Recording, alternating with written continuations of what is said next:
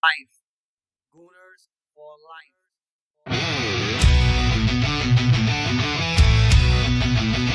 Lavistro plays. 1 year ago, I was just a spark in the void. Never thought I'd stream, never thought I'd be heard.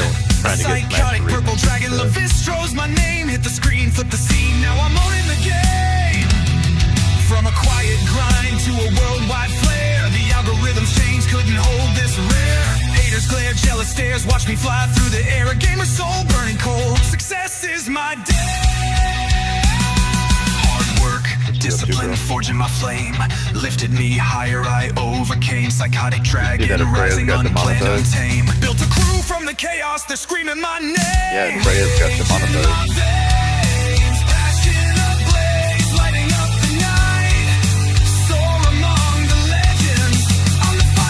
I don't know, I think Alyssa mass reported it. Haters call me crazy, psychotic to drag me low. A smear to sink me, but I flip their blow.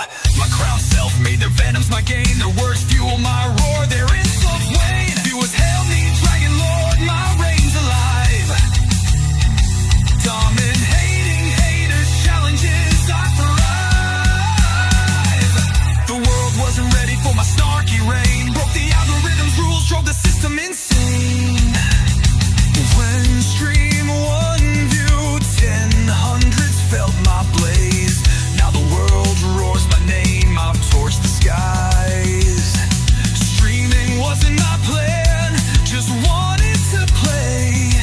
Now I'm screaming to the stars, leading my way. To the ones who lifted me, I'll never forget.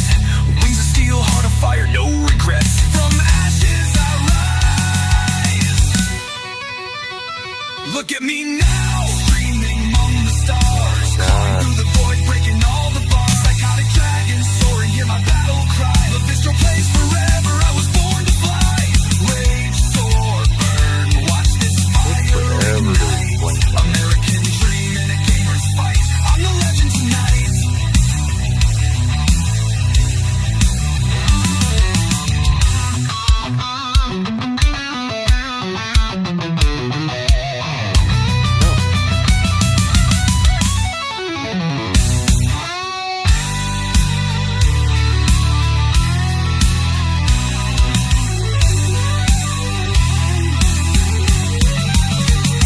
One year carved in stone that hates my feast. Lavistro reigns, the dragon unleashed.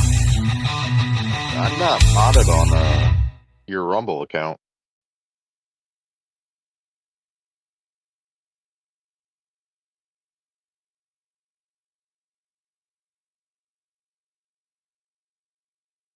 Hi, ladies and gentlemen. Yes, that's right. And we didn't have to do the verification process. That's awesome. If King of the Monsters 1954, I don't remember your full actual thing. Let me double check here. Yeah, 1954. If you're watching this, I did acknowledge you when you were in. Maybe I wasn't fully unmuted, but I don't know about this gifted membership comment. Maybe that's a YouTube thing. I don't know. Sometimes it's weird like that. Like sometimes I can post X and Twitter, the word, in the chats for some people, and sometimes I can't. It's weird like that. I know. Yeah. I saw you texting me, pinging me on the Discord while I was away with my son. Other than that, we are back, ladies and gentlemen. And I checked, and we have 15 hours left of the 30-hour Discord challenge that we had to do. And we didn't have to do verification purposes. So we're going right back into, you guessed it, if you can't see the background, Tainted Grail, the Fall of Avalon. And I'm here with Mikey Doucette, a.k.a. the Coolin Room, who should totally buy this game and stop being a poor, as DJ would say. And he's not responding because, you know, he's being fucking bitchy about it. Must be Shark Week for him. Anyways, let's continues. Hey, Lavistro. Yeah. My balls are extra vinegary. Try licking them. Nah.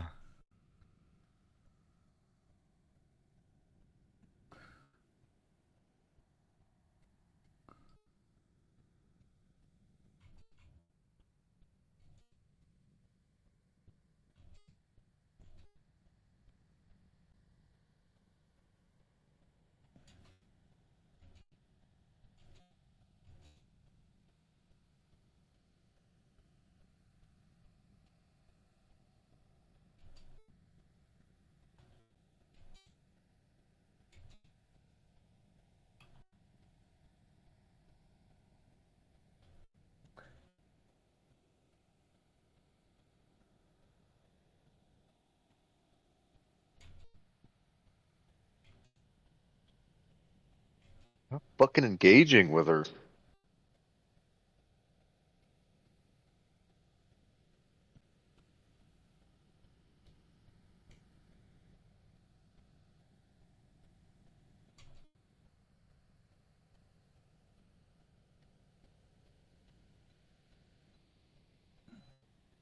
All right.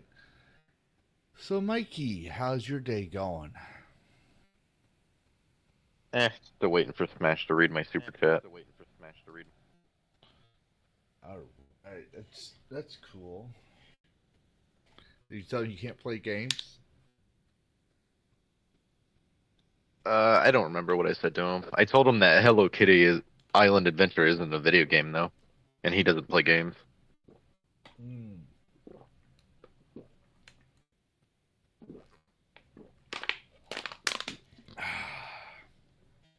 Oh yeah, I told him that gold bond apparently didn't help my nutsack today. Yeah, I got sidetracked with my son. We were playing around, and he's playing this tower defense game, and he wanted my help. But it's like, son, I don't play those games, but I tried. And, well, I obviously got him past I that. used to play them back when I was in fucking middle school. Closest thing I played to that was King of the Hill. As in, there's one person on top of the hill, and everyone tried to knock him down. I sucked at it as a little kid, but once I hit 4th grade, my height was an advantage. I was a tall motherfucker. I was actually kind of short in high school. Mm-hmm.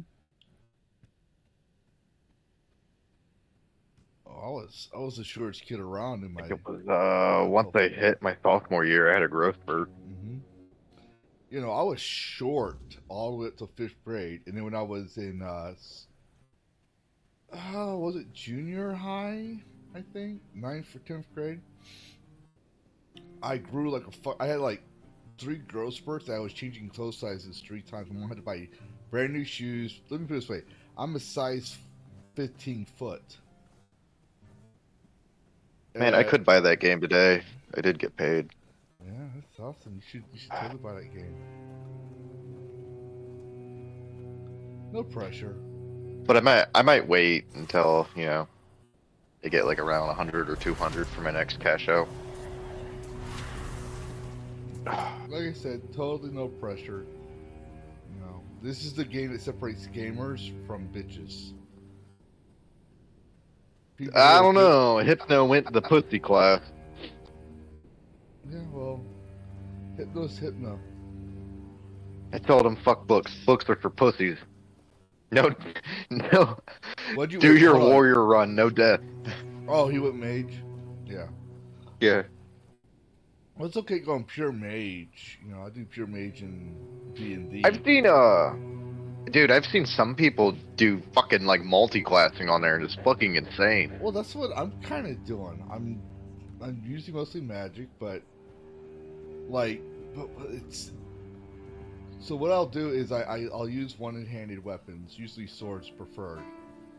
But, He was using all of them, dude. Like, he was using a two-handed mace and shield, and then casting his magical bullshit. Yeah. See, what I do is I'll get my summons strong. That's what I did.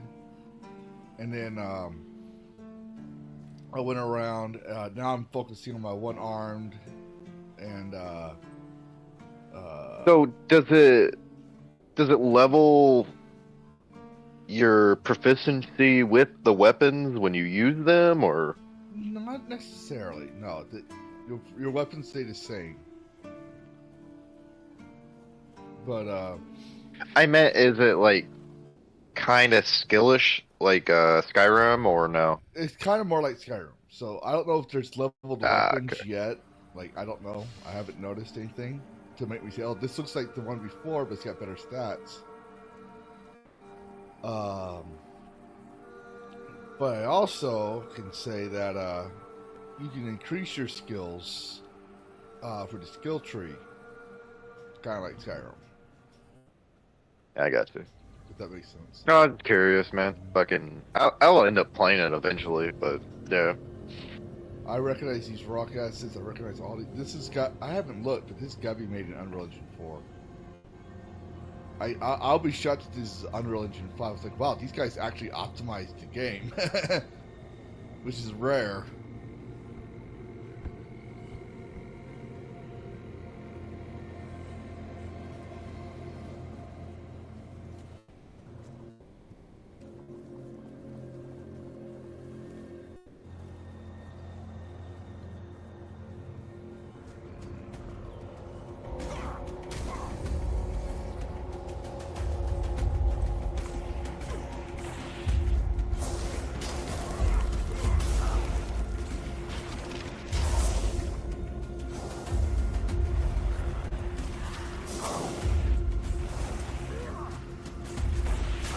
Damn, man. Get to your super chats, dude. How long does it take you to greet people? What the fuck, man?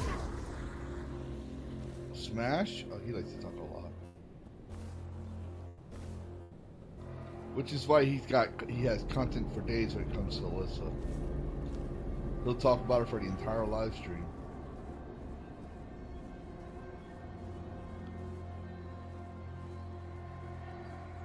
What you want, but I'm just tired of hearing about it. Which I'm pretty I sure... just want him to read my damn super chat so I can bounce, dude. Oh, you're not, you know he's not going to do that. You know he's going to make sure he gets his hour out of you. God, he's such a fucking bad, ugly cunt.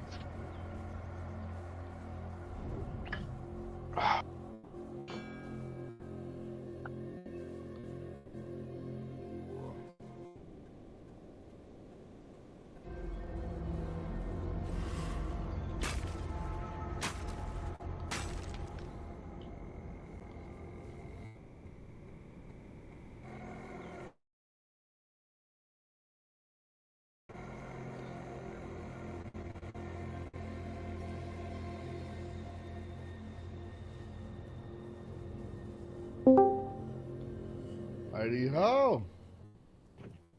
What's up, you magnificent sons of bitches?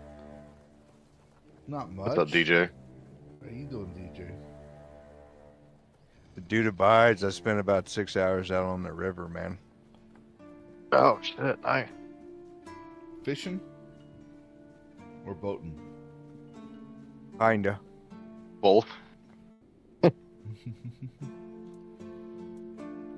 All I know is I had a paddleboard, a fishing reel, and a fish bag. I was kind of all right. Oh, man, I would have passed the fuck out. I did. Silver Bullet Lycan, Yeah. thanks for the subscription. Zembro, thanks for the subscription. Nice, thank you. Oh God, Lavistro is streaming. Of course. Yeah, I'm about to be when fucking this dickhead reads my damn super chat off. There was another one. Are we doing it on Rumble? Oh shit, Hypnotic just fucking raided my ass. Thanks, Hypnotic. Hello. Hello, everybody. Yes, it's okay to goon here to this Zembro. Hold on, let me get my freaking glasses on because I'm blind as fuck. I'm streaming on Rumble Studios. God, motherfucker, you and your goddamn Alyssa clips. Raided my ass. Thanks, Hypnotic. Hello. Hello, everybody. Hi, Roadkill. Watch your mouth, DJ. I swear to God, you need to mute. You need to mute that background. Freedom Fire 76. Hello, Daniel Perez. Hello, Mr. Melancholy. Paul Byersmith. Son of the set. Hello. Yes. Help me get to 500 subs. That would be freaking awesome. We're at 411 already? Holy cow. Keep going, guys. Keep going so Mikey can subscribe to me. If we can get to 500, that'll be awesome. We're at 411. I'm actually pretty excited. Thanks for the raid, Hypnotic. Thanks for the raid. And for glad you had no hard feelings about me saying I'm not going to be on modding tonight. 108 concurrent viewers. Hello, everybody. Cozy Gunner. Hello. JRR2. Back in my freaking. I need to get LASIK surgery, but if I do that, I'm not gonna be able to stream for a while. Anime Maniac, hello. I'm trying to catch it to all y'all. I'm specifically not liking the stream because Sonia had the presumption to tell me I have to. Oh, it's still engagement for me. You go ahead. Teflon Dong, hello. Let's see. Gunnar, Dan Perez, Black Tailgate, hello.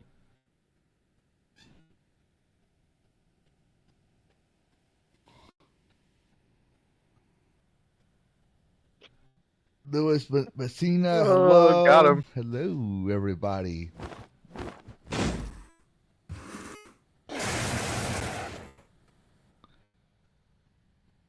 Hello. Now, we do have to be careful what we say because you are on YouTube, correct? Yes. And I'm getting subs Right. like crazy. I am still learning that freaking Rumble series, so I'm still bouncing back and forth. Take your time, bud. Also, Sonia, I'm not worried about you. I'm faster scared than you are angry. But yes, keep getting monetized. I'm ready to get back into playing the game. We have literally done a lot of the quest lines. Oh. Hey, Dash. How's everyone doing? Hey Dash, how you doing, bro? I'm doing good. Just got done streaming your gift. Thank you so much for the game. I'm really enjoying it so far. I wasn't even expecting you to accept Nazi Furry. You were playing Nazi Furry? What the fuck? No, God. I accepted it. I did not play it. I accepted it. Just because it would be rude not to accept. As cringe as it is. It's really also, weird. I like snakes. But it's really weird the cat boy is talking about cringe, talking about furries. well, I have standards. What can I say? I fucking hate this era. I swear to fucking God.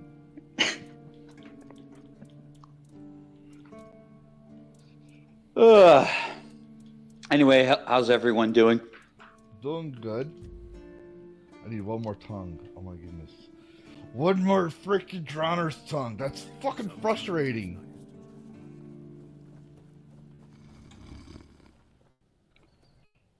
Ugh. Oh, that was great. Smash read my gold bond comment. Finally. But for Nice. everyone else, as you can see, we did a lot of the quest lines. We could literally do the next stage. We're trying to get all the side quests done. So that way when we go defeat the boss for this area, we overpower him. Make him our bitch. Put him in a dress. Name him Mary. DJ Sonia wants to know why you're a bully.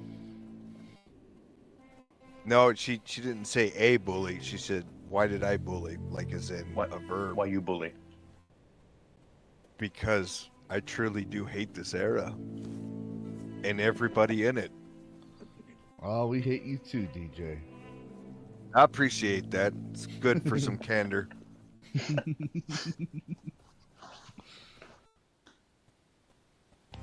Yeah, I guess that's better than dealing Honestly, with roadkill all day. the 2000s, early 2010s were way better. Yeah. Dude, you make it sound like it was a fucking prehistoric era. Just say 2010. It is a prehistoric era. You could punch people in the feels face. like a prehistoric era. We've been in this like weird like social justice limbo for so long. Well, to me, I Uh-oh. still feel like it was yesterday.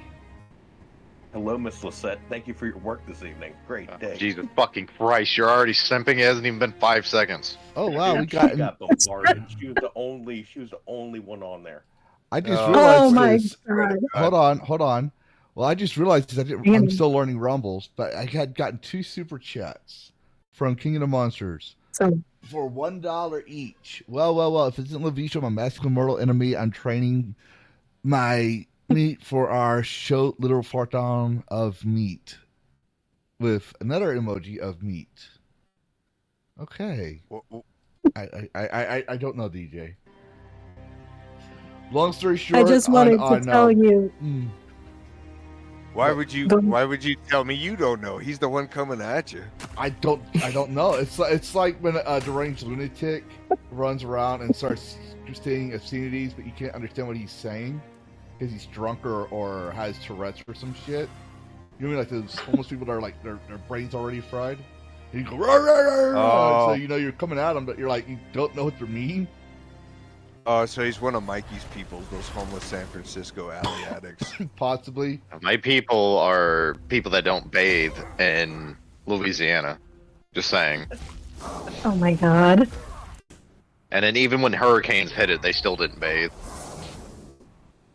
I mean, they kind of did, for about an hour.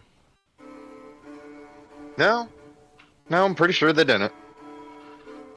Yes, like the stream and subscribe, you guys. Let's get into 500. Unfollowed. Fuck off, Mikey. Yeah, I seriously, I even unliked the YouTube because really, Sonya. God damn it, DJ.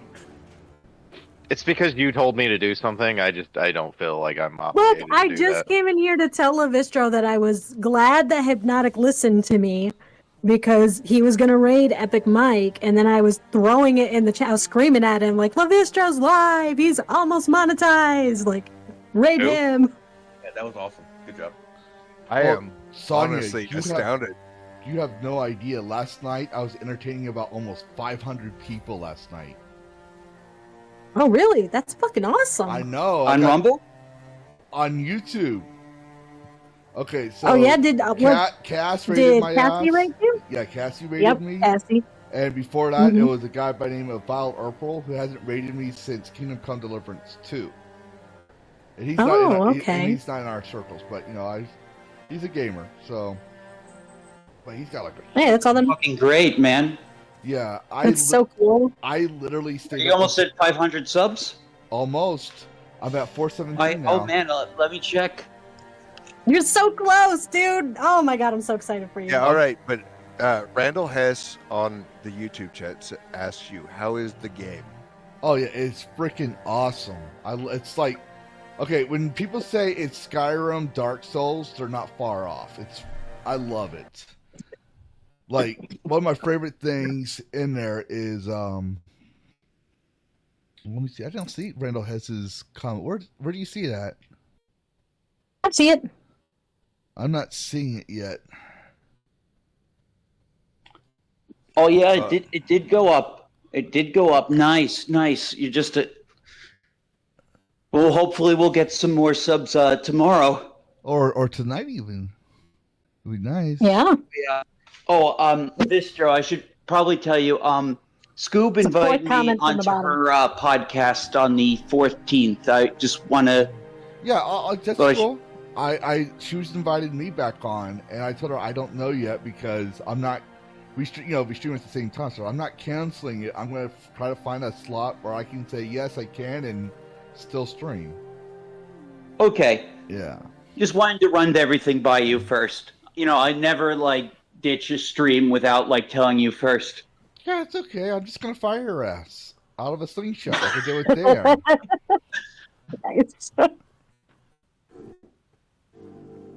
Then I'll just forget to give you a stream key just because I'm petty like that, according to Mikey.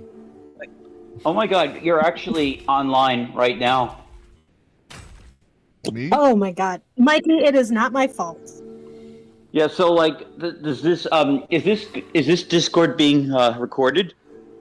No. Yes. It's if it's I'm on live, it's recorded. Yeah. Oh yeah. Yeah. That's okay. I didn't say anything compromising. No. No, and honestly, at this point, this is where I would normally say a bunch of really bad words. Yeah. You do that anyways. Well, yeah, on yours. He doesn't say a lot of bad words. He just says a lot of no words. There's a difference. Anyway, I'm gonna lick the stream. Yep. Do it. Running on in the background. I don't want to see too many spoilers. Oh, and you're at that blood lake. I was just there. Yeah, you're not gonna see too many spoilers possibly in this stream, just because. Well, let me point out. I'm trying to get all these side missions done before I go into Shadow of the Horns. So right now I'm trying to find Lurker's Tongue Yeah, because I need the Drowner armor built.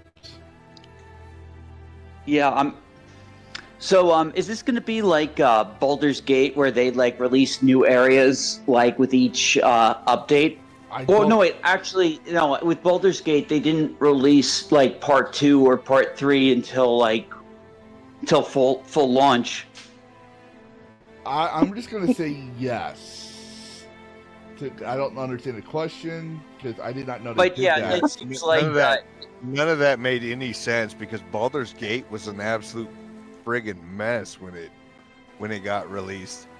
Yeah, the party was super horny. I was like, that's it? I'm not even in Act 2 yet, and I've already freaking romanced them? What the fuck? Yeah, they had to like really like medicate those party members. Yeah, and for the record, ladies and gentlemen, I did not choose the bear because I'm not a woman in IRL. Yeah, I literally. It's so nasty. It's not even furry. That I don't care if it's a druid. It's a fucking bear. It stands on 4 legs. See, these are the standards I was talking about before. Well, see, me saying the Goon Room subscribed. Yes.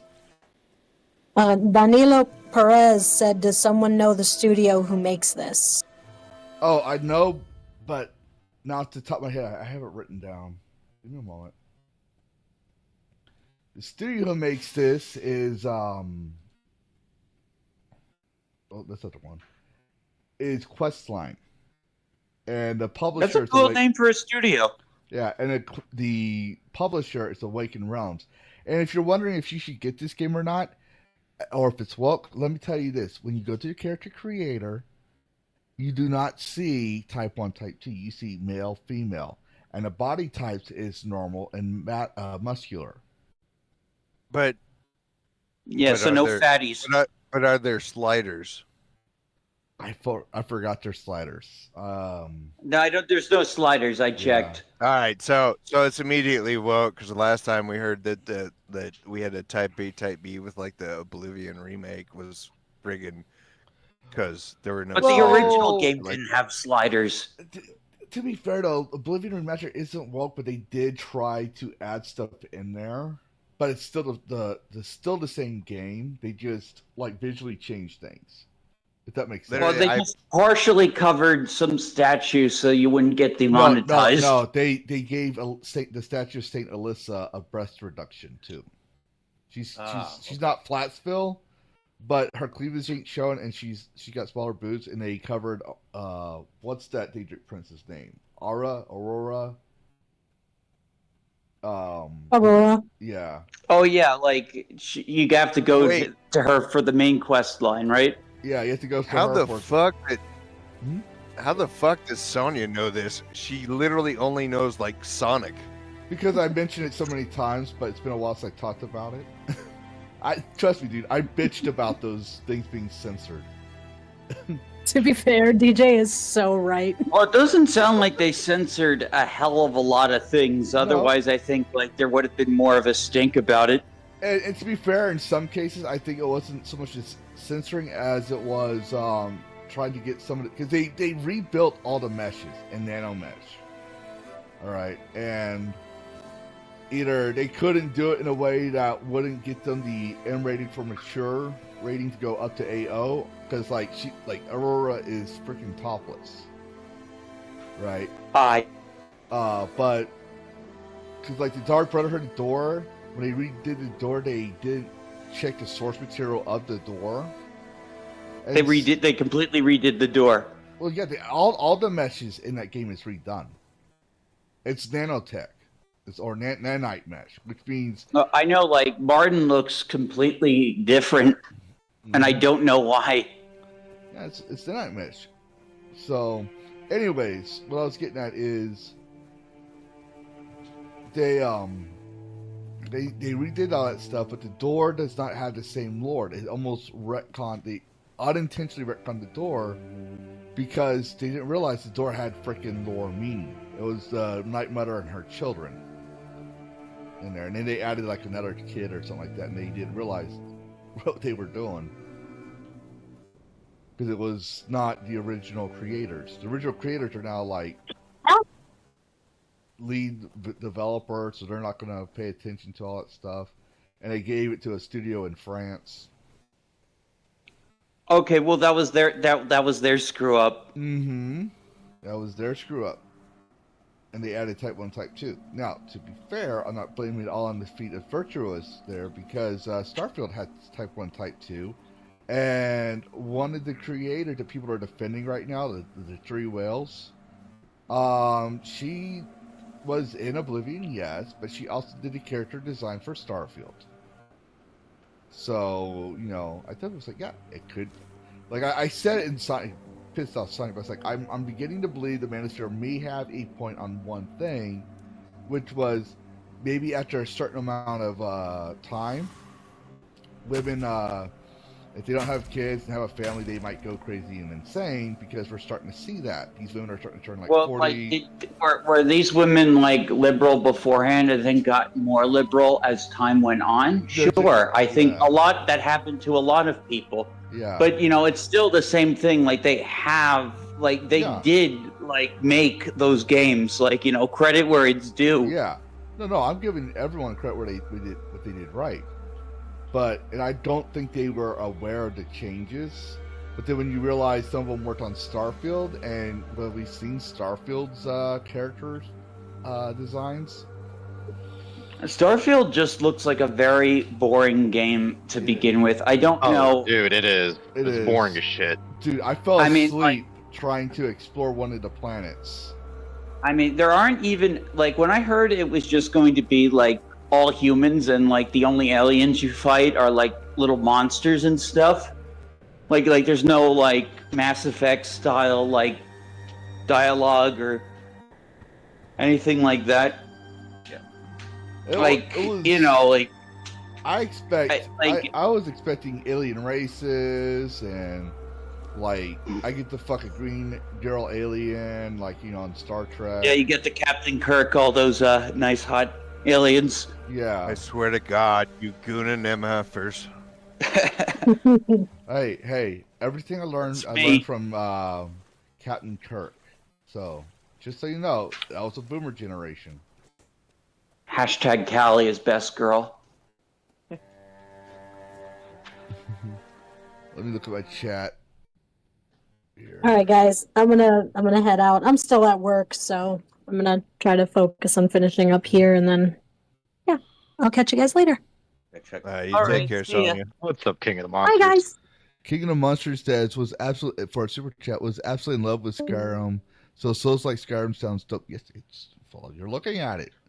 CS Old Man Cad says Lavistro was popping, brother. We're trying to get our 30-hour requirement done, and we're already halfway done with that. And I have to get it done by Saturday. So we're making good progress. Let's see.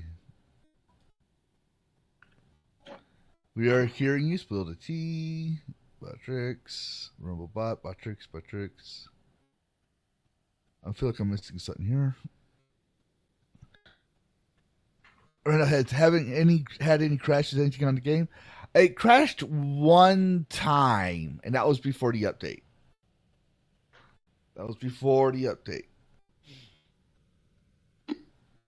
Let's see what else. Just chilling, homie. What you up to, bro? Oh, they're already starting to mod it, Time-Bound Howler. They're already starting to mod. We took a look at it earlier in the previous stream because there was a verification of files thing going on for an hour into the stream. Let's see. Enterprise. Martin looks 63. Captain Kirk taught you the way of the meat battle, did he? Captain Kirk taught me a lot of things that I shouldn't have known for my age at that time period. Which, to be fair, that show was already done and over, and Root played the fuck out of it, you know, because Next Generation was the generation I was in. Yeah, but then again, you have brain damage, so who the frick knows what you even remember anymore? That is true. That is true. I do remember. Oh, right on, homie. I do remember. This damage is memory loss, or Okay, so I got blown up in a Humvee, and my brain got rattled around because I got beaten in the head several times with a freaking fire extinguisher that popped loose, and an ammo can, and a couple other things. Let's just say that I know what it's like to be inside of a dryer when it cycles through. Yeah. And my buddies were holding me down because otherwise I would have been rolling around too because I was the gunner.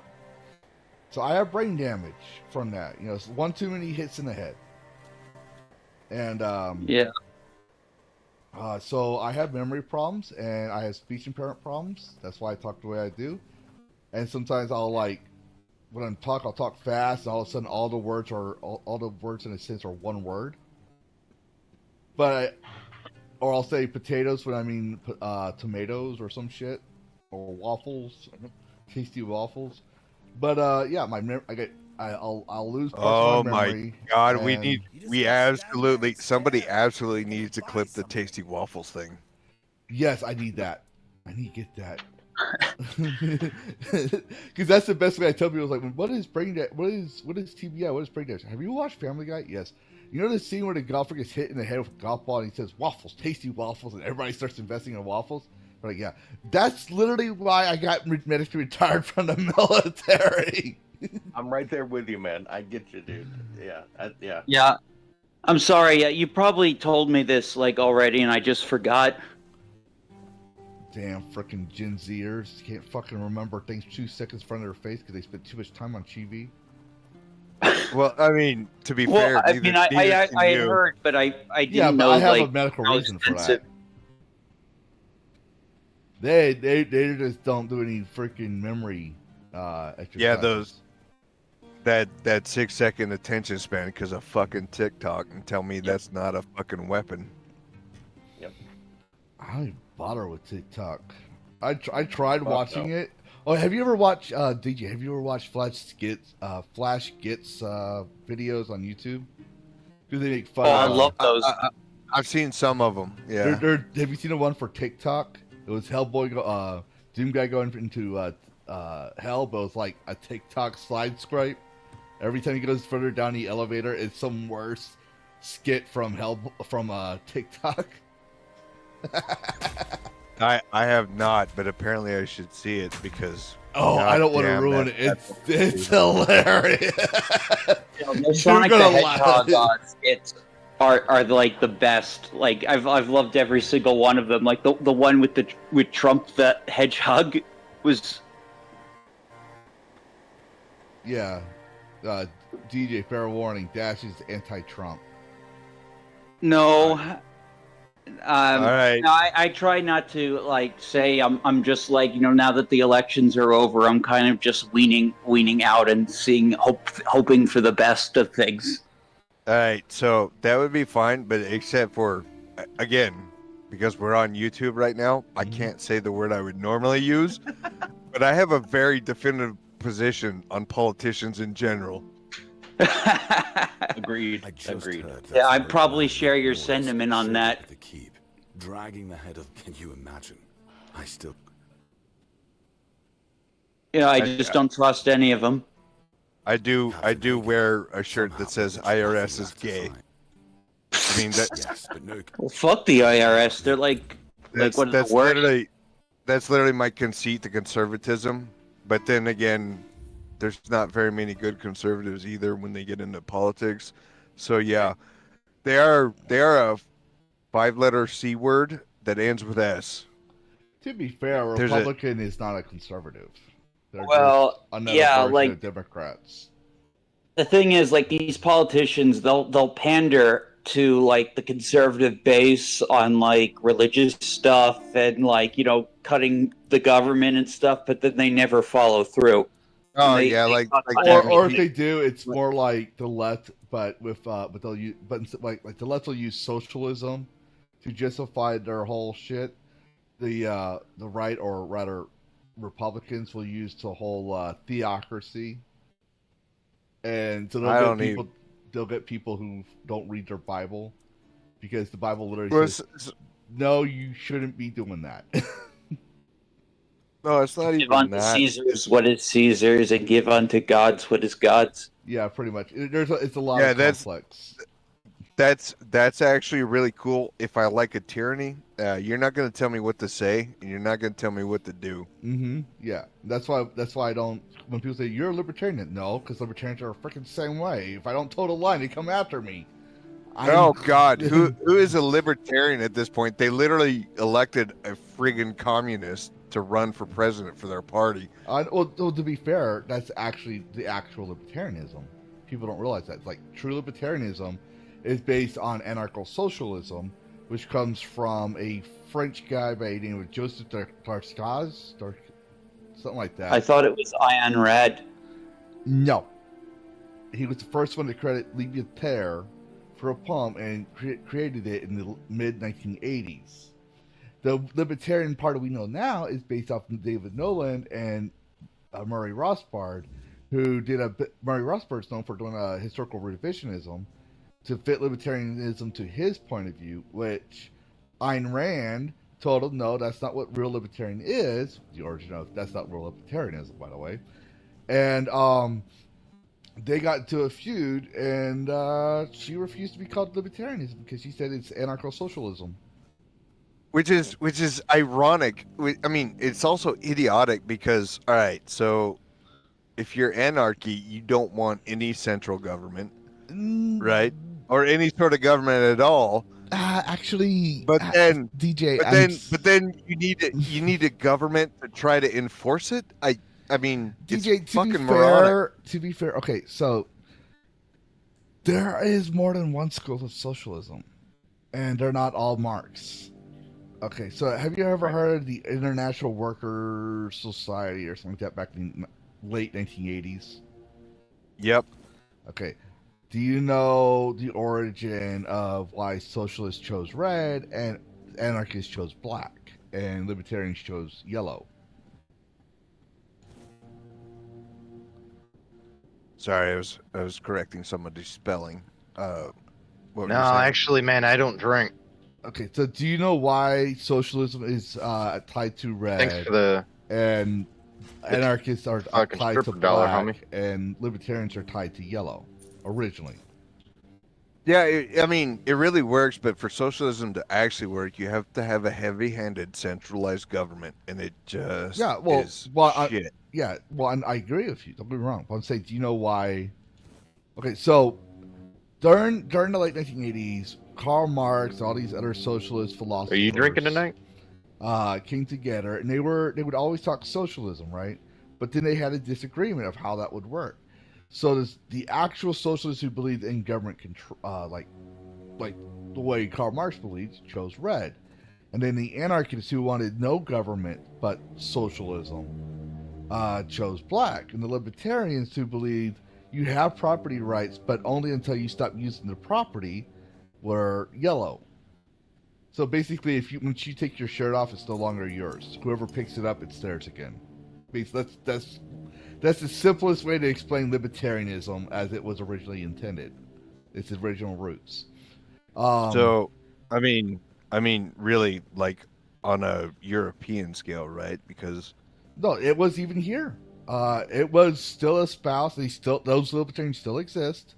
I said people try to, oh no, that's left-wing libertarian. No, that's the original libertarianism. Because if you look up Libertarianism Review, there is a book or easy Right on, bro. Like a zine would publish since the 1980s all the way up past the 1950s. There's a Libertarian Book Club that was around since the 50s. There was like all this before the Libertarian Party, and then David Nolan was the one that wrote the whole ANCAP and what we know of libertarian today, mixed with David Nolan's idea that he found from a book. I think it was Starship Troopers. So basically, communism, but it's super local. Yes, pretty much, and that's what anti-socialism and anarcho-syndicalism is as well. But they're a little more different on that. There's when you go down that rabbit hole. Oh yeah, bro. Thanks for the five. So man. you know how Antifa. Okay, so you know the Chaz, right? The Chaz and the Chop. That's literally anarcho-socialism. Literally. Yeah. And anarcho-socialism, or no, libertarianism that was originally defined, would be that, but like I'm squatting in this, like a squatter would be libertarian.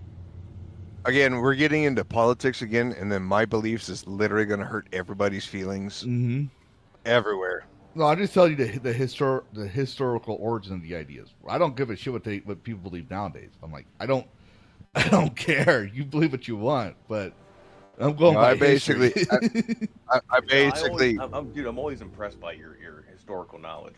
Like me, I have a long-term memory, but not short-term. So. Oh So God, when with this shit, I'm like, dude, I can't even remember half of this stuff, really. Here's Roadkill sitting in his grandma's attic trying to fucking simp for Lavistro for clout. Mom, meatloaf. Fuck. Yeah, King of the Monsters, they actually used to work at a bar and used to get fucked up every night, so that's why I just don't drink anymore. Smart move. Me, not so much, but Yeah, you have a good point, James Andrew. They believe that the tribe would decide that. They also believe that there was no government. Like, was it libertarian or anarcho-socialist? I really believed if there was no government, people wouldn't be killing each other. Like literally, that was in one of the freaking things I read. I was like, holy shit, you guys are fucking dumb as shit. What's up, Major Wolf?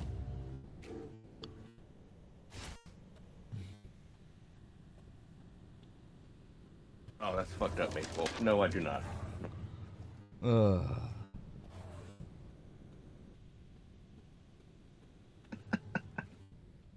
That one was actually pretty funny. Yeah.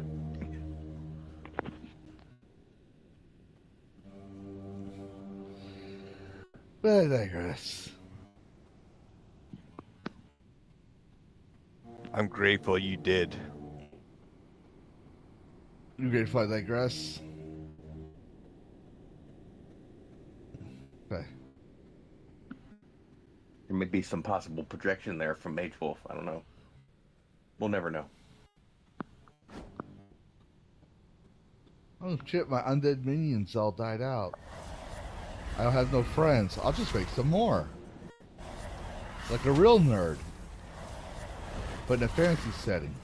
You know, the nerds in the 80s where they're like, they don't have a girlfriend, so they make a robot girlfriend. What's that movie called? Oh. Weird Science? Weird Science, yeah. Holy shit, there's a 3D slime. Awesome. The 3D slime beast. Awesome. I'm happy now. Slimes were one of my favorite monsters from the 2D RPG days. Because they're so freaking easy to beat, except for the freaking metal slime. Hit, roll, act. Jake, fuck off, dude. Now we just need someone to freaking mod it so it goes after female characters a certain way. And then we'll be like, okay, we have literally delved deeper into the Gunnar modding circle's hell. You know someone's going to try it.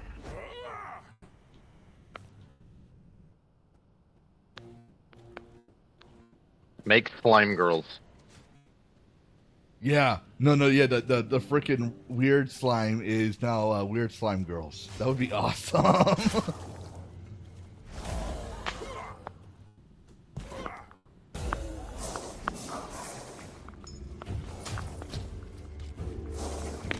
Yo, Sonya, Kelly LeBrock back in the day.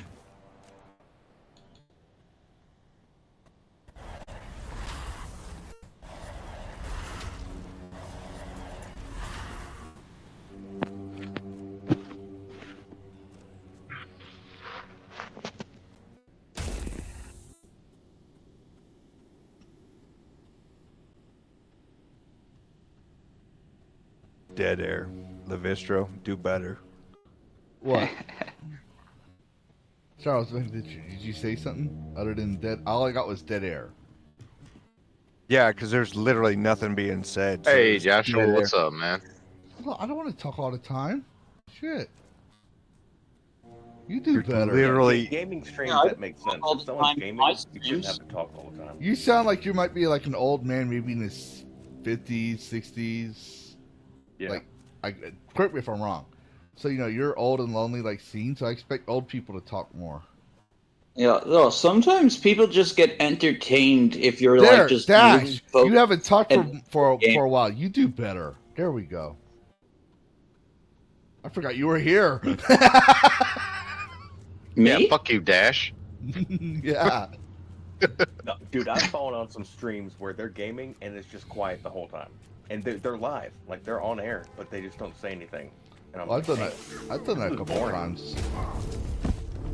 Are you saying I'm boring? I see how it is. No, I'm saying that I don't. No, want to he's- name people, but he's- you know he's them. totally- You know these people. He's totally. I think he's totally calling me out.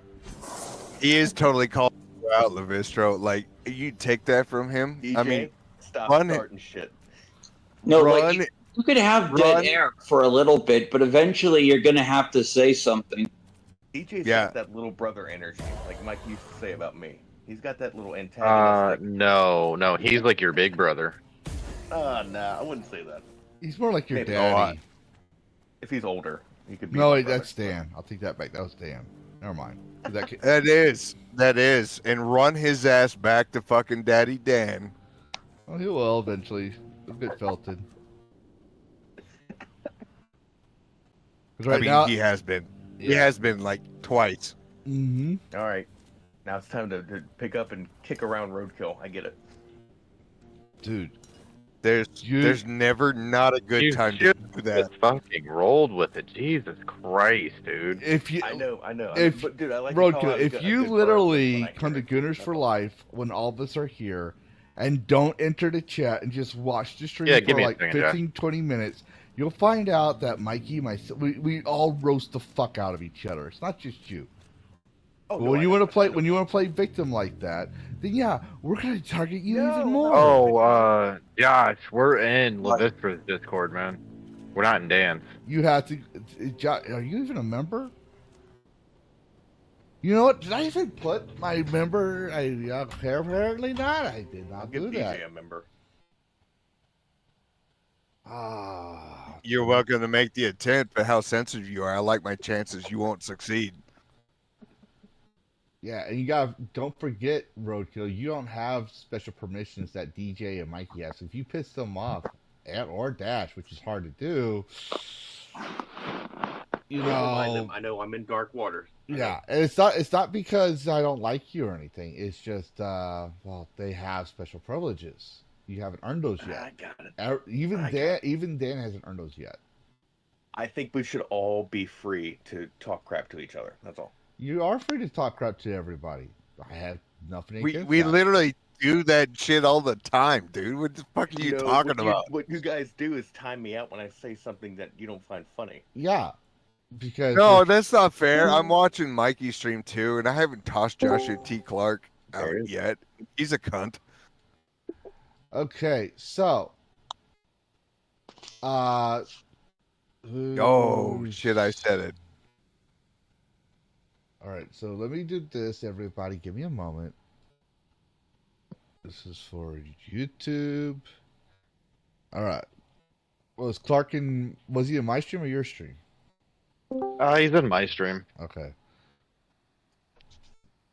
I'm trying to find him. I sent him an invite. Yeah. If he gets in there, let me know and I'll quickly go through. Ranks has its privileges. Yes, James. Exactly. That's right. No, it's not even rank because I don't amount to anything. I'm just literally better than fucking Roadkill, James Andrew Morrison. Well, Debatable. yeah, that's true. But also, to be fair, devil's advocate, you've actually earned a right to be jumped up in here because I find you amusing and entertaining. So, therefore, you've earned that. Roadkill, Fair enough. he's amusing and entertaining too, but not in that same level. So he hasn't earned it yet. Not yet. I just like to pick on him and Dan and Dash and Bo and Mikey. But let's and DJ. I mean, let's be fair. Roadkill picked his daddy with Dan, which is really low hanging fruit.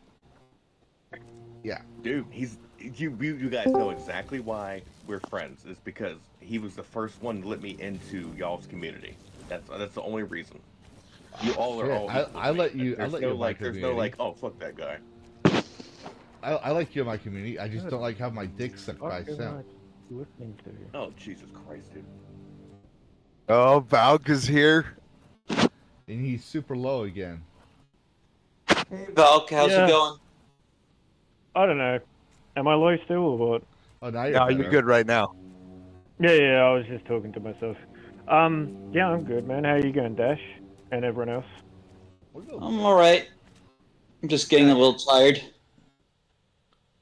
Ian. Getting Tired of verbally listening punched to in the head these by people? DJ over here. All right, I'm getting Clark. Tell Josh I'm getting him. Yeah, I was Clark. trying. All right, yeah, I was trying to look at it. I got it. And Alright. then just go that. He's officially in. And go. Does Josh stream? I think he just does shit on X, man. Okay. Well, then he's got. I don't He's really got. know He what he should does. have full access to the voice chat now. Yeah, he was one of the first ones that went to Mikey and was like, "What's up with this dude, DJ?"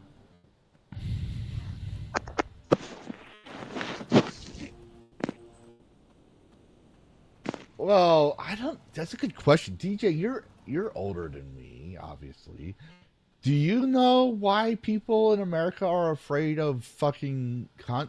The word cunt. Like, when did that start?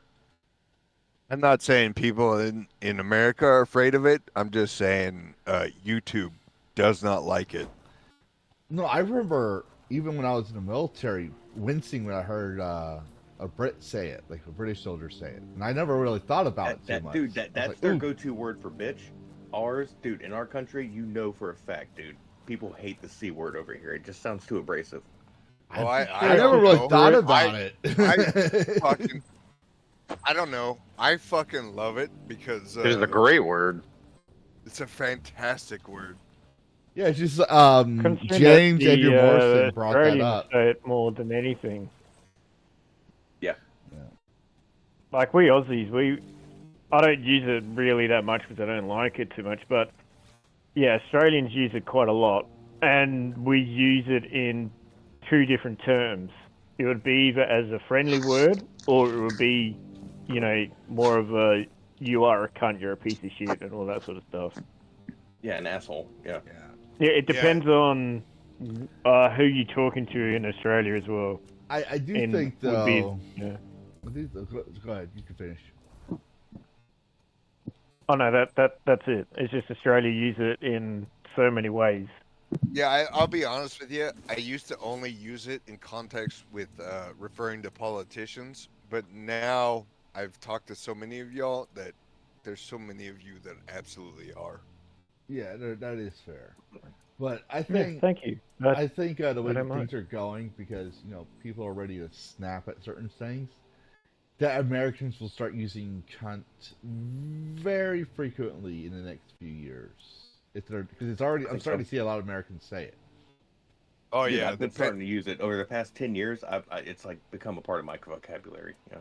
Yeah, like I don't even wince when I hear it anymore, and that's probably because I've been hearing a lot of British content creators say it, that I'm just, and then plus I watch Doctor Who and a couple other, British shows. So I'm Yo, like, It feels so much softer sounding when a Brit person's when a Brit says it. It's like you cunt, and it's like, oh, that doesn't sound bad.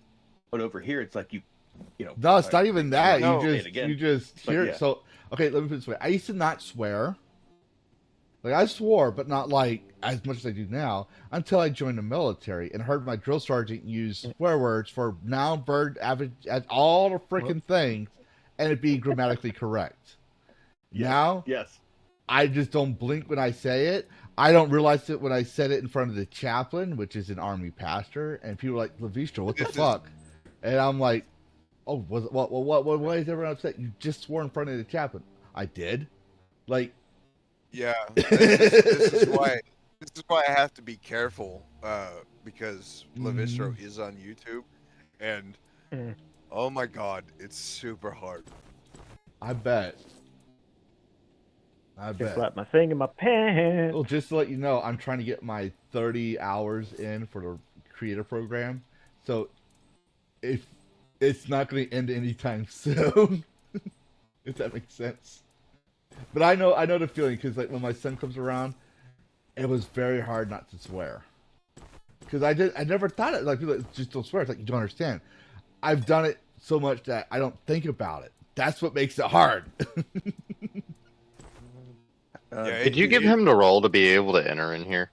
Yeah, because I just saw that. Yeah, he should have it. I mean, it's mostly him. He is from Oklahoma, so he's not that bright. Joshua should see he's got Dragon Whelp, he's got Man Veteran. Oh, so yeah, he's just a retard. Gotcha. Yeah, he's got Gaming Reclaimer. Yeah. So yeah, he's got the role. You should see all of us in the chat. Like, goddamn, the one place Texas didn't mind giving up was fucking Oklahoma. Fuck you, Josh. It's barren. Well, to be fair, there's really nothing important in Gaming Reclaimer. There's nothing worth of value. Sorry, nothing worth of value in Oklahoma. There's nothing. That's why we gave it to the neighbor. That's why y'all gave it to my freaking ancestors. That's why they called chicks, though? That's why they called it freaking Indian Territory, because there's nothing worth. Well, I mean, they'd probably be hot to you. You got really low standards. DJ, give me a count on that. Would that be an Alabama 3? Which one? Oklahoma girls. When describing give me a baseline there. No, that would be doing a disservice to the Alabama 3s. Yeah. But yeah, no, that's. I hope we answered your question, James Andrew Morrison, and welcome to our Take Talk.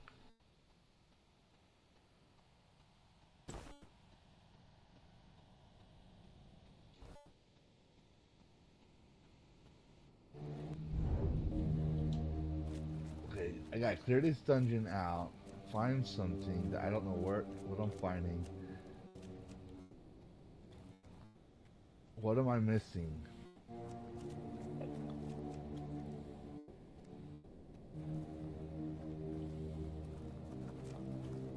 What am I missing? Nope.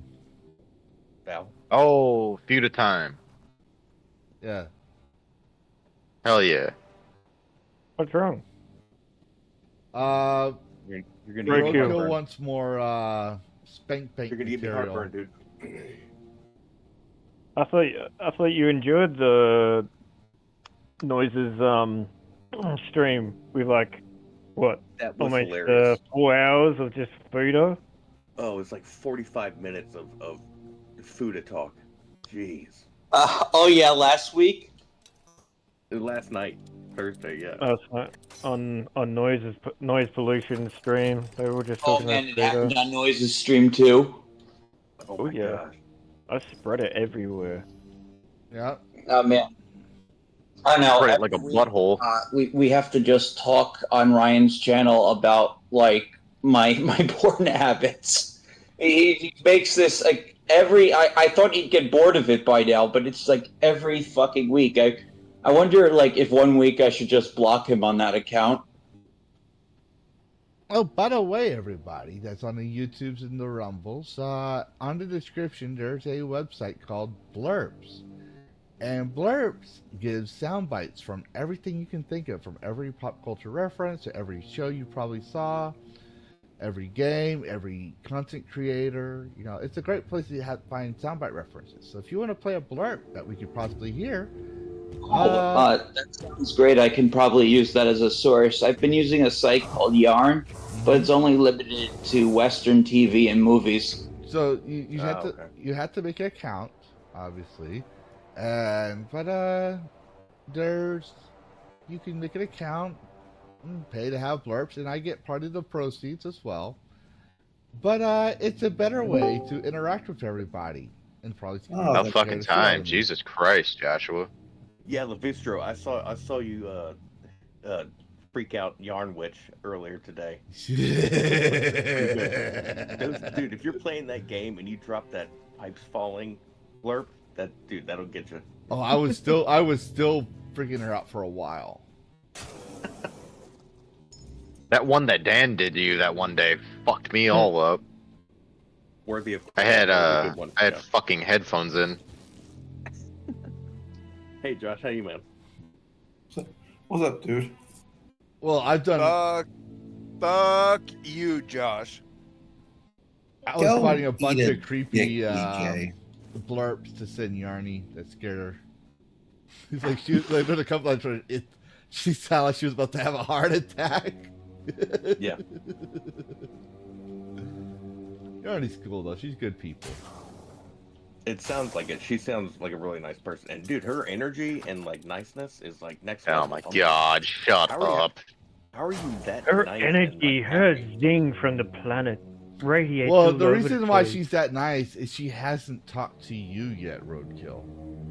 Oh, so she's gonna be a dick to me. Oh my All right. fucking god! Yes. You wonder why people make fun of you. I am new. Okay, I'm. See, learning. I was very nice to people until you popped in this thing, you and Dan, and then y'all saw so much freaking nonsense. I just couldn't.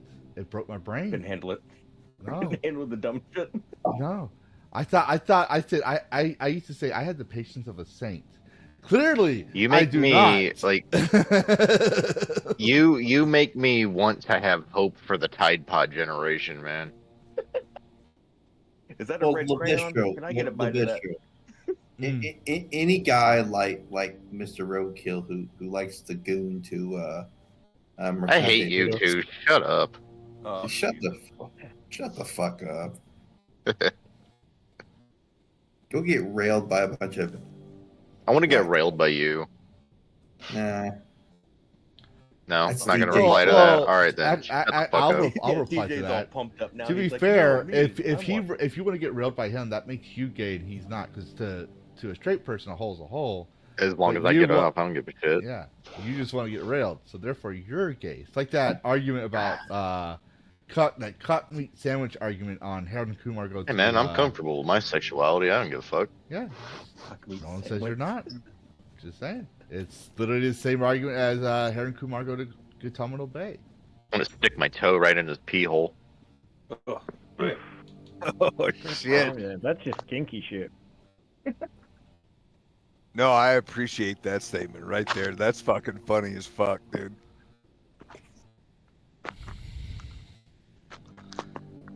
Yes, James, you're right. Roadkill comes last. He don't Or come at came all. Last. Well, I don't speak British, but I do know nice guy in British means roadkill. So I'm trying to translate for those who don't Oh, speak King of the British. Monsters! I said I was gonna stick my that- toe in that's- his pee hole. Right. Yeah, it's only gay if you're the bottom. Exactly.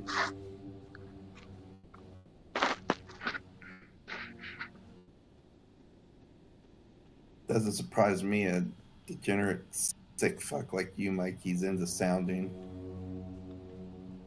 Oh, I sure am. You wanna join? We could do docking as well. Dude. Let's play Lord B. Yo, alright, James Andrew Morrison. You fucking legend. I appreciate that statement right there.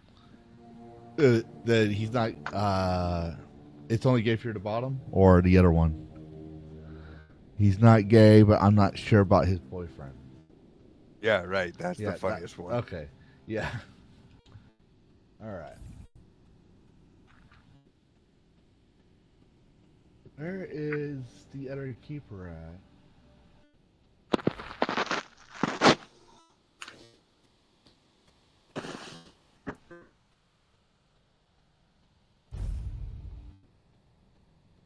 What are you up to today, Josh? Other than wanting attention?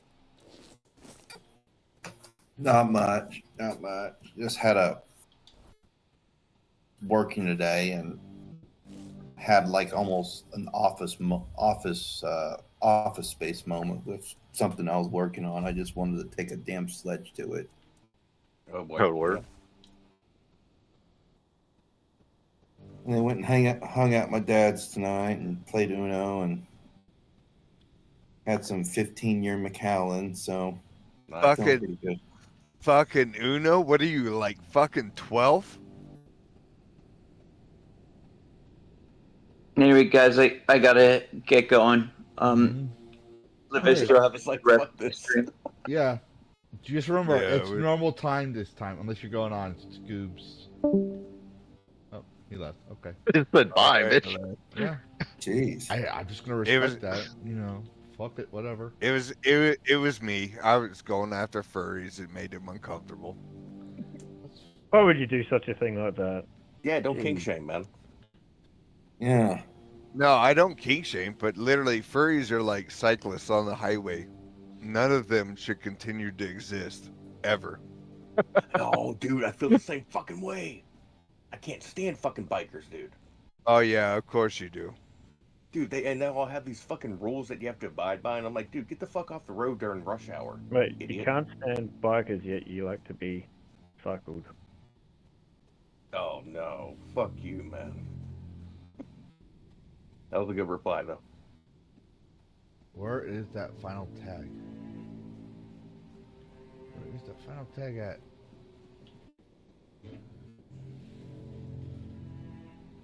This is what I get for killing all the things and not looking for looting them as I kill them. No, Darkwind 25. They need to die. Every single one of them. They need to Fuck be shot, motherfuckers. shot straight into the sun. Yeah, fuck them. Like, I'm not generally for genocide, but people who ride cycles on the highway definitely need to die. Every single one of them. Oh, dude, think about back roads at rush hour when everyone's trying to get home, and you got this fucker. God, and there's like fucking 16 of them. Oh, dude, I get. You so can't get fucking- around them, and it makes you like. So I used to have Yoo-hoo bottles in my fucking car, and I used to throw it as hard as I could at them when I drive by them. Y'all know my story, man. My buddy hit one in the head with a water bottle when we were like teenagers. He fell off his bike, and I was like, dude, we need to get the fuck out of here. That guy's gonna call the cops. I don't know which is worse, vegan or freaking cyclist. Vegan. Vegan. They tend Oh, to be that's a one, hard one. They tend That's to a be hard one. one and the same. So Yeah. I'm unrepentant either way. Correct.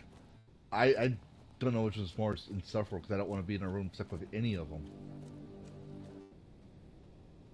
They're all like, Oh, yeah, of dude, course, man. Dude, I biked like 25 miles a day.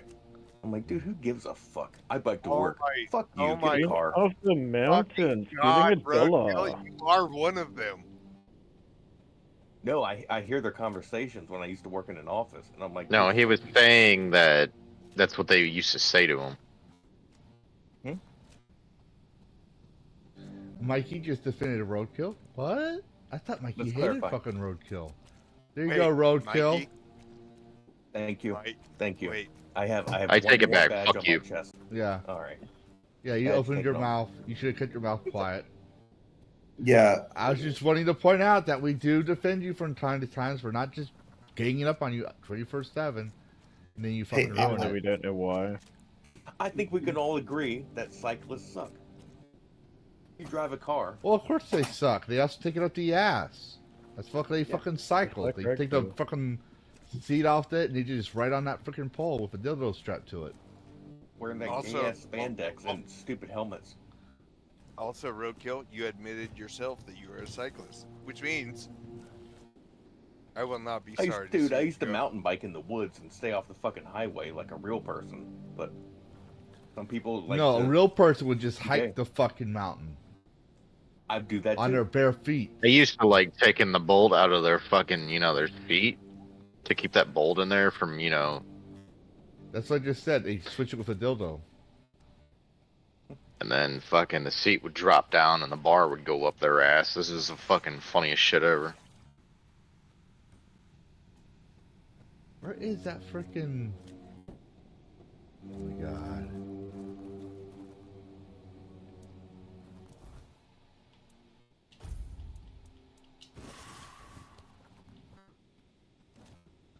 Maybe fucking use a torch. I don't want to use a torch. I need to get rid of this fucking thing.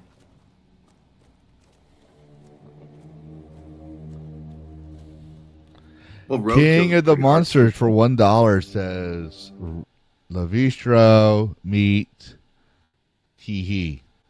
Okay. I don't get it. But I'll take your money. To quote the great Ryan Roger Athay, thank you for your donation. Oh, don't do that. There's nothing right about Ryan Roger Athay. Well, he gave me the words, thank you for your donation, so I'll take that and say it's great. It was a great quote. It literally took some impetus of genius to come up with that statement. No, but at the same time. No, he's reality basement for a reason.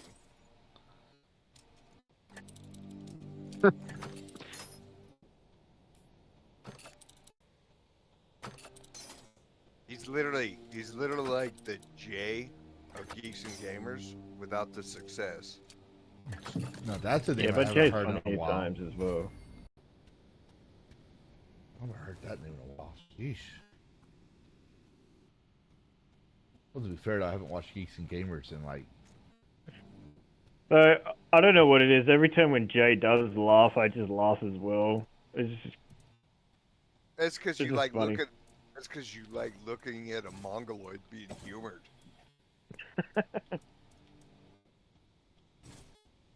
I just like it when the chat just fucking roasts Beardo all the daggum time. I think that's funny. oh, yo, that's always Yeah. good. Yeah, but then Beardo is again. He's low hanging fruit and making fun of Jay for looking retarded is eminently more satisfying.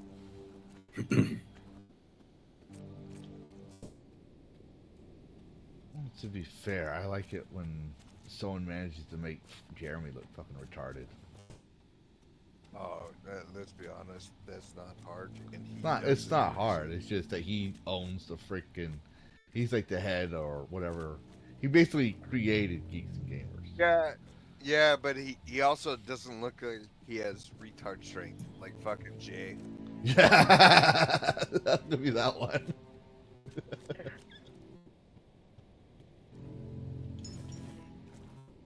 And I tell you what, the Sugarfoot comments for Epic might get me every fucking time.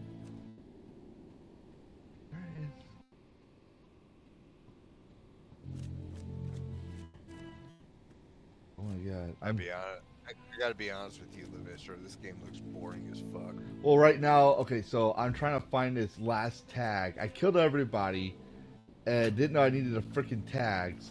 So now I gotta find all the freaking bodies so I can get that tag and finish this quest. So that's why it's freaking boring right now, is because there's no freaking action, because I'm running around trying to fix something that was fucking retarded as fuck. Like, this game is fun, but then it has its moments.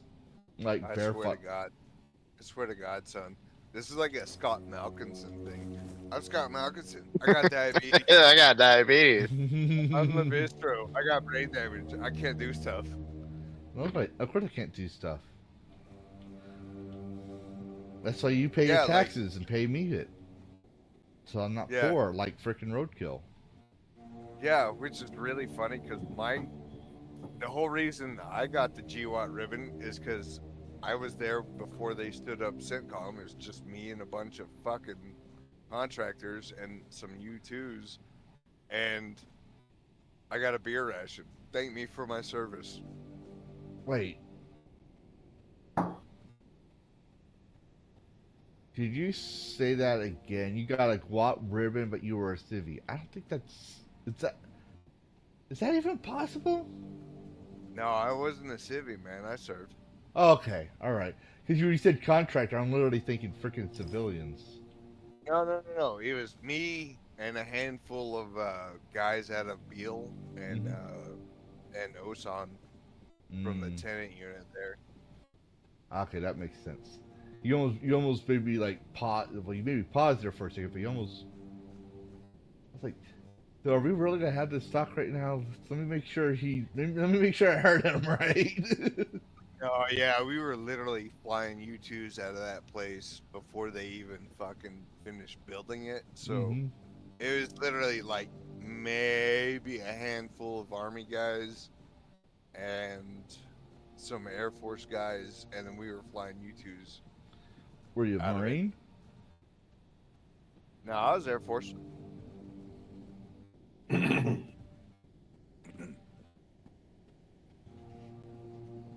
Okay. All right. First I heard an Air Force doesn't sound like it has a bunch of fucking estrogen. So there you go. Oh no, Bo's got it. Well, Bo's fucking Gen X. He's like ancient. So he was back in the days when they, if you didn't make your bed right, they would fucking beat the shit out of you. Not in the Air Force, dude. They used to smoke. No, in the Air joints Force and hang your too. bag. Back then, if you didn't have your BDUs pressed, clean, all that stuff, doesn't matter what branch. So yeah, Bo's got that Gen X energy. DJ, I didn't know he was I suspected, but I never assumed. But didn't know he was in the service until now, and then I found out he's Air Force, which he's the first airman or airman vet of the quad era. Shut up. Let me finish. No, he's the first quad. He's the first. No, because security you're talking over me. Shut up. This is my fucking channel. Gotcha. Yeah. Anyways, he's the first. Yeah, bitch, shut up. He's the first quad era airman that sounds like he's got fucking testosterone. I'm not kidding. So I'm actually impressed.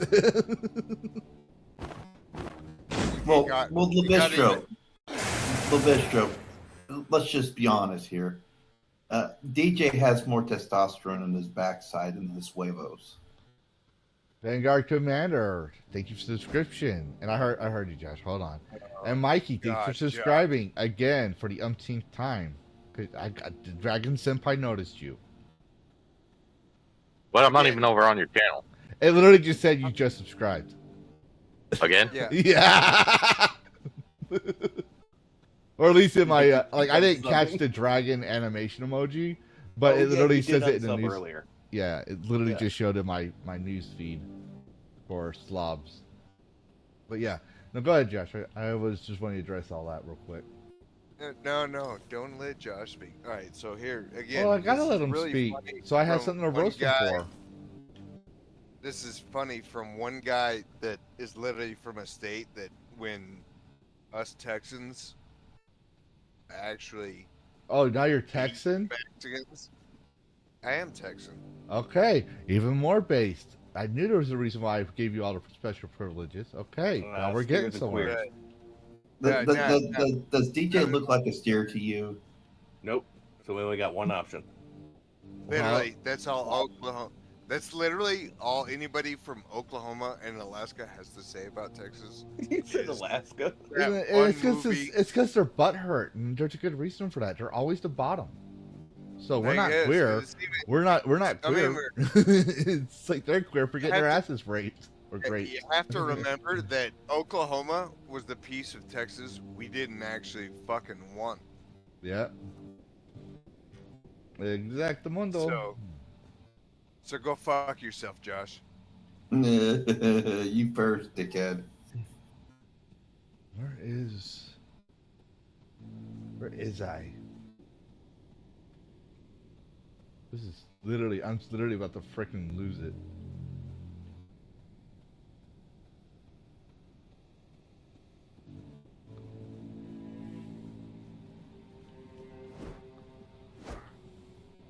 I can't even damage my own skeletons. What the fuck?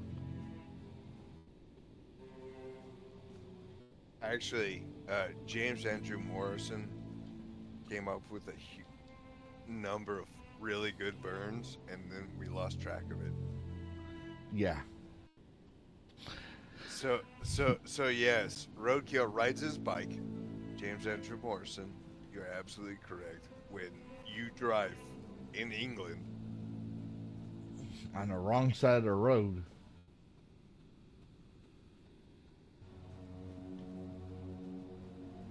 Just pointing it out there.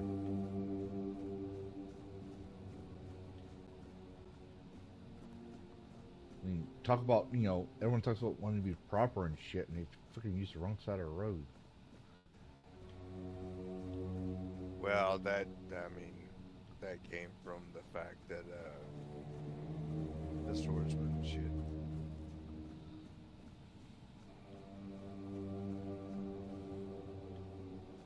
No, it came from the fact of the Revolutionary War. Oh no! Oh, Once we won the Revolutionary War, they're like, "Fuck, we can't be like the freaking Americans that beat us. We had to fucking separate ourselves." So they changed their language. They used to say raspberry, now they say raspberry. They fucking drive on the wrong side of the road. They changed their entire culture just because they didn't want to be associated with us. They were fucking salty as fuck that they lost. Well, no, it's because we usually hung our. It was usually because we hung our pistols at our hip.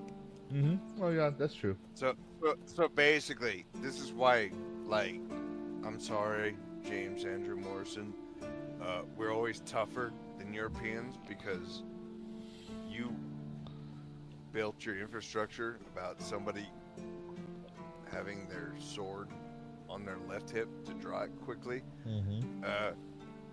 We could draw our pistols real quick on the right side, and that's how it happened. Very nice. I like that.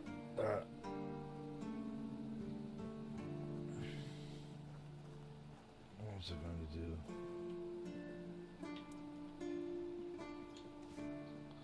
Alright, give me a second, guys. I gotta use the bathroom. Yeah, good timing. Oh, fun fact, G.J. Morrison. Posh was not a word until after the Revolutionary War. Oh, God.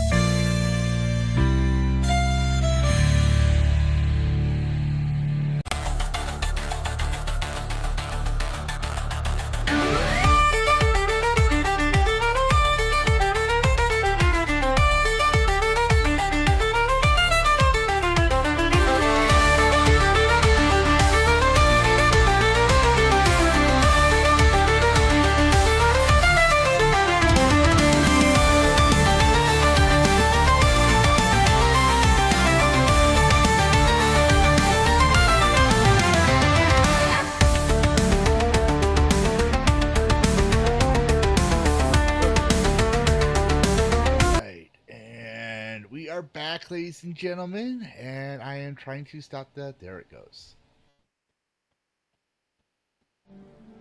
But yeah, I'm thinking about switching to OBS, canceling my Slobs membership, because that was just useless.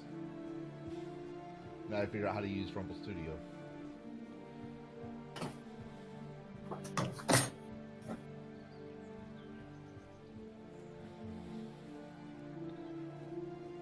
Oh, I forgot to switch to the chat. There we go. Oh, the chat's not even on. What the fuck? Why is the chat not on? Live chat on. There we go. And welcome to the 83 members on YouTube. If you haven't subscribed, consider it. Oh, I'm kind of regretting saying that. Everyone, go look at my subscriber count.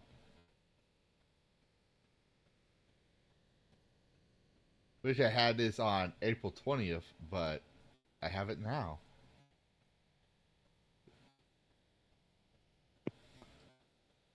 $420 subs. All right. Thanks to Nice number. Thanks to everyone who has subbed. All 420. I'm gonna have a work cut out for me this weekend. Less attention, the better. Let's see. What was I doing? Oh, yeah. Go find another.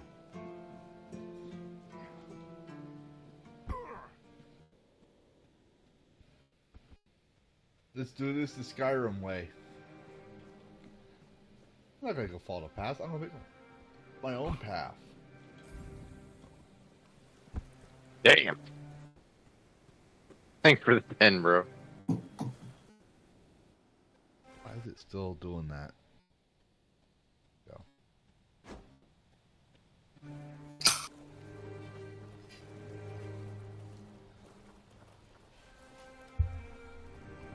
Yep. All right, all right. Go ahead. No, I was answering James' thing. He said that Posh came around in the 1860s. I'm like, yep. Because eventually they had to come up with words so they wouldn't admit they were separating from the Americans because they were salty about losing. Twice! Before that, it was back when they had like frilly necks and shit like that. Like, holy crap, no wonder we actually beat you twice. Yeah. Alright, you magnificent sons of bitches. I'm going to bed, so y'all take care. Good night, all. Have a good one, bro. Don't forget to take your heart meds.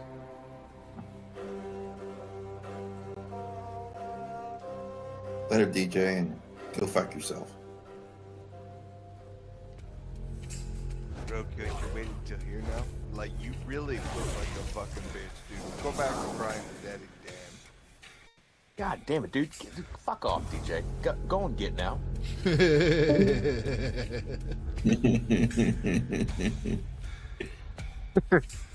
is nothing but pure chaos.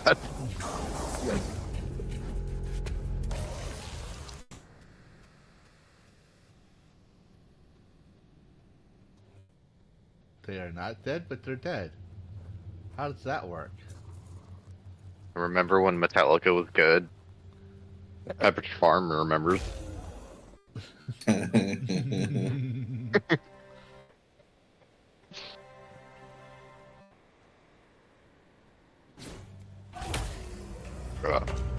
to take a break.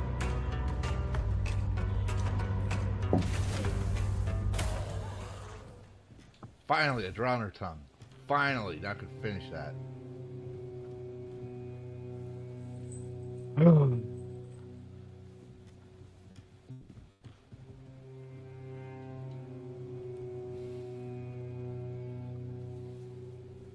Hey, Roadkill.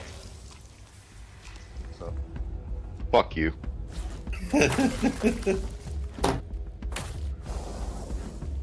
I saw the string on the floor as a trap and I just walked right into it. Yep. So you're calling yourself a pussy? That's what I heard. Nice. Because sometimes you actually have a question, and then sometimes you just fuck with me, so I fell into it. Hey, Roadkill.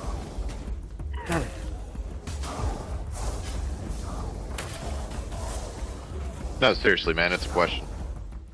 No, it's not. How do you know? Because I don't believe you right now. Why don't you believe me? Because you're being salty. How am I being salty? Yeah, that doesn't make sense. You're the one not answering the question.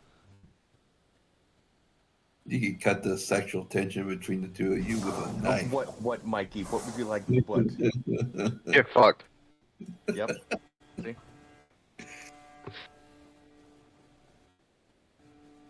Fucker.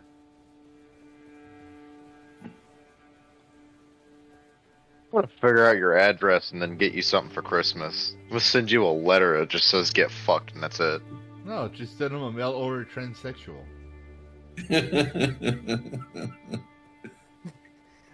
What's this at the door, Dad? Oh shit. You know what I did to my little brother? I actually sent him a letter with a Steam gift on it, and it was one of the furry porn games. Damn, that's hilarious. Well, you know what you could send. You know what you could send Roadkill is you could go send him a bunch of futa. He really likes that shit. I've been He does. searching He does. everywhere But that's for not you. my category. That would be Duncan has Mr. Val. gone missing, Yep. and if we don't find him, If I did that, I feel like I'd be taking credit away from where credit is due.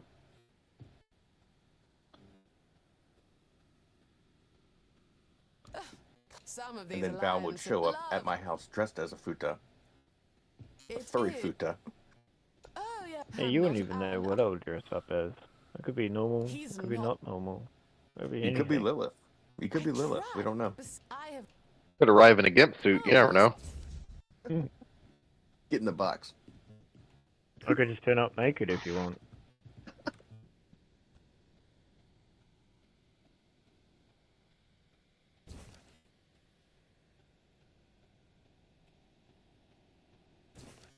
Oh, if I tell anyone about her husband being kidnapped, he dies.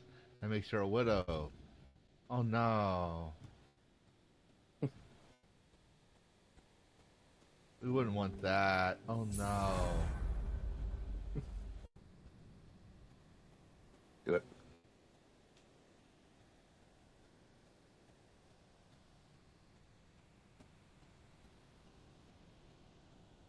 Ooh. Well, they better be grateful. I'm giving garbage out of my fucking inventory I don't need.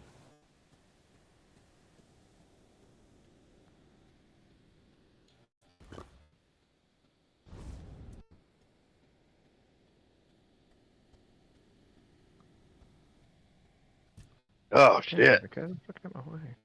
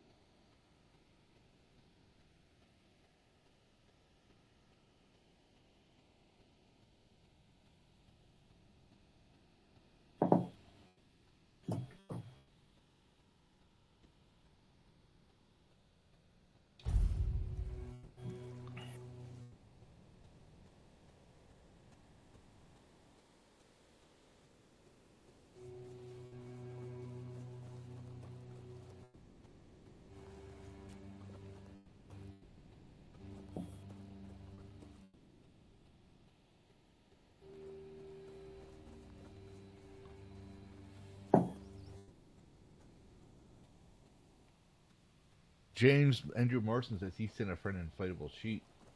Was your friend Muslim? Is it bacon flavored?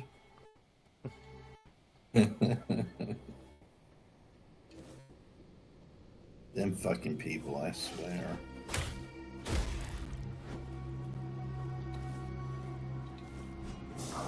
I sent that Frogan bitch a fucking tweet today.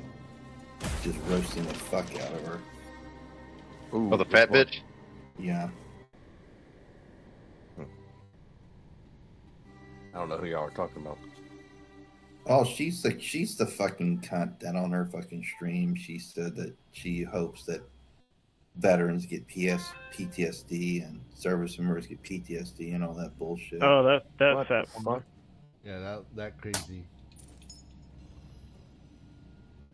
All right. Didn't her and a few others do? Yeah, didn't her and a few others did something, some weird dance or something? I can't remember. Something about Ethan Klein. Her, 3 other people, and who's a fucking other shithead? Hassan? Hassan, yeah. Weren't they? Didn't they collaborate or something against Ethan or some shit? Yeah. Because fucking Hassan is salty because after that after having Ethan on his fucking show and all that, and he got his ass handed to him by Ethan. EVS? God, I fucking hate that dude. I really fuck that guy. I think everybody at this point hates that motherfucker, dude. He's worthless. Weird. Yeah, piece of shit. Yeah, I still don't know why no one's walked up to him and go kapow, which I won't say properly because someone's on. Yeah, we get what you're saying, man. We get what you're saying. Yeah, he needs to go off himself in Minecraft. Yeah.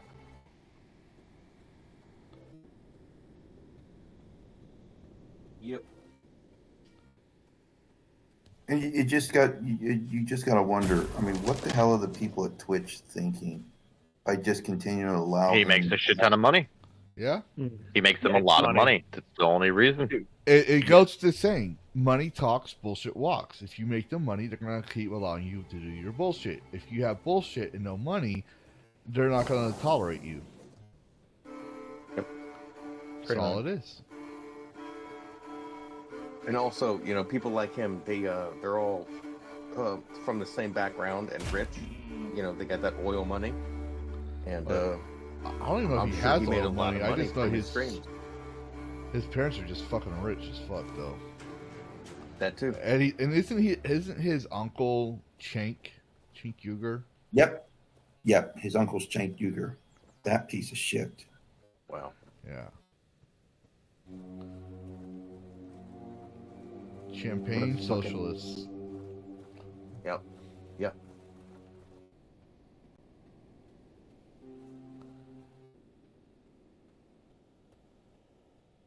The worthless cunts.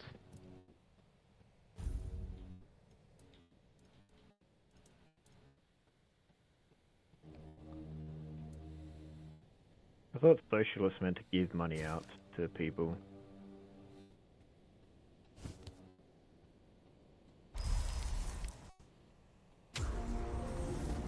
I got corpse eaters now. Yes. That's the thing. They think of like that until, you know, they get their money taken away. Oh, they all think like that until their money gets taken away. That's what I was saying. That's why I said they. Oh, I didn't hear that, sorry. Okay.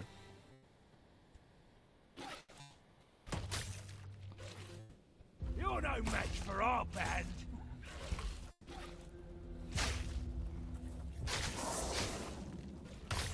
You'll regret this. No, I don't think I will. I'll take your loot.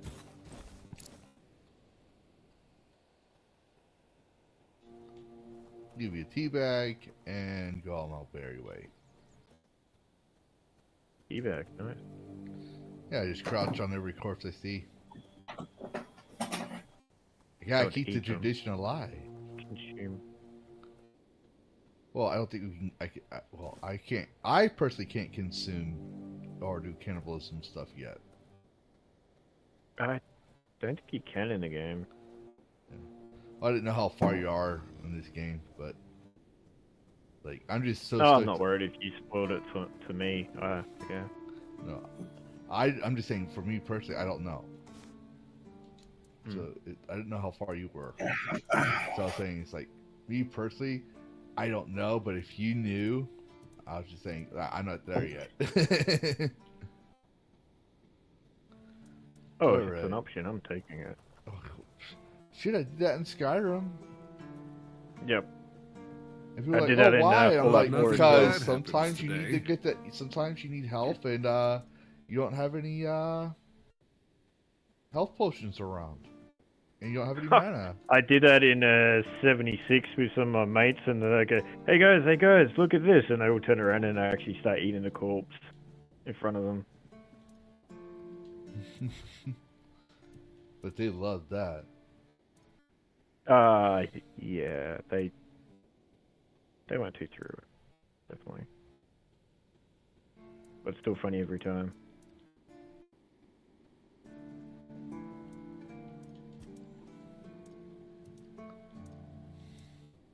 Gotta get the lock here.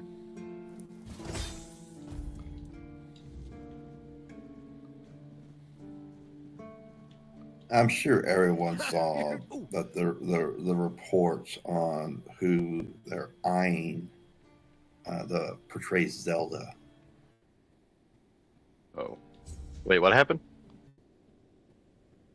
Well, let me see. Let me see if I can pull this shit up because it's bullshit.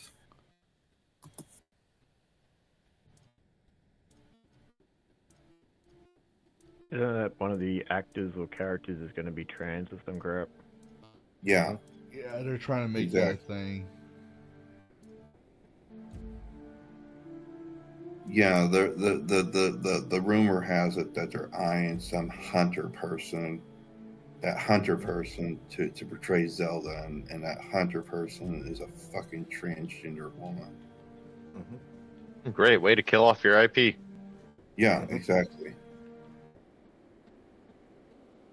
Yeah. I mean, gosh, these people have to be.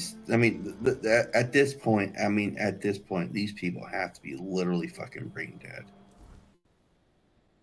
Yeah, pretty much. Dude, these people are really banking on that side.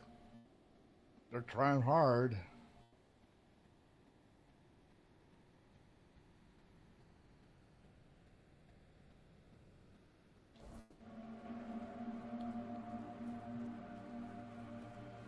And they also know that, you know what sucks is that people of our generation, our ages, with kids that have grown up with this stuff, like Minecraft and Zelda games, Nintendo, you know, Super Mario's, which was dope, by the way, but other things, they know we're going to be dragged into a movie theater or into renting it on streaming because the kids are, they don't know any better. And you can't explain to a 7-8-year-old how much this sucks. That's not why they're So doing you're it. just like, fuck. Yep. They want the trans They're to playing be a on our thing. nostalgia. Yeah, they're playing on our nostalgia. They want trans to be a thing, so they're using an IP that people love. So that way, if it's a hit, and people are like, people gave it a bad review. Like, well, we made all this money, and so they use that to justify future IPs and stuff. But yep, all they're doing is just pissing off the wrong people. They really are. Yeah.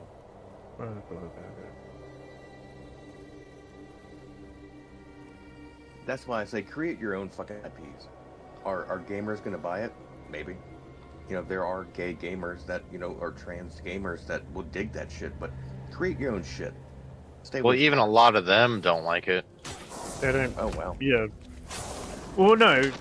Yeah, because a lot of the, again, the LBG, depends on how much you want to talk about this on Lavistro's streaming and Mikey's as well. Oh, we can talk about it. Lavistro placed a disclaimer saying that we have nothing against them, you know? No, Because- if you come on my stream and you're being a little bitch, you're being a little bitch. People have a right to talk about what they want. I don't want to talk politics, but this is related to pop culture and gaming, so it's fine. It's not literally. So, yeah. So the whole entire group, like, one, the group is crap. Individuals is what you need to look at more than anything, because they're all different. But majority you find is that the T has now pushed the L away massively. And the G's are not too happy as well because they're getting pushed because of the T's. Hence why there's a lot of infighting within the group. You've got the whole interesting. gays versus gays against groomers. You've got a lot of parts where they want to get rid of the T and all the extra stuff as well. There's a lot of infighting within that group. It's just they're not. Yeah, growing up, gays and lesbians did not get along. Like gay guys and gay girls, they were like, "Fuck you, fuck you." Yeah. Well, no, it's not. It's not just that. It's the fact that the T's have pushed heavily, and then they've got all these extra ones coming in. Especially now, you're getting the P's, which you do not really want. What is that? The Think about it. People that drive white. The people that drive white gotcha. vans with free candy on the side. Yes. Oh Jesus. Yeah. Okay, they're getting pushed. They're getting brought in as well. So there's a lot of infighting within that whole entire circle. And yes, there's a lot of trans that don't like it. One good one to bring out would be Blair White. Mm-hmm. She is, or he, depending on, it doesn't matter what you want to call it. Blair pushes heavily against it, and there's a lot of people with her who do the same thing. There's a lot of them that used to be part of it and now against it. Okay, so you can't just sit there and say that all of them want this, because they don't. Right. And I talk to a lot of trans people as well, and they don't like what's happening as well.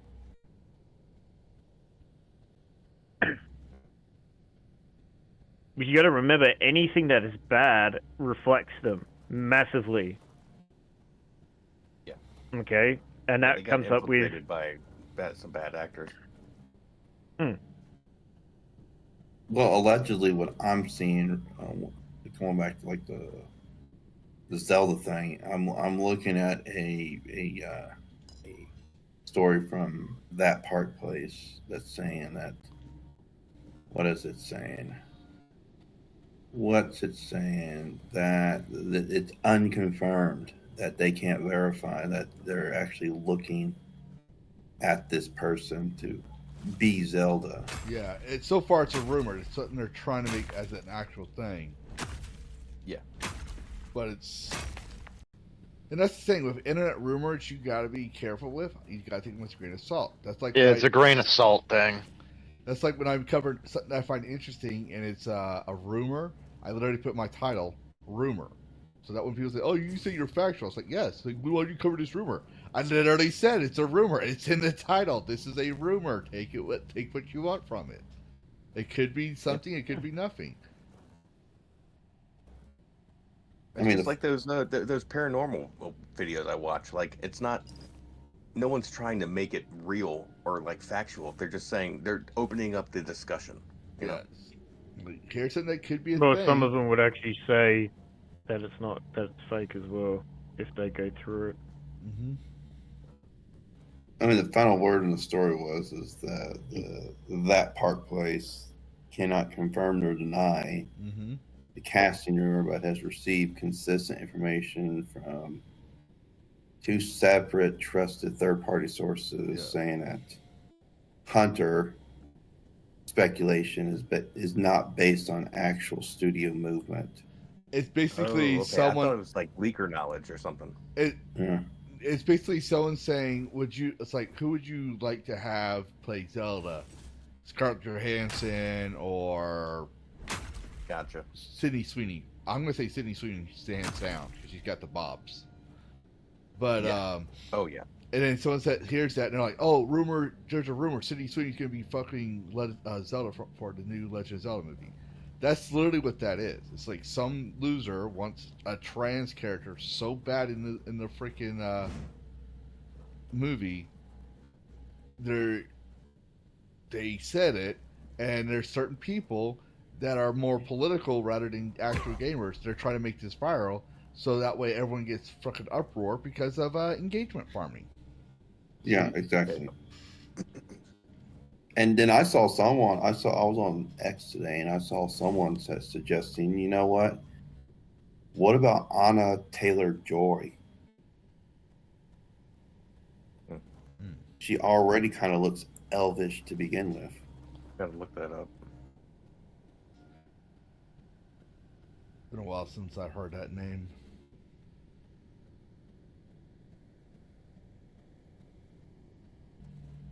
Oh yeah, she does. Yeah, she definitely looks very elvish. Yeah. That thin chin and the high I wouldn't be cheekbone. so against that if they, made an actual character, like a new character in the IP. Right. Instead of just Like doing it to an already existing character. Yeah, but to You're be absolutely fair, right, Mikey. Yep. I agree with you there, but I would say they would have to wait till this shit dies down. Because if they do it now, people are going to say, oh, you're virtue signaling, which could be true and could not be true. People have blown it. No, I'm just saying from like a general standpoint, Yeah. like if they were gonna want to add trans characters into like certain IPs, just make a new fucking character. Yeah, no, I agree. And let it fit into the lore instead of, Which, just when it making comes the to character and fantasy- then sidelining like, Yeah. But when it comes to fantasy, to be fair, when it comes to fantasy, and especially with magic and stuff, why would you do this surgery when you can cast major illusion or polymorph, stuff like that? Like, you have magic for a reason. Well, that was my bitch with Dragon Age. Yeah. And a world where you can heal fucking bones with magic and shit. You want to fucking cut your tits off. Stupid. Yeah, exactly.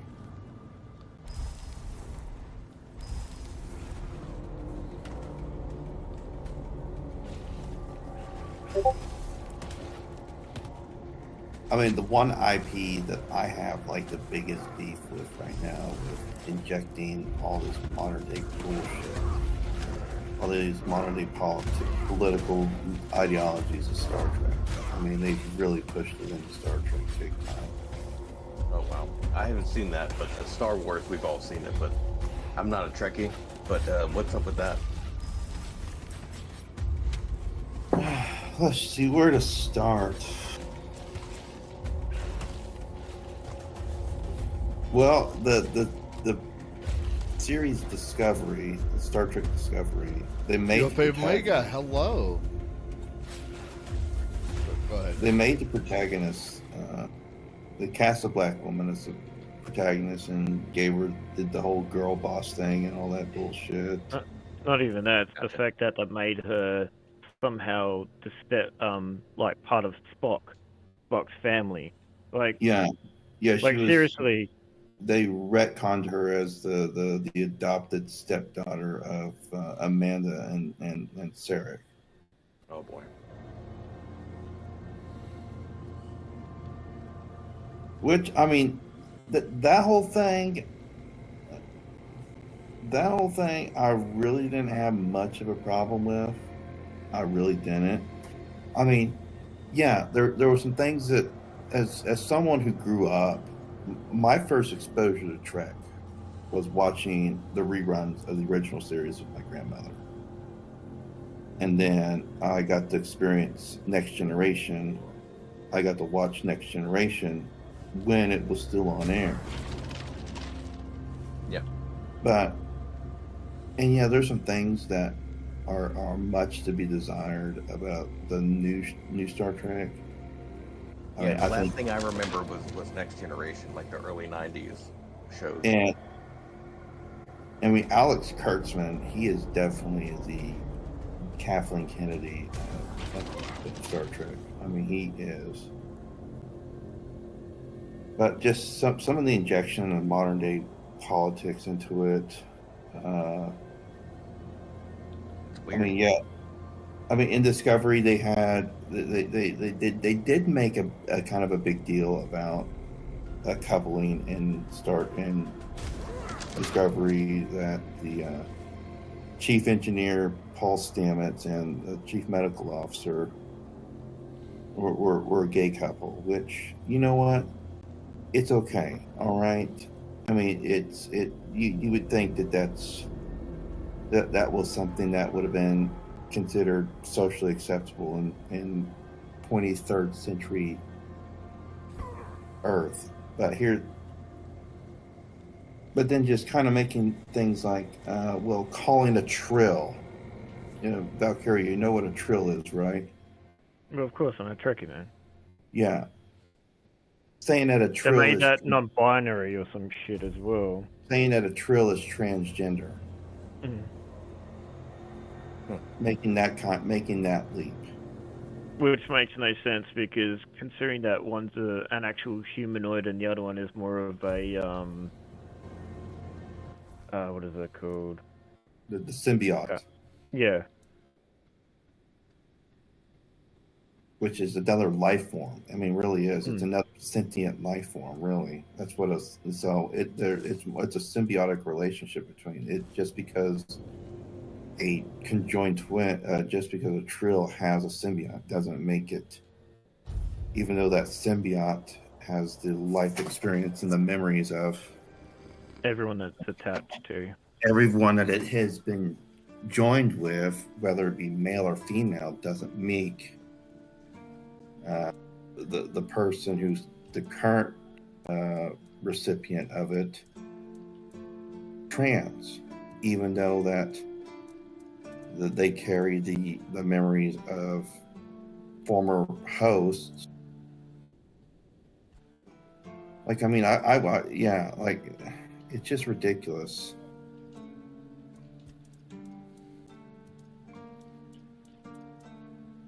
Where's the fucking lockpick in this goddamn fucking thing again? And you cannot tell. I can count on multiple hands how many fucking lunatics I have tried to talk to on fucking other social medias about Star Trek and how they say that, oh, it's always been woke, Star Trek. They say that about every it's IP. It's been diversified. Like, there's many different species of aliens and people, but, you know, it's never been, like, about... Well, it's always been a natural diversity with it. Yeah. It, like, even everything they try to argue has always been woke. It's gaslighting, because they're like, well, see, technically this. And like, well, let's define woke. Woke is cultural Marxism. It was Star Trek, Star Wars, all these games had diversity in one shape or form or another, or at least talked about it. Like, especially the Star Wars EU always talked about how the Empire was racist and pro-human versus the aliens and its treatment of aliens, enslaving all the freaking alien races. So it's like a lot of the races were allegories for a certain race of humans, you know, IRL. Mm-hmm. It just and the thing, and then the freaking Empire was an allegory for Nazis. But it wasn't done in a way to preach to you. You just would see that as a viewer and be like, oh, this reminds me, they look like the freaking Nazis or this or that. They didn't say, oh, hey, did you know these guys are actually Nazis? Did you guys say they're actually Nazis? No, they never did that. With woke shit, they do that because they want to beat you down with it. And the thing is, they want to try to equate the small p progressivism that's in Star Trek with wokeness, which it's not. I mean, it's not large p progressive. I mean, large p progressive is a political ideology, but small p progressive is what you see on Trek, where the human race has progressed to the point where, you know, literally we're not murdering each other in endless wars, and people's basic needs are taken care of. But here's the thing, I mean, you look at the Federation, it's not a socialist utopia. Mm-hmm. It's a constitutional republic. Well, it depends. James Adam Morrison says Star Trek is the only way communism could work with the replicators that make infinite resources. And you got a point, but you could also say that's also capitalism, because if you, not corporatism, not what we're experiencing right now, but actual capitalism, because capitalism is a the spirit of competition, and competition makes progress. So therefore, someone's going to eventually discover how to make replicators. That means it still uses fuel. It's still electronic. It's still a freaking electronic system. It's still got to do all this other stuff. So therefore, it uses something, and well, it makes stuff. So it's not communism. It's not free. Something has to be given for it to make something. That's like capitalism. It's not like all the resources that they use in the Federation. Yeah. Are free. I mean, there has to be an exchange of something. Yeah. And like, I don't know. Money is not necessarily a thing in the Federation. I mean, yeah, they do have a maybe a de facto currency called the Federation credit. Mm-hmm. Well, it's not only that, but they also still use what's the thing that Ferengis used again? Gold pressed latinum. Yeah, Latin is pretty much heavily used all over the place as well, and that seems like one of the base actual thing as well. Everyone uses it. I mean, gold pressed latinum is kind of like the what is it? The reserve currency of the alpha and beta quadrant. Mm-hmm. And like, I don't know the full details of Federation Earth.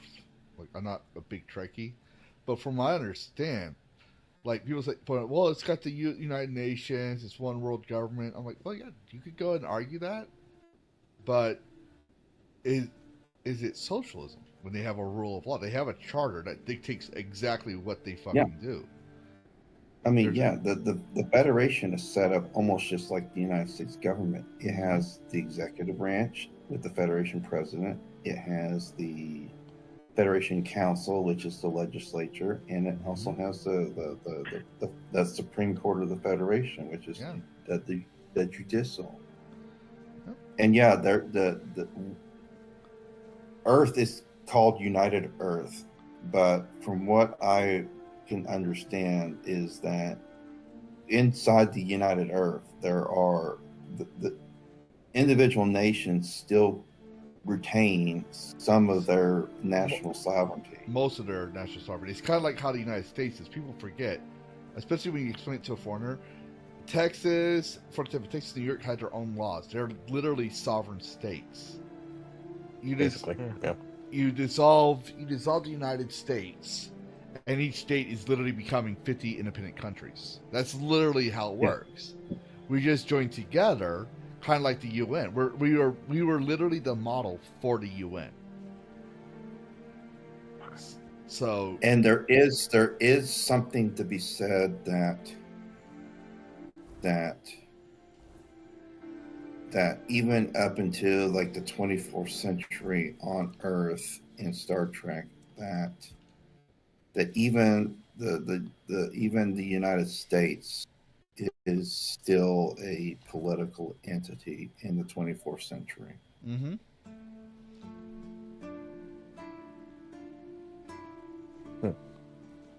So it's not the socialist utopia that these wokies think it is. Peaceful moment. Nope. It's not like the human condition has just completely disappeared on United Earth in the 24th century.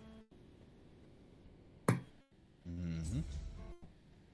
Even though they live in a post-scarcity society where everybody's basic needs are met. Also, Earth is actually classed, well, they keep saying it is paradise as well. You gotta, like, that's the main thing that the Federation tries to keep for Earth itself, is to be known as paradise, even though it's actually not. Because if you watch, like, Deep Space Nine, there's a couple of episodes in there that shows, like, how it all runs, especially a couple of the old movies. I think it's the one where the Klingons are trying to mess something. I think it's the 5th one. That actually shows a bit more on how Earth is actually run too. Yeah. And it's not like the member states of the Federation, once joining the Federation, completely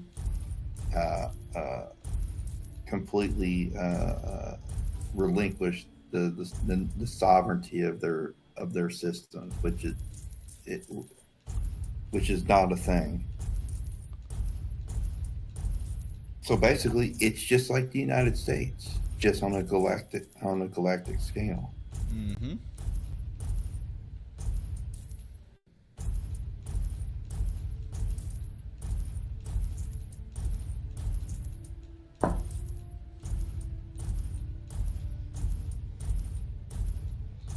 Yeah, but it's ridiculous trying to argue with these people who just want to think that because it's progressive means it's woke. You're actually you brought an excellent point. James Edward Morson's just said, yeah, look at Jean-Luc Picard. He's a proud Frenchman. Yeah, he is. Mm-hmm. And he runs a fucking vineyard for Pete's sake. Yep. He's a stereotypical Frenchie. Yeah. I mean, you see these characters like the Voyage Home, Star Trek 4. Mm-hmm. When they go back in time and are going to San Francisco, and Sulu says, "San Francisco, I was born here." So I mean, it's like these characters have retained their that identity of being born at a certain place and places like that. It's not like all those national distinctions of all these different countries have just completely faded away. I mean, there's still that aspect of Earth. So yeah. So, and the Federation does have, it is limited as well. Plus, if you wanted to join the Federation, you were, say, a class-based system, you won't be able to join at all. You have to remove that class system. yeah, exactly. Yep. And then another thing that always just really bugged me about how these same people would talk about it is a lot of them hated Deep Space Nine because it had religion. Because it had religion in it. Mm-hmm. Oh yeah. Well, didn't Next Generation have? I remember there was references of religion especially with the Klingons. Yeah, but the problem, the thing is that Deep Space Nine is heavily based in religion, and it's not human religion. It's actually the Bajoran religion with the wormhole things. And Benjamin is actually the icon for it too, because he's the prophet or whatever it is, and then you find out. Yeah, he's the emissary. Thanks. And then you find out later on. And this is going to be a spoiler, but if you haven't watched Deep Space Nine, then you're a fucking, I don't know what then. But then you find he's actually a son of one of the aliens. Like, he's actually half that and half human. Hence why... You could say that being the emissary of the prophets to Bajor would make Benjamin Sisko almost like a Christ-like figure. Yeah, bit. But they don't actually go down that route, though. But I do remember an episode of Next Generation where it was an episode in which they thought that Data had been killed, and they were going through his belongings in his room. And I think one of the belongings that they found in his quarters that was something that he had been reading was the Holy Bible. Mm. Yep. And see, that's an interesting stop. All right, well, I am done streaming. Data was always one of my favorite characters in Deep Space in Next Generation.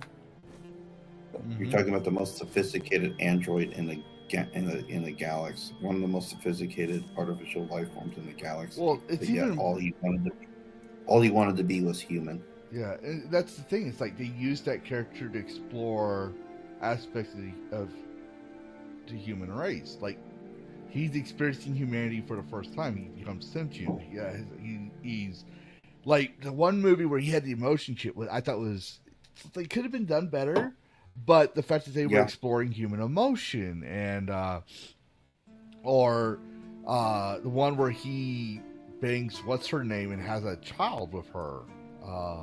Like all these things about humanity. He created law in a laboratory, but he did have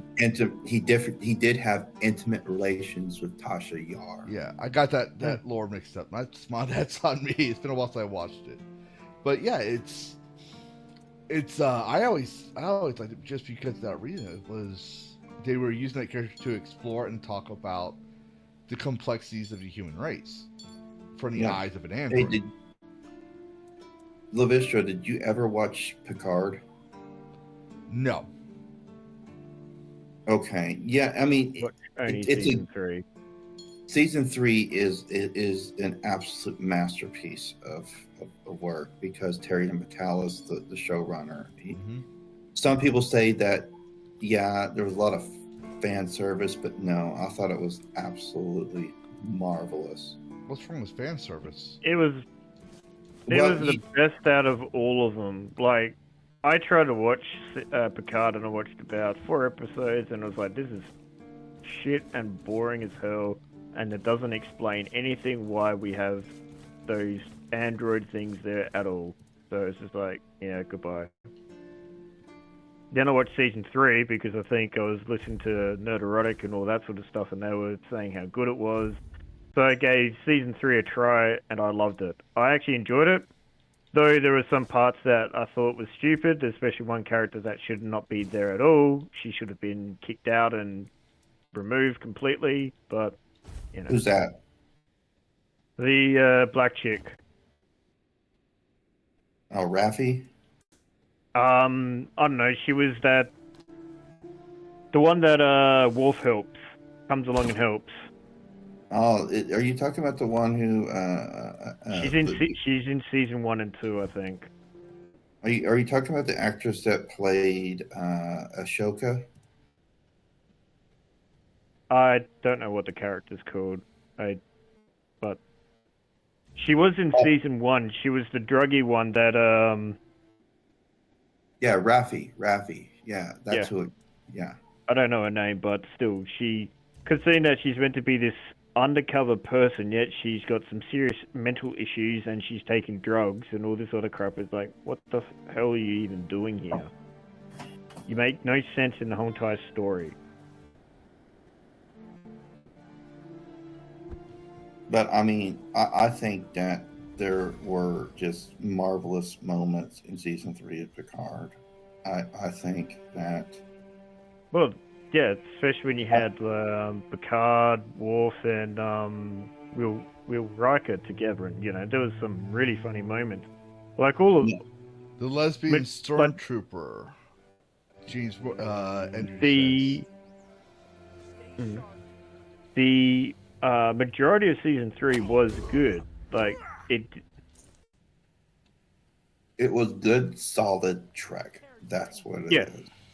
And but like I said, there was like one character that probably shouldn't be there, but again, that's my opinion. And you got to admit that the interaction between Picard and Q was just so good. Is that for season 2? Yeah, it just Yeah, so- like I said, I've not watched that, so. But I'm pretty the sure one good like. line, I mean the one line that in that whole interaction, Stay sharp. Picard's asking Q, is there some is there some event or a moment of galactic importance in which I am required to be a part of? And he basically, Q says no, and he acts like, Picard asks, well, why are you doing all this? And Q says that because it matters to me. You matter to me. Even gods have their favorites, Jean-Luc. Yeah, I was like, especially I had a freaking love-hate view of Q. I actually do like that line, that whole scene with him and Picard.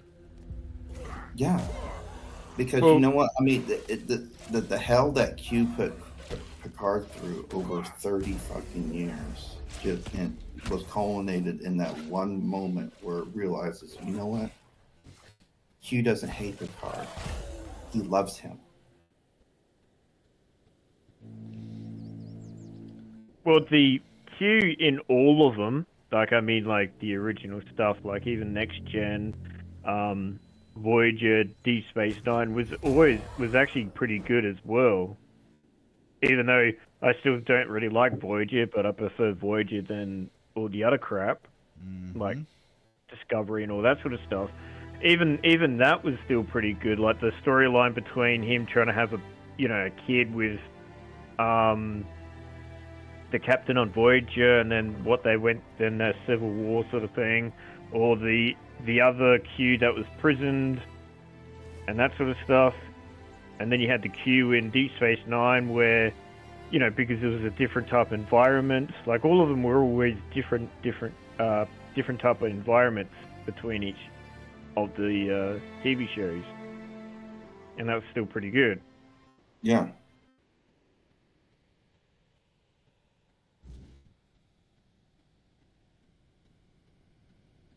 And you gotta admit that seeing Data resurrected was just chicken soup for the soul. She'd notify the keepers and then Right, Valkyria? It depends on what that one was about. So I can't always. If you don't tell me someone's actual name, I wouldn't have a clue. On the Data. Data. Yeah, Data, his resurrection, basically, in season 3 of Picard. in having a husband who fulfills her every Season 3, ah. In her eyes, our marriage is perfect. I can't remember that one actually. Well, I can't remember that scene. Sorry. It was there.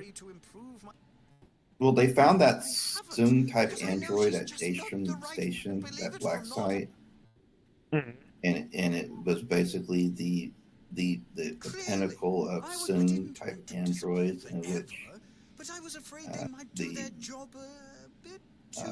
yeah, I would have to rewatch it. They're basically indistinguishable between android and human. Please, you know my wife. I mean, yeah, it's the same type of Zoom type android body in which Picard resides in now, because at the end of season 2, Picard's consciousness and soul is transferred into that android body. I want a loving wife of Yeah, no, I would have to rewatch season 3, which I don't mind because, again, it was actually pretty good. I can't remember. I thought it was so good. I thought it was so good. And when just tell her I'm dead. They're there in the ship, and that Data is struggling for control, because not only did that android have basically the soul of Data in him, but he also had the soul of Please, hey. the best. The truth will hurt Hey, her how's it going? more than the lie. Hey, man. She'll have my inheritance. But not only did that android have the essence of Data, but he also had the essence of lore and B4 in him as well too. And watching Data just not really fight for control, but kind of just letting go, and then making him, and basically making lore think that he had won, but in actuality, he made lore become him. And then watching him come back to life. I mean, God, dude, watching Leon literally is ass cancer. Leon streaming right now? I thought. Yeah, with Sonya. I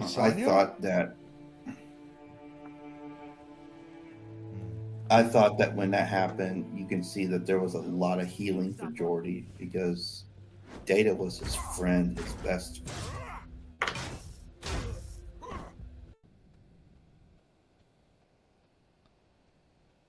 Yeah, I think I'd have to rewatch season 3 again because. And you can tell Geordi's a gearhead. You can definitely tell Geordi's definitely a gearhead. Well, he's like, isn't he like the chief engineer? We're talking about the guy from Reading Rainbow, the actor. Yeah. Isn't he chief engineer? Yeah, well, you could tell, he's a gearhead, because for the last 20 fucking years, he's been piece by piece putting the Enterprise D back together. Yeah.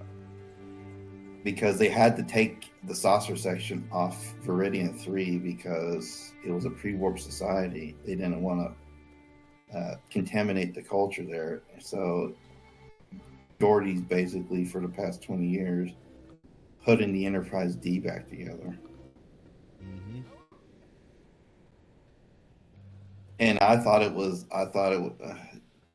yeah, whether you like it or not, watching Data pilot the D inside that Borg cube, Data had his own trench run moment. Mm-hmm. And I thought the line in that, when that was happening, Troy was saying, why am I sensing a feeling of fun? And Data's there doing his thing, piloting the ship with a big old smile on his face.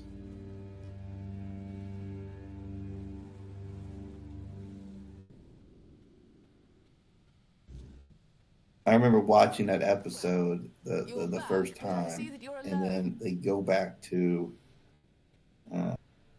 Starbase 12, where the Fleet Museum was located at. Mistaken.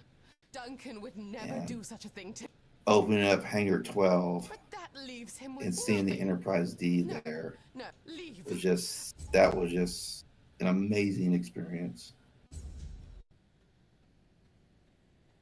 And it's really cool seeing all the starships that they had at the Fleet Museum.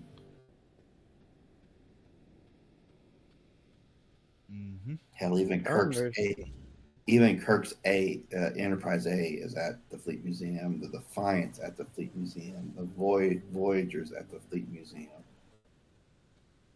Did they have the what's the one in Deep Space Nine again called? The Defiant. Yeah, the Defiant. That's it. Yeah, it's at the Fleet Museum. And yeah. The HMS Bounty, that Klingon bird of prey that was in Star Trek 4, it's at the Fleet Museum. Interesting. Nice. Yeah. I forgot about that one. Oh, there's a bunch of cool ships at the Fleet Museum. Even I think the NX-01 is even there too. Well, no, see, like when you said the HMS Bounty, I was about to pause. It's like, you mean the ship from the mutiny aboard the HMS Bounty? And then when you said the Clean, I was like, oh, that's right, there was a ship.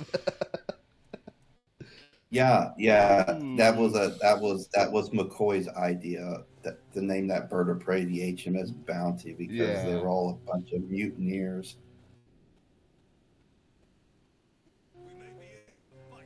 And Captain, I have replaced the Klingon food packs. They were giving me a sour stomach.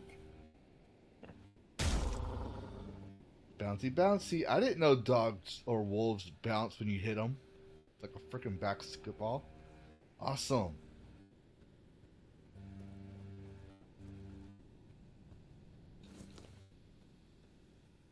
Game logic. But I tell you what, I'd like to know more about the reasoning behind some of the things that were at the Daystrom Institute in season 3. That black site, the inside the vault, that Daystrom. Because they had a Genesis device, if you remember that. Mm-hmm.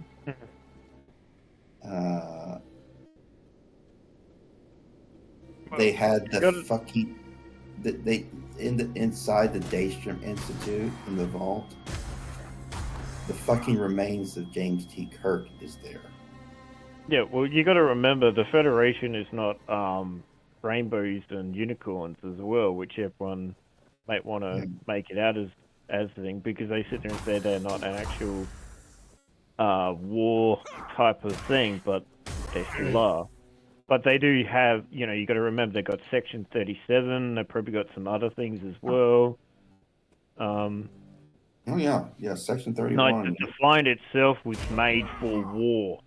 You know, it wasn't designed for carrying, you know, scientists and stuff. No, it was designed for war. Mm-hmm. So, you know, they probably have all sorts of stuff that you might not even know about yet. Yeah, I mean, Benjamin Sisko designed the Defiant to take on the Borg. I mean, it was a no-shit warship. Yeah.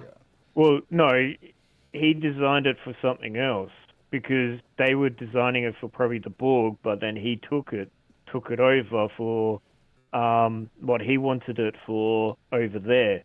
The defense of Deep Space Nine and the Dorn system. And because he had to change, him and the chief had to work out the power system and everything as well. Yeah, because it was seriously seriously overpowered. I mean, the damn thing could literally pull G's in space because of how overpowered it is. Yeah, and then we had the Mirrorverse where they wanted that as well, and he had to fix theirs.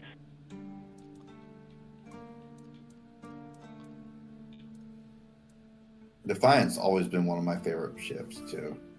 Oh, and then you had the other Defiant as well that was with the Red Squad out in space somewhere in one of the episodes. Can't remember which one it was.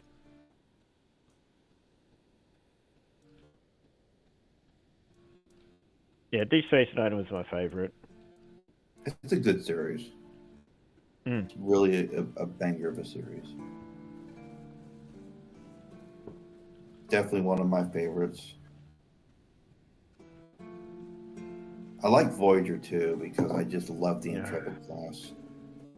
I love the Intrepid. I just got so annoyed with the captain. She's like, we're going to stick with the Federation, even though, you know, we're getting shit on by everyone else, but, you know, keep our morals. I like Janeway. I think she's the only thing I liked about her was that she was a big coffee drinker. I was like, oh, that's relatable. But I didn't like her voice. I didn't like how she was always condescending. She was very. It was annoying. And the only character, well, I like Neelix and the Doctor, but the only character I literally, mind you, I think Voyager came out when I was discovering what boobs were. The only thing I liked about Voyager was 7 of 9. Yes. See, when they actually brought the species, whatever numbers I'm not even going to mention, them and the Borg, it actually started getting a little bit better as well. Mm-hmm. And then, that's when 7-9 turned up as well. In her tight outfit. I tell you what, Valkyria, tell me what you think. What would happen if you got these two together? Neelix and Luxana Troy. Luxana, that's that female Vulcan from No, that's Deanna Troy's mother.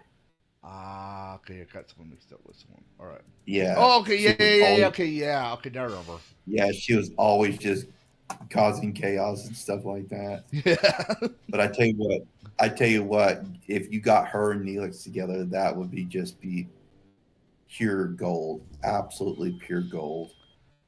Yeah, speaking of Neelix, another thing I liked about Neelix is Neelix and Tuvok's relationship. Oh yeah. I And love then when they Neelix. got joined together as well. In one of the episodes. As Tuvix. Mm. I love Neelix. I think he was a great character.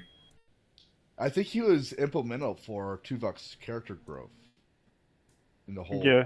See, I actually like Tom as well. Tom was actually Yeah. a pretty good character. Was he Tom went Paris. from, from prisoner, for all this sort of stuff, and then went to. He designed the what's that shuttle that they Delta used? Flight. Yeah, Delta Flight. yeah. Good He says, Group says, thanks for the AIDS, Val. And then going back to the Fleet Museum, James Edgeworth says even Archer's Enterprise NX-1 is there. Yeah. Yeah. The NX-01 is there at the Fleet Museum. Yep. Actually, I didn't mind the TV show's Enterprise. It was slow, but it wasn't actually that bad. I actually enjoyed it. I didn't like the Enterprise shows. It did well for me. Like I'm used to the orchestral intros that they had. I think we're talking about the same one. The one that was like before the freaking original Star Trek series. It's like it was supposed to start out establish that. Yeah, it was meant to be like the beginning of the Federation, sort of, in a way. And it was just they had that I have faith in art. I was like, that doesn't feel like Star Trek to me. It was like that it didn't. And Yeah, then, that's understandable. And then just certain parts after, like, I think if I first would have watched that and missed the intro, I probably would have more respect for Enterprise. Because after that intro, when I already had that mindset, this isn't Star Trek anymore. I only watched like 5 or 6 episodes before I just gave up because like my mindset was already made up. This isn't Enterprise. Because I was, like I said, we all grew up watching Enterprise or Star Trek a certain way, and then they just changed it to be like any other TV stuff. So, I mean, Enterprise was a slow burn, but it came into its own, and I think Paramount is just absolutely fucking criminal for what they did to that show because they put it on fucking UPN. oh yeah, no, that was United Paramount Network. That's literally their thing. They put it on fucking UPN. I mean, I think that they did. I think they really fucked that show big time. Well, to be fair, because- wasn't almost all the Star Trek series on UPN? No, the mainline shows were always on CBS, but they put fucking Enterprise on UPN. And the reason why I'm so salty about that is because we never got to. If you take a look at the chat, we never got to see this on the screen. Okay, hold on. I have to look at the Discord chat. Oh yes, We never got to see the NX-01 refit on screen. yes. Which this design, the refit is canon because in Picard, you see this model on a desk, so it is canon. But we never got to see it on the screen. You never got to see that visual evolution of the design of Federation starships on the screen, because you look at that and you can see, okay, I kind of see where the design of the Constitution, the Constitution class came from. The original Enterprise, yeah, because the refit incorporates the saucer section, the secondary hull, and all that. It's a beautiful ship. I mean, it absolutely is a gorgeous ship. I always liked Enterprise. I mean, I think it's a great. I mean, it is. The thing I like about the Enterprise is how utilitarian the damn thing is. I would have starved to death. Hence the pie. It really was a very utilitarian starship. I wouldn't know. When I left I my mean, village, I decided to never look back. pretty much no frills to it. I mean, it looks like something that humans built. Oh shit, that's actually a really good finishing for a quest. It's fucked up, but really good. Val, have you done Mom's Pie quest yet? No, I can't remember how far I got into the. It's in the early first access. act. It's one of the keepers gives you the quest. But let's see. it's basically a cooking sorry. quest Oh yes, I've done that. where you have to make a pie. Did you hear the ending of it? Oh, I can't remember it. Okay, so unfortunately. his mom was not literally mommy tears. Never would exactly win Mother of the Year awards. It's so fucked up because she would bring home a new uncle. And so it hints the fact that, you know, she's been sleeping around everywhere, you know, single mama shit. And then he would be kicked out of the house and the villagers had to feed him. And that's why the pie is so symbolic of that for him, because it tastes like shit. So I was like, oh, I remember. That's a fucked up but good ending to that quest because you're not expecting it. You're expecting a whole nostalgia, like I miss my mama. it is pretty funny in the game because, you know, like the guard, not every single guard likes you. Like, especially the first one that you meet, he kind of doesn't like you at all. Oh yeah, he gets to be put in the stocks later if you rat him out. Yeah, I didn't. I think there was actually another quest with him, because I think there's something to do with him and someone else.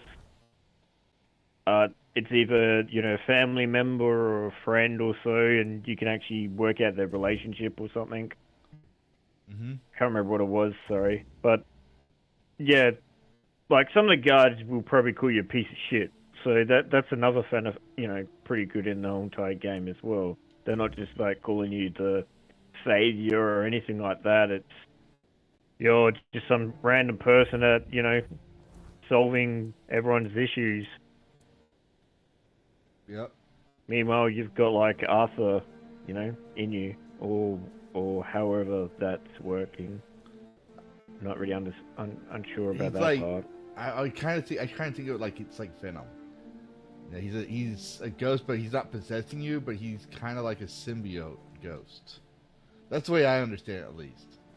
Yeah, the only thing, see, I'm just wondering near the end, he either tries to take over you, or like there might be a big fight between that sort of situation. You know, as you get stronger, he's getting stronger, and then eventually, you know, he's going to either trying to take over your body to rule and whatever, or you just become, you know, Arthur itself. It could also or maybe you just kill him. It could also be with the Luz Theron and Ren Althor situation for Wheel of Time. Ren Althor was still Ren Althor, but he had Luz Theron in his brain as well. Now, I haven't finished that whole story, but from what I remember of it, Ren Althor was still who he was, but he was still Luz Theron Reborn. And the two, over time, from what I remember, were kind of becoming one and the same. As Ren Althor grew. Yeah, well, you know, I guess you probably work out later on when you're playing it anyway, so should still be interesting anyway. Like I said, I think the lore in that game is actually not too bad. It's actually pretty good. Yeah. It's pretty fascinating. I'm skipping through the dialogue, but I'm also a fast reader, so I'm like, well, people can pause it and watch if they want, but I want to read through it. I save every book I find so I can come back to it later offline and read it. It's so fucking good. They did a really good job. Yeah, and they're pretty small company as well, or whatever it is. Up there.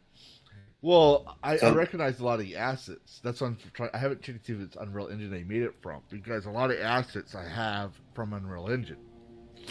So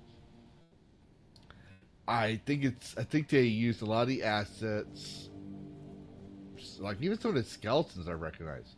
But I digress. Anyways, I think they did most of their time focusing on the coding and the actual story itself. But I haven't read the credits, so I don't know. It's just they did a really good job. So, Lavistro, you know what's cool about the NX01 refit design? Is it retains both the Warp 5 engine, Warp core, and it also has a new Warp 7 Warp core in it. Oh, interesting. Yeah, so the Warp 5 Warp core still is in the saucer, but the newer, latest and greatest Warp core is in the secondary hull. So it has two power cores in it, so built-in redundancy for it. And I think the new refit actually incorporates shielding as well too. Because if you remember from the series, it didn't have, it just had its deflector screens. It didn't have defensive screens on it, so it utilized a blade of hull armor to dissipate energy weapons. Yep. Yeah. The tough little fucking ship. I mean, it could sure take a beating, and I liked Trip. I think Trip was a great engineer. Definitely Trip definitely had a bit of a. You could tell that Trip definitely had a little bit of redneck in him. That's for sure. Didn't he have a thing with the Vulcan chick? Yeah, they kind of had a relationship. Oh, Sub Commander to Paul. Damn. There's another one who could wear the skin tight uniform quite well. Oh yeah, definitely. And then they had the so-called shower scenes with her as well. Mm-hmm.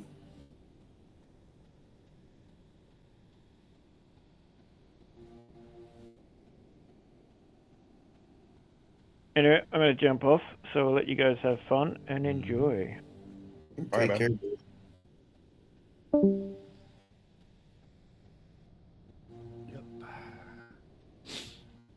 So you can tell Lavistro I'm a huge Trek fan, so I've been my whole life. So Nothing wrong with that. Everyone's yeah, got their nothing legs. wrong with that. I remember my family and I would watch it together as like a family tradition. Like, Yeah, I mean the thing that separates Trek from all other science fiction is Gene Roddenberry. it doesn't portray the future of humanity in dystopian terms. Because you look at a bunch of other science fiction, it's dystopian. It's awful. Well, Stargate wasn't dystopian; it's sci-fi. Yeah, but things like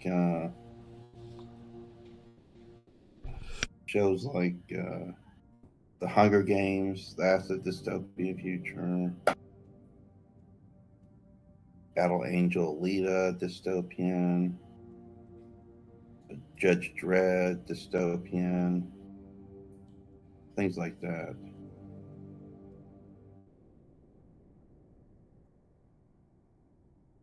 Yeah, I liked Children of Men too. That was a good Yeah, one.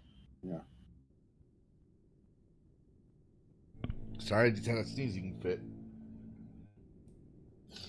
And the thing is, in this current day and age, one of the guys that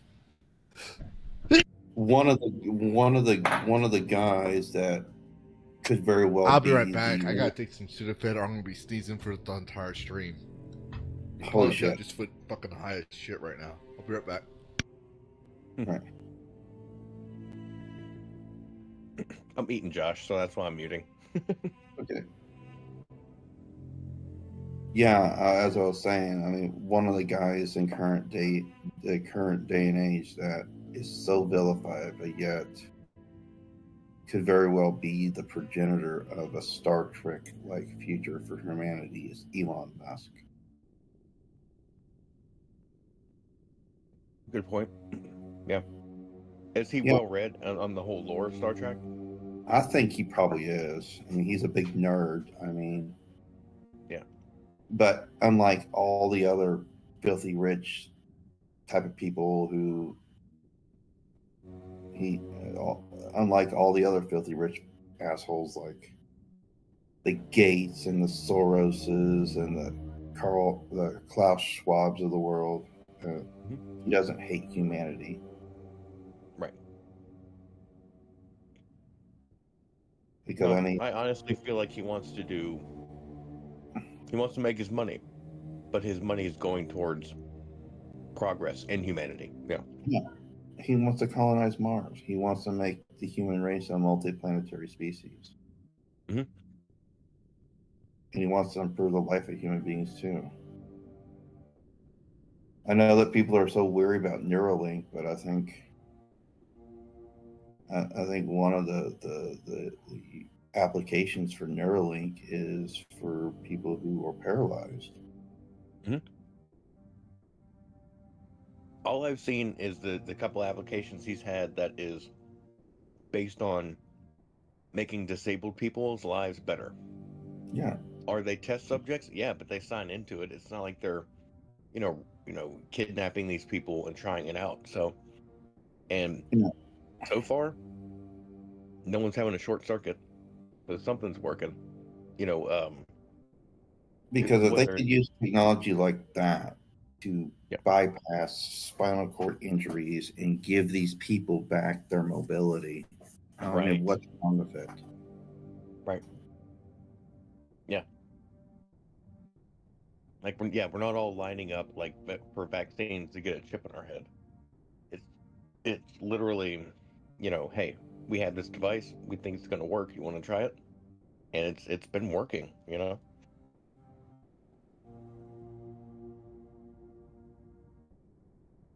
And I don't subscribe to either side specifically.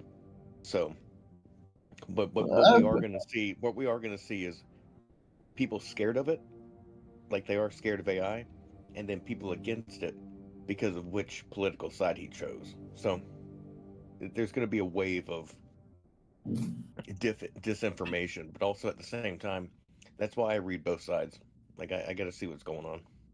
I mean, I'm generally not against AI, but here's the thing about AI is it's helpful. It can be helpful, but it's also growing. Who are the people that are programming it?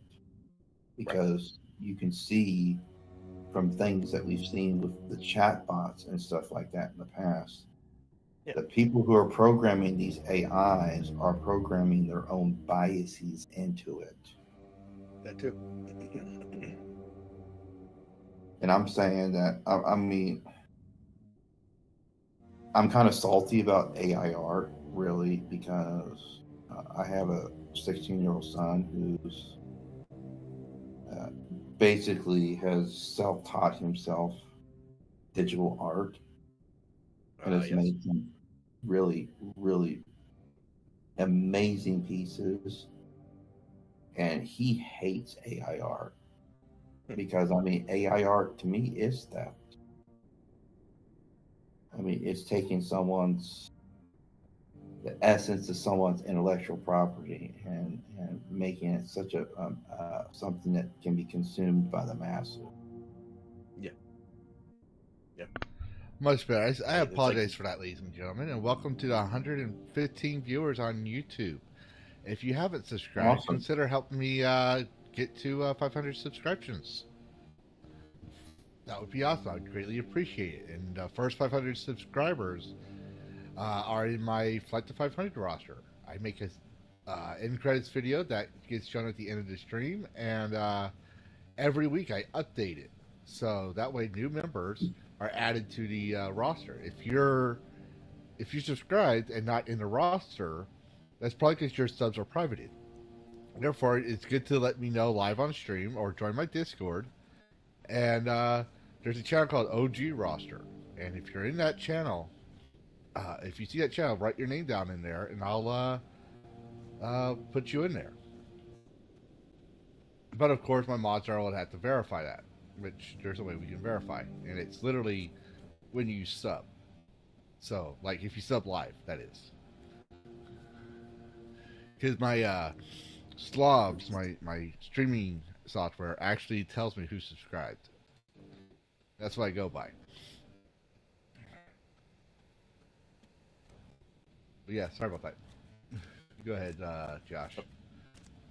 I'll be yeah. right back, Josh. Yeah. Introduce Lavistro, what we were talking about. I'll be right back. Yeah, Lavistro, I was talking to Roadkill about. We're talking about Star Trek and all that stuff, and there's one person that I can think of in this day and age that's doing some things that will be like the seeds to prevent propelling humanity to a Star Trek-like future, and that's Elon Musk. Yeah, Elon's freaking smart as fuck. And unlike other filthy rich assholes on this planet, Elon Musk doesn't hate humanity like the others do. Well, to be fair though, Elon is still a fucking asshole. All that money, he doesn't choose to be Batman. I'm just saying, he could be Batman for crying out loud. Yeah, or Tony Stark. Yeah. Yeah, probably more like a Tony Stark. He's definitely a Tony Stark. Yeah, but I mean, but he's doing some really, really great things, and I mean, and I think it's really sickening that people love to see his stuff fail. Well, it's like the Green Goblin in the original Spider-Man movie from the early 2000s. The one thing people love to see up for a hero is that a hero fails. Yeah. I mean, I saw someone's comment. They were commenting on something SpaceX thing, and they said, well, this person said, well, they ought to pull all this funding and give it to NASA. Well, what has NASA done with their fucking funding?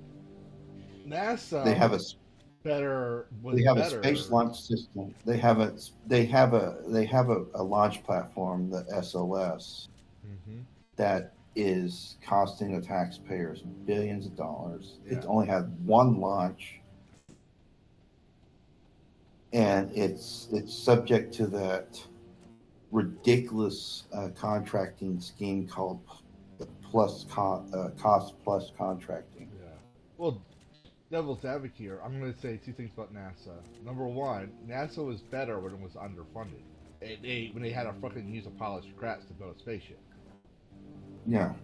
And then two, the reason why NASA doesn't do a lot of space expeditions like they used to is because the UN came out with a freaking sanction saying that let's not do any more space exploration and shooting stuff up in space up very often because it's destroying the environment. That's literally why a lot of people don't do space exploration. And they got mad when UN got mad when Elon did it. And the U.S. at the time says, well, he's a private company. He can do what he wants.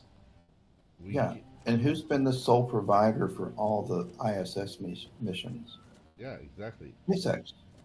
Yeah. I think NASA's more weapons applications now.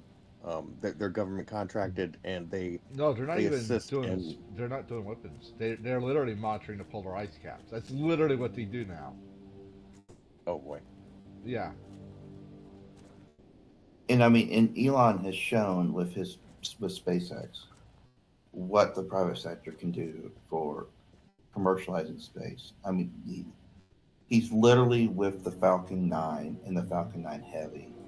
He's literally just, I mean, cratered the cost per kilogram Well, he's also a hot topic, man. Like you gotta imagine these kids coming out of MIT and all these other schools, and people that are just natural geniuses that are like, I want to work for that guy. So he's getting the best and brightest. Well, no, he doesn't hire. Like he actually said, he doesn't hire people with college degrees. Well, yeah, exactly. So naturally smart that just know this stuff. You know, it doesn't have to be some scientist from MIT, but also I guarantee you, there's some on his staff that like to verify math, but also, we all know it's not him that does this. He just has a team of great people, and people want to work for him. You know, they don't want to work for NASA. That's true.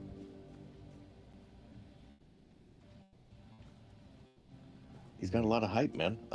Do I like the guy personally? I don't know. That's up to debate. But what he is doing for space exploration is nuts, man. He's like, he took NASA and turned it on its head, and was like, "Fuck you guys."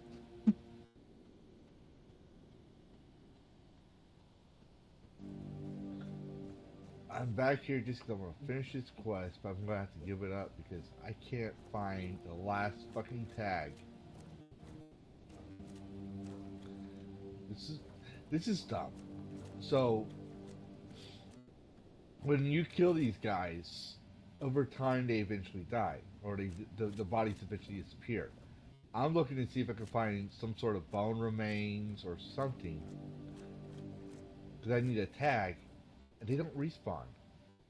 Like, these creatures don't respawn. You know why I like Elon? You know what really, you know what I really like about Elon? He doesn't give a fuck. Right.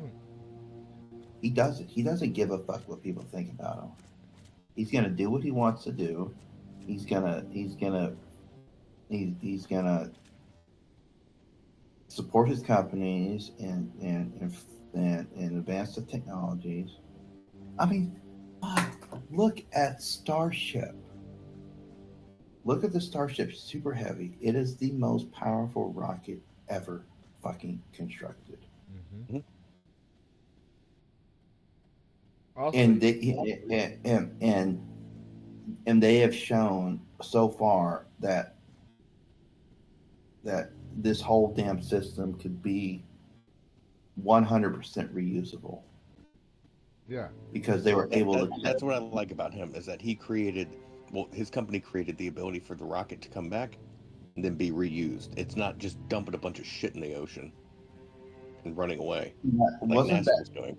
Wasn't that just the most incredible fucking scene, watching literally a booster the size of a 20-story building with such precision go back and land on the launch pad? Yeah, I've seen a couple of those videos, quite a few, but it's astonishing. It's like, whoa, that's some smart shit. And I know that the engineers at SpaceX, they've got to really take a good hard long look at Starship right now, because they've had some setbacks with Starship. The Block 2 of the Starship is not doing well. They're having some issues with I just wish he was a little bit more privy to some of the other applications, as far as the energy fields and the ability to self-propel through gravitational resist. You know, the whole gravitational thing, because we know that's real. We've seen it. It's ours. This isn't some fucking 1950s UFO. You know, the Tic Tac, that's ours. Yeah. That's our technology. I just wish that he was a little bit more privy to that, because if that were the case, yeah, dude, like Bigelow Aerospace and all them guys, Skunk Lab, Skunk Works, and all them, they know all this shit, but he's not on the inside of that. Maybe he is, and maybe he's not allowed to use it, but you know, he's still, you know, blowing gas in the air and exhaust everywhere. But if he had that ability, imagine, because right now it's being weaponized, whereas him, he's trying to expand, like we talked about, outside of this Earth.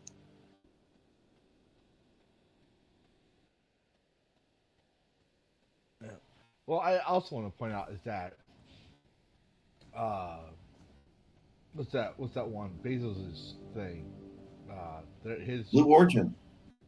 Yeah, the fact that now that Bezos competes with Elon Musk actually helps Elon Musk's SpaceX program, progress. And you know what? I mean, I'm not such a diehard SpaceX fanboy that I don't care what Blue Origin is doing. Yeah. I want Blue Origin to succeed too, because that New Glenn rocket, that damn thing is a fucking beast too. Dude, I'd like to I think for it to get so big that you could buy a ticket for like $500 and go to, the Well, they're already doing the that. stratosphere. They're already doing that. Exactly, but The it's rich too and the famous. expensive. Everything that's new is like when the airplane came out, especially the passenger airplane. Not everyone could afford a ticket. It was like people don't realize it was the rich and the wealthy that literally funded new technology to make it better accessible for everybody. Like dishwashers were a thing since automatic dishwashers were a thing since the early 1920s, I believe. And not everybody had the access to that. And then when they managed to make it cheaper and more affordable and stuff like that, people were able to afford it. Now, like when I was a kid, not everyone had a freaking dishwasher. I was the freaking dishwasher. Now, you get a house, an apartment, there's a dishwasher in there.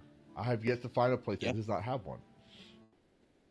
Just the same with the computers, man. I didn't have one till college. I would think I was like 19, 20 until I got my first laptop.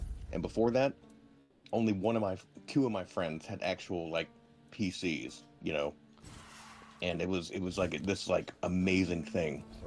But it was just that sort of thing where it was kind of new and too expensive. Yeah.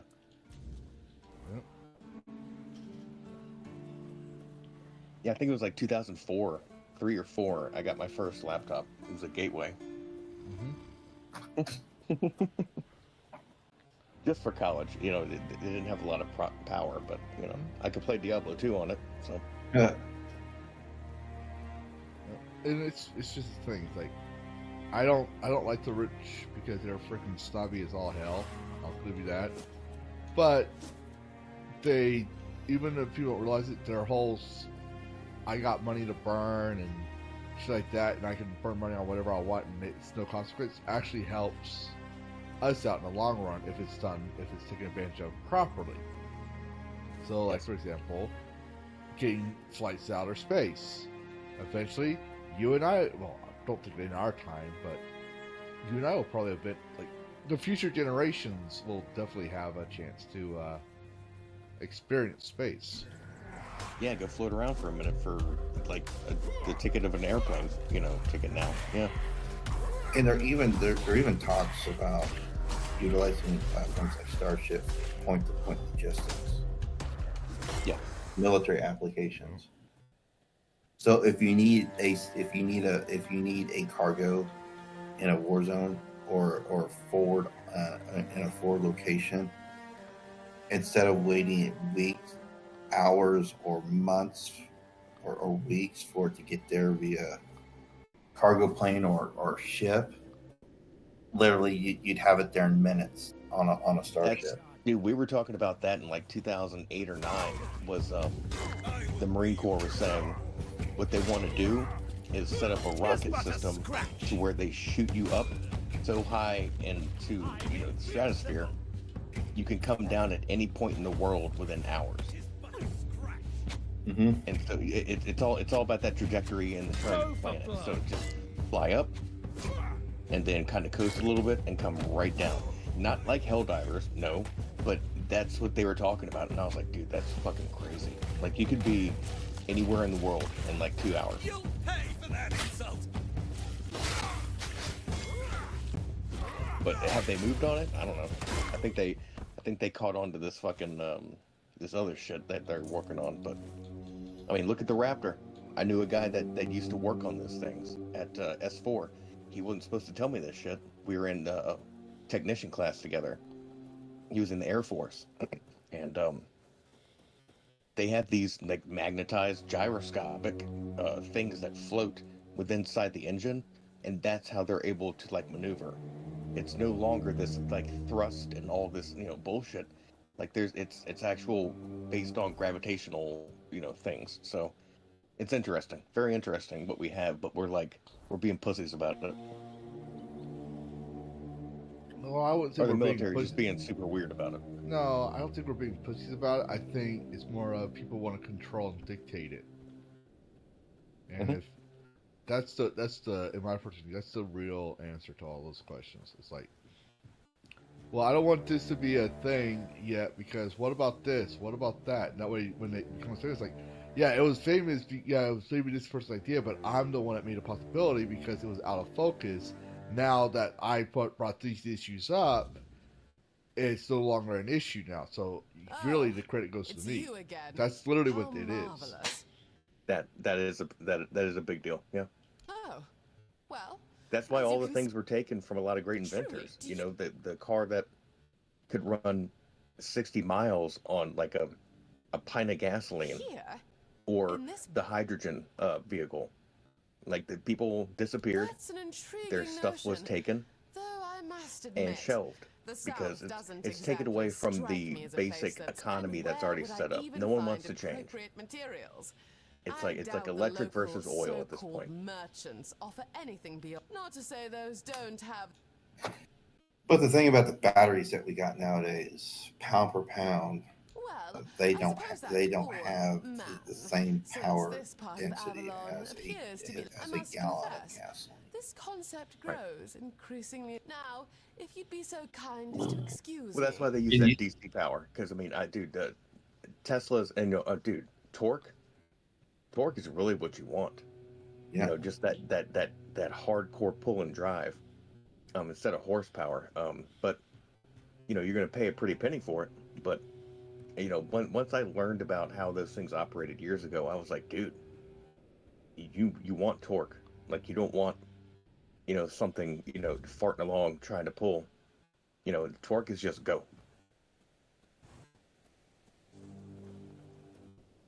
The thing about electric vehicles, I mean, in order to build an electric semi truck, the battery pack alone is going to weigh 25 to 30,000 pounds. Yes, and that's what they're saying about Teslas. They're more dangerous than a full-size SUV in a wreck because they're so heavy.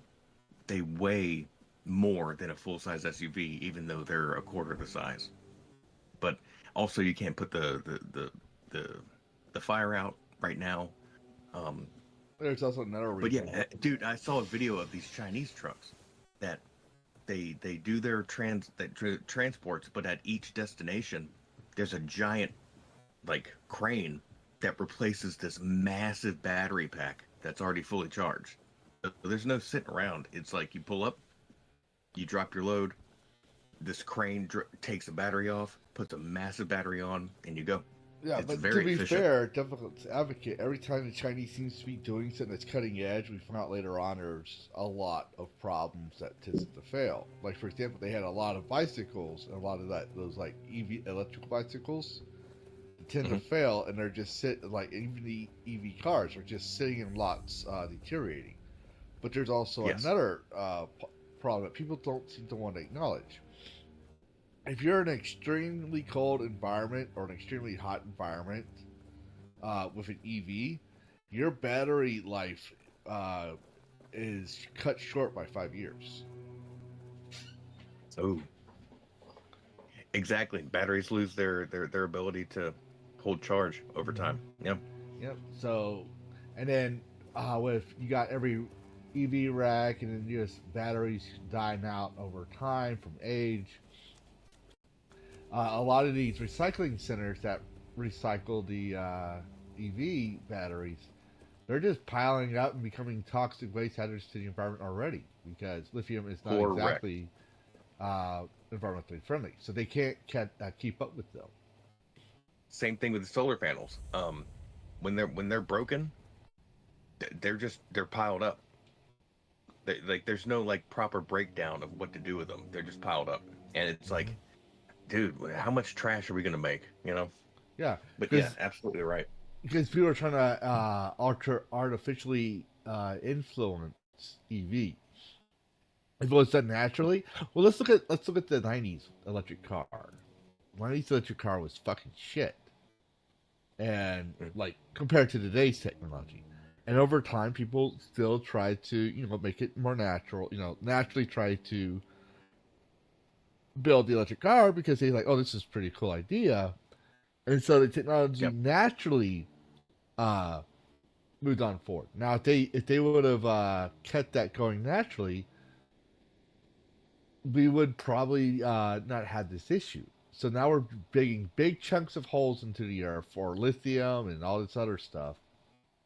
Oh, yeah. And then you got these landfills of batteries stacked on top of each other that are not getting processed fast enough because they can't meet the demand.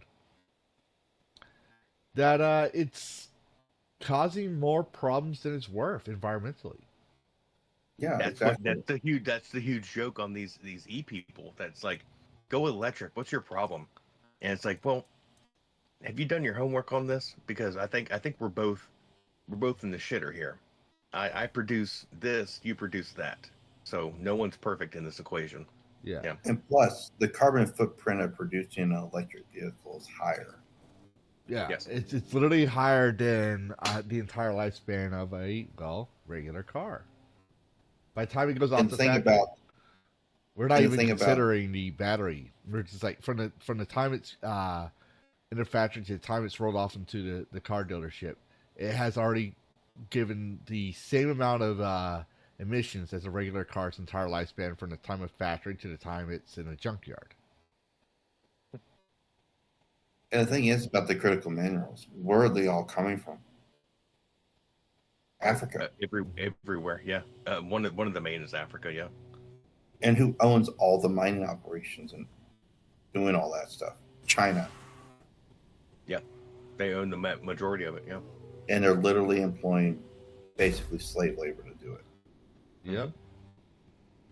So, but they also did recently come up with an sea salt battery that is supposed to be more ecologically friendly, environmentally friendly, environmentally friendly, lasts longer, and also doesn't have the same issue with the lithium batteries. But I mean, like we just talked about, they'll produce something that's great at first, but eventually the problems will arise. Who knows? But yeah, those saltwater batteries are apparently like the coolest thing now. And I mean, I'm not against greener forms of energy. I mean, hell, I got solar panel. I got an 8.5 kilowatt solar system on my house right now. Mm-hmm. Right on. And I mean, hell, our last fucking electric bill was like $15 or $20 fucking dollars. Yeah. Wow. I mean, up here in the northeast, we're having like a tug of war, and politics-wise, with how the energy companies are effing everyone up here.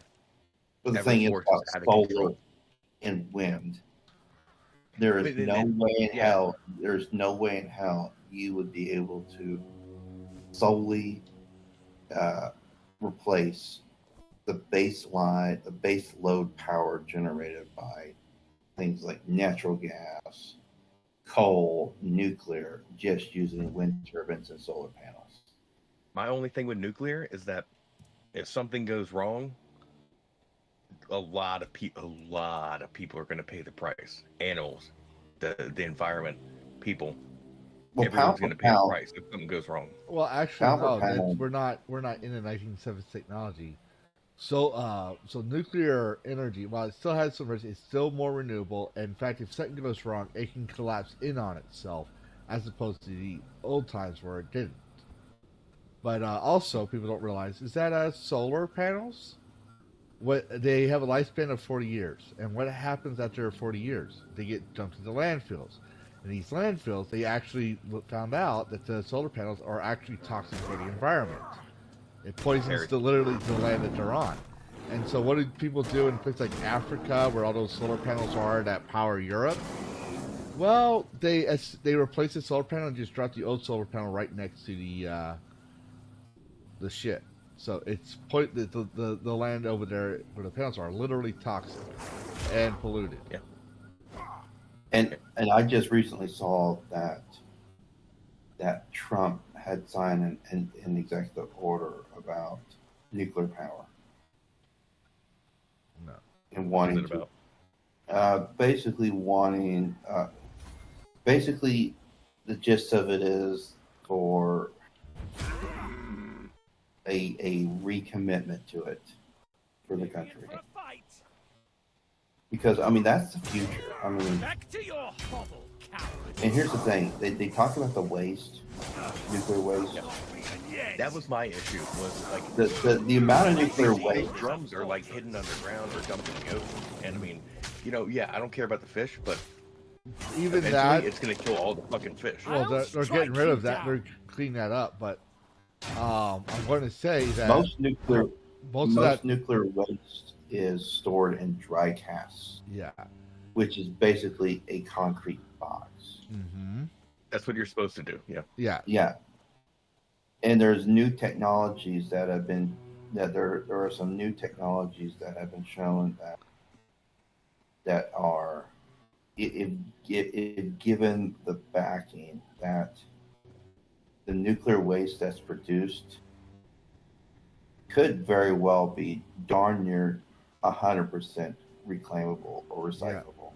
Yeah, that's actually what's going on. And reused. They found out that you could reuse it, and there's like a 0.00000 like 7.2% of it that's not reusable, which is a very small portion. That within another 10 years, they might be able to find a way to reuse that as renewable energy. So it's more renewable than green energy.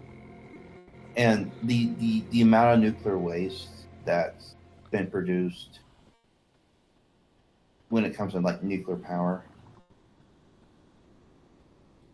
ever since they started it, we started using nuclear energy. The total amount that has been produced would fit on a football field. That's it.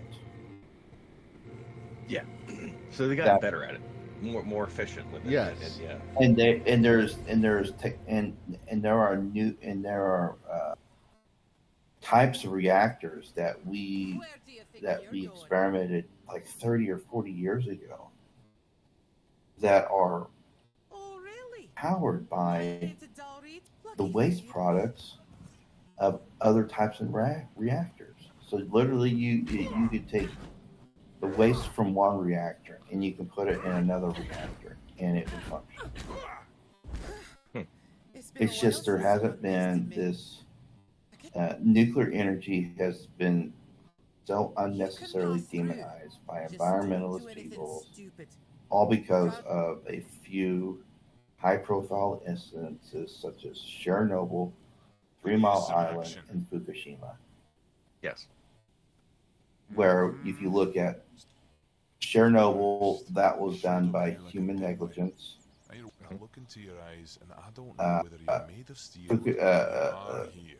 Fukushima, that was natural causes.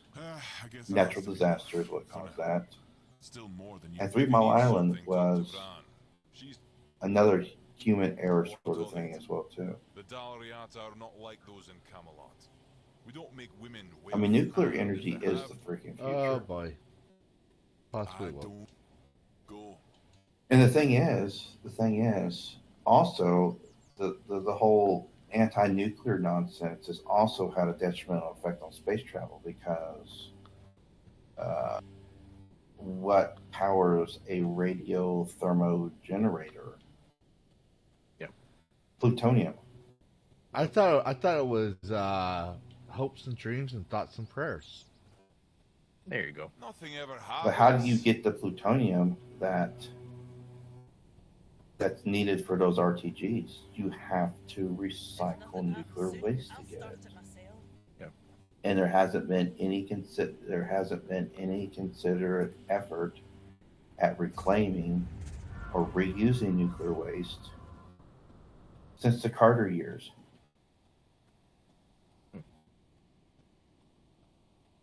Because the thing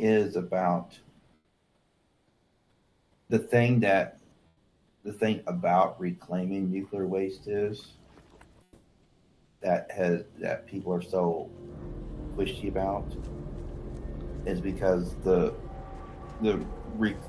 types of stuff, the types of material that you can reclaim from nuclear waste can be made into weapons grade materials, like the plutonium. Right. So that's why Carter banned the recycle, the reclamation or the reuse of nuclear waste because of the possibility of it being weaponized. Well, that's the official story. Well, yeah. You never know. But I know in the state where I live in, I know a few one or maybe two nuclear reactors would probably be all that would be needed to power the whole fucking state. Yes. No, like you said before, bang for your buck. Yeah, it's the most energy. They can do a lot with very little. Yeah. It's the most energy dense energy source that we have. Yeah.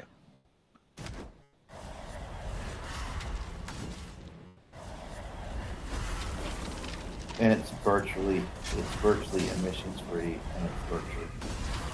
But here's the thing: the reason why the greenies hate it, because they say it's brown, and it comes from under the.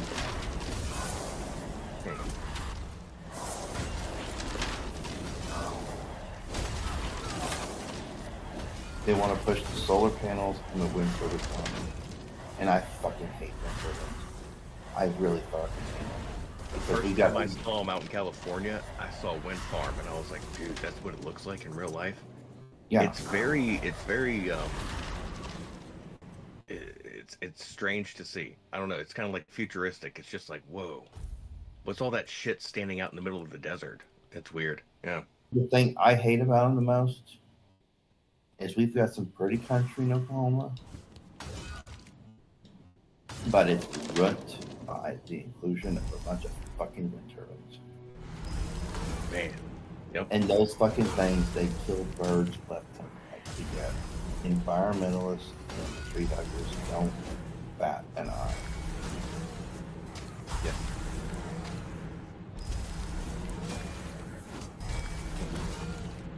But yet, if a drill site drilling for oil, so much as spills a cup of oil, they have a fucking apoplectic fit. Yes. Yep. I'm not too big of a fan of fracking, even though everyone's for it now, just because I don't know if you guys have seen these documentaries that came out years ago about people's water supplies being completely destroyed by fracking.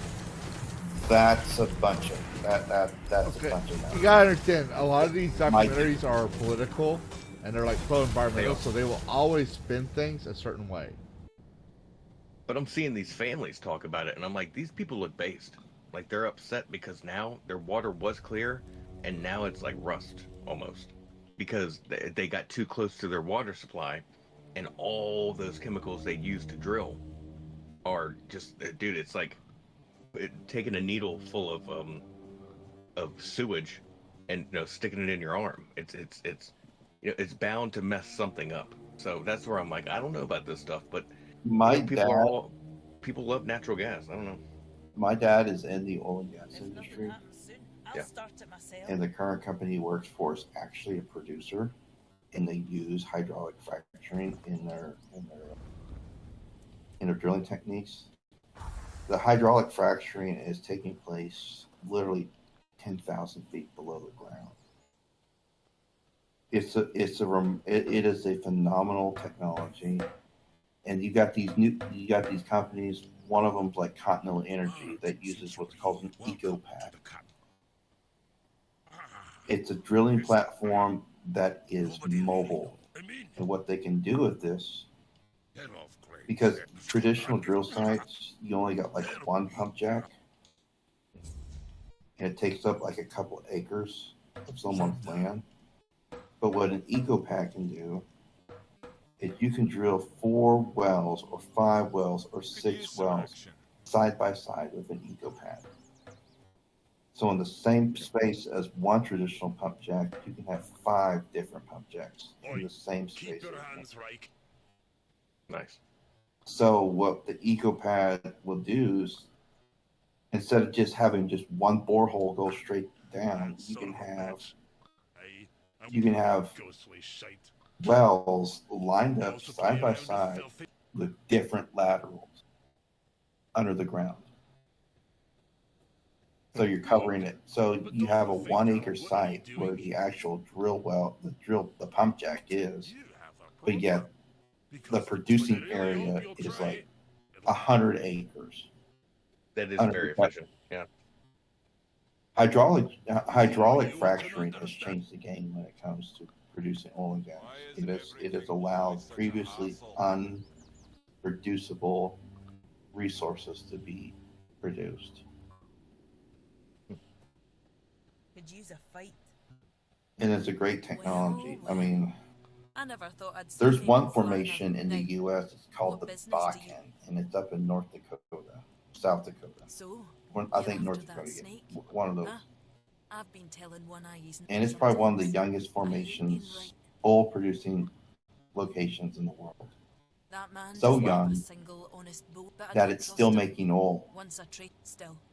I've sworn my It is loyalty to still One Eye. hot Anyway, underneath in that he's at the oil-producing region. and before you ask, And it's so hot, and the pressures are so high that when they produce a well, when they complete a well, often they don't even have to put a pump jack in there because the pressure forces the products to the surface. I don't fully trust his bruise. And there's also some, I don't know whether it is What the hell? Damn it, Thera. oh, excuse me. I wasn't expecting this. Not gonna lie. But there's also some thoughts that the oil that's in the earth I don't know what you're trying comes from to the say. fucking mantle. Come sit by the fire with me. It should wait up. And that it is a resource that is almost infinite. Glad to see you haven't lost your sense of humor. Interesting. Exactly. Oh, you want to know how to really piss off an environmentalist? I wasn't When it comes to expecting oil you and to just gas. go along with it. How's that? No Voker would accept a potion like that from an outsider. Say that it's You're organic. really determined because to it enter is. the temple. Oh, yeah. No, It's a hydrocarbon, so I it's can an see you're organic reckless. substance. but I That's still funny. don't know if I can. Yeah. Turns out, I need some. But seriously, oil and gas and One Eye coal wants to make and nice with the nuclear keepers. Though if you ask provide me, most of the base no load leveling their energy. precious pile of rocks to the ground is nice enough Yeah. already. And there's just another But he side says of that's people not that are enough. trying to make money on a different view He's looking and to make sell a it and gesture spin of it goodwill. as a better Show them we're narrative, not as here a better to- way. and he's But put me in charge of picking out a gift no, to I send think to And I, the th- I, thing, think, I think that the show Landman explained Camelot, it of best course. yes, with Billy Bob Who else Thornton is there? is that Everything they touch turns to there's Avalon. so much that what they produce through oil and I've got gas one. provides that I it sent would some it of would my men to flip hunt down the bad world apes and the and country turn on them its to head collect if we just got rid of it. I thought of Yeah. Now, make all them the are there all the better things ways that are to made, could do help it? me put it Maybe, together and- but go ahead. all the things that are made from petrochemicals. I know your Literally, lot thinks we're the savages, plastics in but our just so you cars know, are made from it's no a tradition with petrochemicals. us either. Everything. How else would you know Pharmaceuticals we'd are be here? made from The petrochemicals. keepers probably wouldn't notice pure I garments. mean, yeah, every They've got a better petrochemicals are in every fucking thing that we have. Yeah. Hmm, And yet, I you could got have these called people Wee who want Forge to an turn axe, off the but fucking he tap. doesn't see much difference Nah. between. Know that I blame him. Dude, I can't those either. people, those are the I just ones take that want One to walk Eye's around in the word woods as for barefoot my people. with their The Voker with stripped their us by that. what are those shorts called where they like come down to your ankles and that's it. And Jorts? they're jorts and their wife beaters or whatever they're called, tank tops, and just smoke beaties all day. Those are the people that they It's want to no go back to the skill, Stone I Age. doubt. And I'm like, It's his commit is that fine. the right answer? those are the real hardcore ones that are like, no, flip it off. And I'm like, no, I kind of like my life right now. I don't want to go live in the woods right now. I like shelter, a strong shelter that is provided to you by oil and gas. And you know the thing is that if you turn off the tap, developed countries, first world countries, Bloody hell, might this whole camp's survive gone mad, okay. I swear. Fine, But the third fine, world, but it's done. not so much. You turn off the tap and you're going to create energy poverty. Yes. You're going to kill a lot of people. Because they won't have the they won't have the oil, they won't have the gas, they won't have the coal to power their civilizations.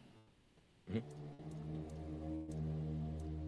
Yeah, It's we'll literally- lose out, and some other nation will pick it up because we can't police the world. But you know, at the same time, if our country were to cut off, we'd go back.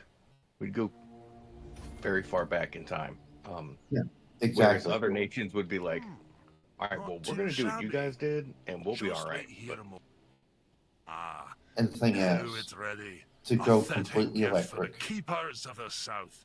Now, producing energy simply by solar and wind main, our lead, he will unite. that would absolutely our electrical grid will never be able to handle it as it is right now. no, we'd all have to take an L. We'd all have to sit down in the corner because at 6 o'clock, lights need to go out. Or, you know, you've used too much kilowattage this month. We're cutting your power off. Because it all has to be shared and conserved because there's not a lot. Yeah, it's not as efficient as what we use now. Right. I just got an alert. I'm sorry, you guys. I just got an alert. Real cool. I just got an alert saying you used too much decimals on Discord, so I have to cut you off. Just kidding, dude. Just kidding. Am I too loud? No, I'm just teasing you. Oh, okay. And No, that's but, where anyway. that's where base load comes into play. Base load from nuclear and hydrocarbons, because it's always there, it's always on, and with the base load energy production, you also have the ability to ramp up the production when it comes to high peak uses. They had little to say. Wind and solar will never be able to do that. It is a transient energy source. It's dependent upon the sun and the wind to if you have the chance to learn from them, be productive, and it's not efficient at all. every advantage. Wind is not efficient. Avalon. I learned that after a while. I was like, okay, now it's just a cute idea. It's not the future. It's a cute And idea. those fucking wind turbines, Yeah. most of the materials in those wind turbines is not recyclable. Mm-hmm. No. Yep. When you retire a wind turbine, you can't recycle the blades. They bury them in a fucking landfill. And those blades are huge. It's basically this size of 2 semis, I believe. I've seen them drive past me on the highway. Yeah. And I have this saying that I came up with. It's kind of a play on that saying in It's a Wonderful Life. Because I live in Oklahoma, and what does Oklahoma have during springtime? Poppy fields? Tornadoes. Tornadoes, gotcha. And I have the saying, when it comes to severe weather and tornadoes, I say, Papa says, whenever the lights flicker, a wind turbine loses its wings. Because I have seen on video, like Reed Timmer has documented on video, a pretty nasty tornado going through a wind farm and just absolutely shredding wind turbines. Oh, man. And who pays for that? The taxpayers. Just shredding wind turbines left and right. No, the taxpayers don't. Just those freaking alt-right MAGA cultist bigots. They pay for it.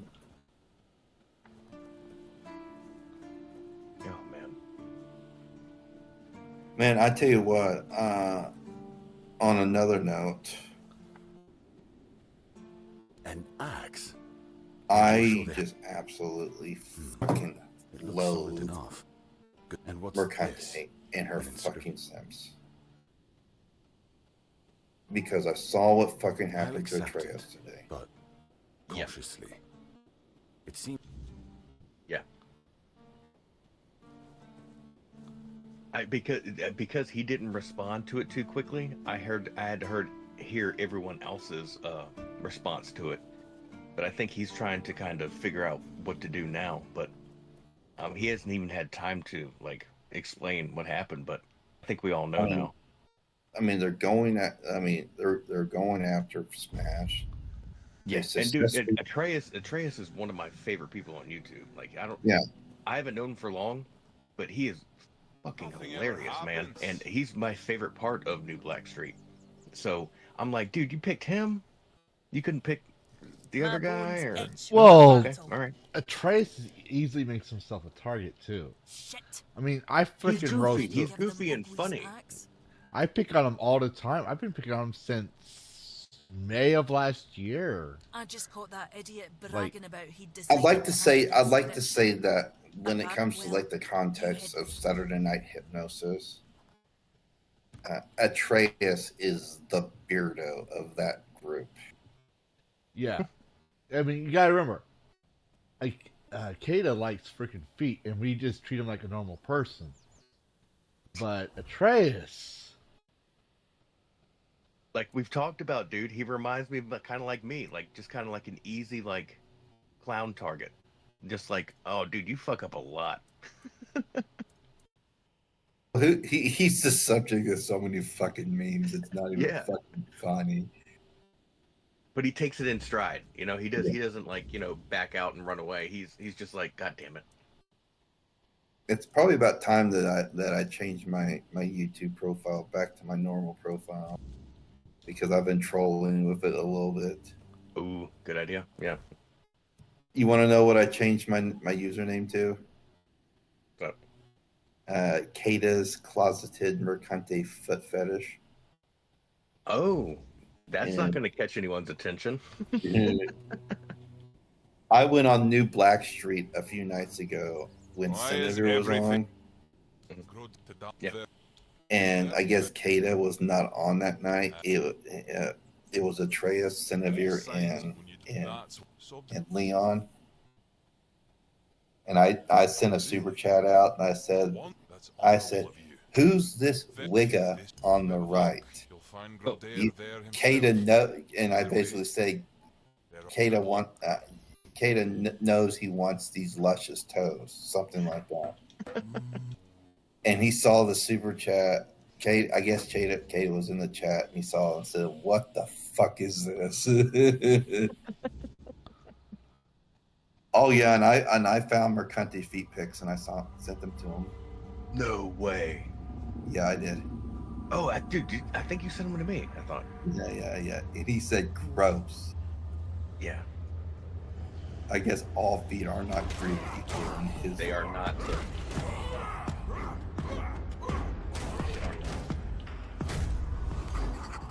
And then I've sent some super chats with that name on Hypno's show, and he said, "This fucking account, what the fuck is this?" I think it's about time to change it back.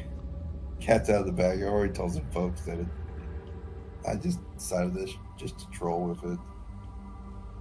I don't know what's happening to it's. Okay, the last super chat I sent on Hypnos on the Hypnocast was so under the Kata's Closeted Mercante Fetish, I said this super chat is sponsored by Geeks and Gamers. Use code 199 at Meta PCs. Because you know the Kata's been on Geeks and Gamers Tuesday Night Main Event a lot. I felt anger tearing me apart from the inside. And you know that Hypno likes to troll the fuck out of Kata every time he shows up on Saturday Night Hypnosis. He's got that little banner, that little ticker that that goes across the screen when he puts them on full screen, saying like this portion of the show is sponsored by Geeks and Gamers. Yeah, but it's fucked up. I mean, they got Toasty demonetized. Well, to be fair, Toasty they poked the bear. And then they got fucking Ryan's channel fucking nuked. Yeah, and they all poked the bear on that one. To be fair, I mean, I'm not trying to like say they started or it was well deserved. That's not what I'm saying. I'm saying they poked the bear and it continues to do so. Yeah, I mean, they're actually changing people's lives rather than talking shit. Yeah. Like they should have just kept their channels and talked shit back, but no, they're hurting people in different ways, and yeah, that's where that shit gets real. That is poking the bear. Yeah. And I mean, and I love Toasty to death. No, I'm saying the people that got their channels shut down, most of them were poking the bear. I mean, look at Cult Classic Cage. Her channel wasn't demonetized that I noticed. She'll talk about it, but she's not making it she's not making content consistently about it because it's to her it's no longer relevant. Hypno, right? They tried to poke him and he didn't get demonetized. He just got suspended for a week and came back, and he even said like I'm not even going to bother with these, but these people are no longer relevant. Most of these people, right? Like Alyssa Mercante and all of them. They have no power. Yes, Alyssa has that freaking whatchamacallit, that one contact, right? But all her friends and contacts have left her. She's struggling and waiting tables. So, I mean, when people stop talking about her, she's just going to disappear into the void. And then we're going to what happened to this person? And I get that. But I know that Mercante has targeted Toasty. She's in trying to fucking dox her and all that. Well, yeah, and Toasty keeps acknowledging her. I told her, I was like, if you didn't acknowledge her in chat, none of this stuff that happened to you would have happened. Like, she's doing a notice to be simplified. Now, I love Toasty, don't get me wrong, but literally, these narcissists, when they don't get attention, they gotta find it. And where are they gonna find it? They're going to... It's like those bullies that will bully you in secret, right? And then when the teacher comes out, they're acting all innocent. They're like, "Oh, I didn't do nothing," but they'll try to get you to get in trouble, so they win. Someone's bound to start because they want that attention, and that's literally what Alyssa is. She's one of those bullies that wants the attention, and then when you attack her, "Oh, I'm the victim," so they literally spin that narrative, and they're good at it. The best way to deal with it is just to ignore them. Yeah, you don't get a lot of content from it, especially drama farming, but you win. And that's what we want. Is either do we want to make content for this, do we want to make content on roast beef for 20 fucking years, or do we want to move on from this? Okay, we won our case against her. Time to ignore her. Let her have her death throes, so to speak, and disappear into the void. I mean, look at what's her name? Don't like it, don't watch it, lady. I can't remember her name right now. What's her name? Pierce. I think it's if you don't like it, don't watch it. That lady. I think it's Lana Pierce. I forget her name, but it's the fact that we can't freaking remember her name correctly. Is proof. She just appeared into the void. I don't see much news about her. Yeah, that's the way to do it, man. You're absolutely right. Because if you keep fighting back, you're gonna get smacked. Someone's gonna get smacked down, and it's usually this side that's been getting the smackdowns. It's not them. Yeah. I mean, I get that. If you stop talking about them, they'll just fade away. But at this point, I just want these fuckers to die.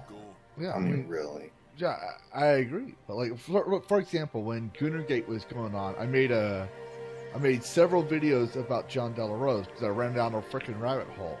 And so I made one about the difference between Christians and fake Christians. I covered yes. all, like, I wasn't trying to make John De La Rose a thing for me, and at the time I barely had 200 subscribers. I believe I didn't have that many. I was just starting to take content creation seriously, starting to get my voice out there, even though I was streaming games for quite a while. And John De La Rose comes by when I made my video about Phantom Pulse's history of lies. Like I said, it was like, you could say Phantom Pulse has some great comments, but that's because you're a tribe. But here's the thing: if they've been posting lies and editing images to support their claim that was easily debunked, then what other articles are they lying about? When you go for the lies because you want to be right, not correct, you lose all credibility and reputation. Because then we got to ask, when are you going to lie again? So John De La Rose came on my YouTube channel comments and said, "Thanks for watching," trying to start something with me. And I ignored him. He tried disliking me with his 5 alt accounts. For every freaking Kingdom Come Deliverance 2 video came through, his 2 guys, Yorch Torch and Trent, blocked me. Did I make content on it? No. I already said my piece and I left. I don't know. Well, my point is, it's like they don't. I'll mention them like currently, like right now, but I don't make content on them. They're no longer relevant, and they're failing. Because if you look at JDA's history with Comic Skate and everything else, once the community leaves him alone, like ignores him and doesn't even acknowledge him, he moves on to another community because he can't get what he wants. And the same thing with Alyssa and all these others. Yeah, and with Alyssa is she's a journalist, and what do journalists do? Naturally, they look for a story, so they're always looking. She's not a journalist, something. Dude. She's not even close. She thinks of herself as acting like a fool. Get your father. So she's good at trying to manipulate the narrative and twist things to her side, and she's good at that. I've seen it, and not much of it. I don't think I've ever watched one of her videos.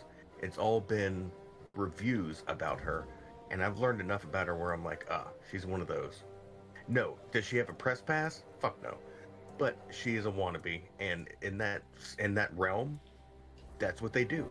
That's their thing.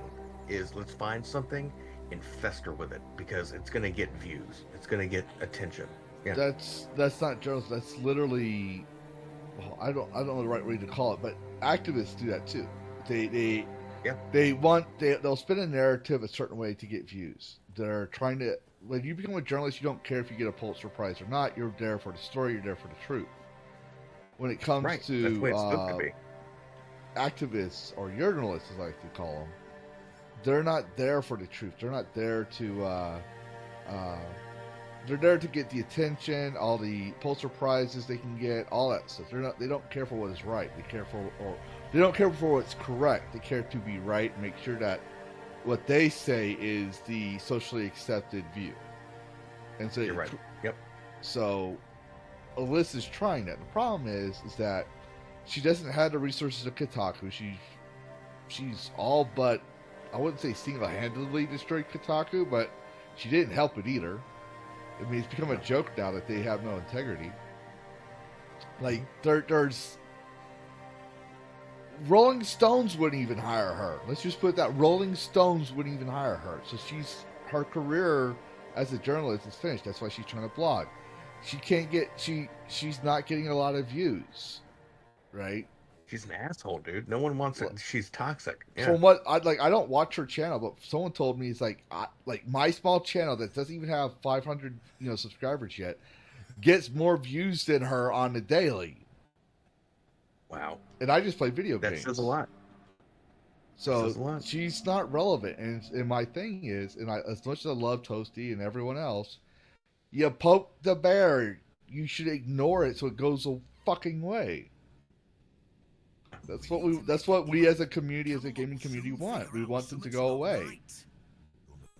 It's hard because some people, I think, like Toasty and others, they want to. When someone's bad, you want to spank their ass.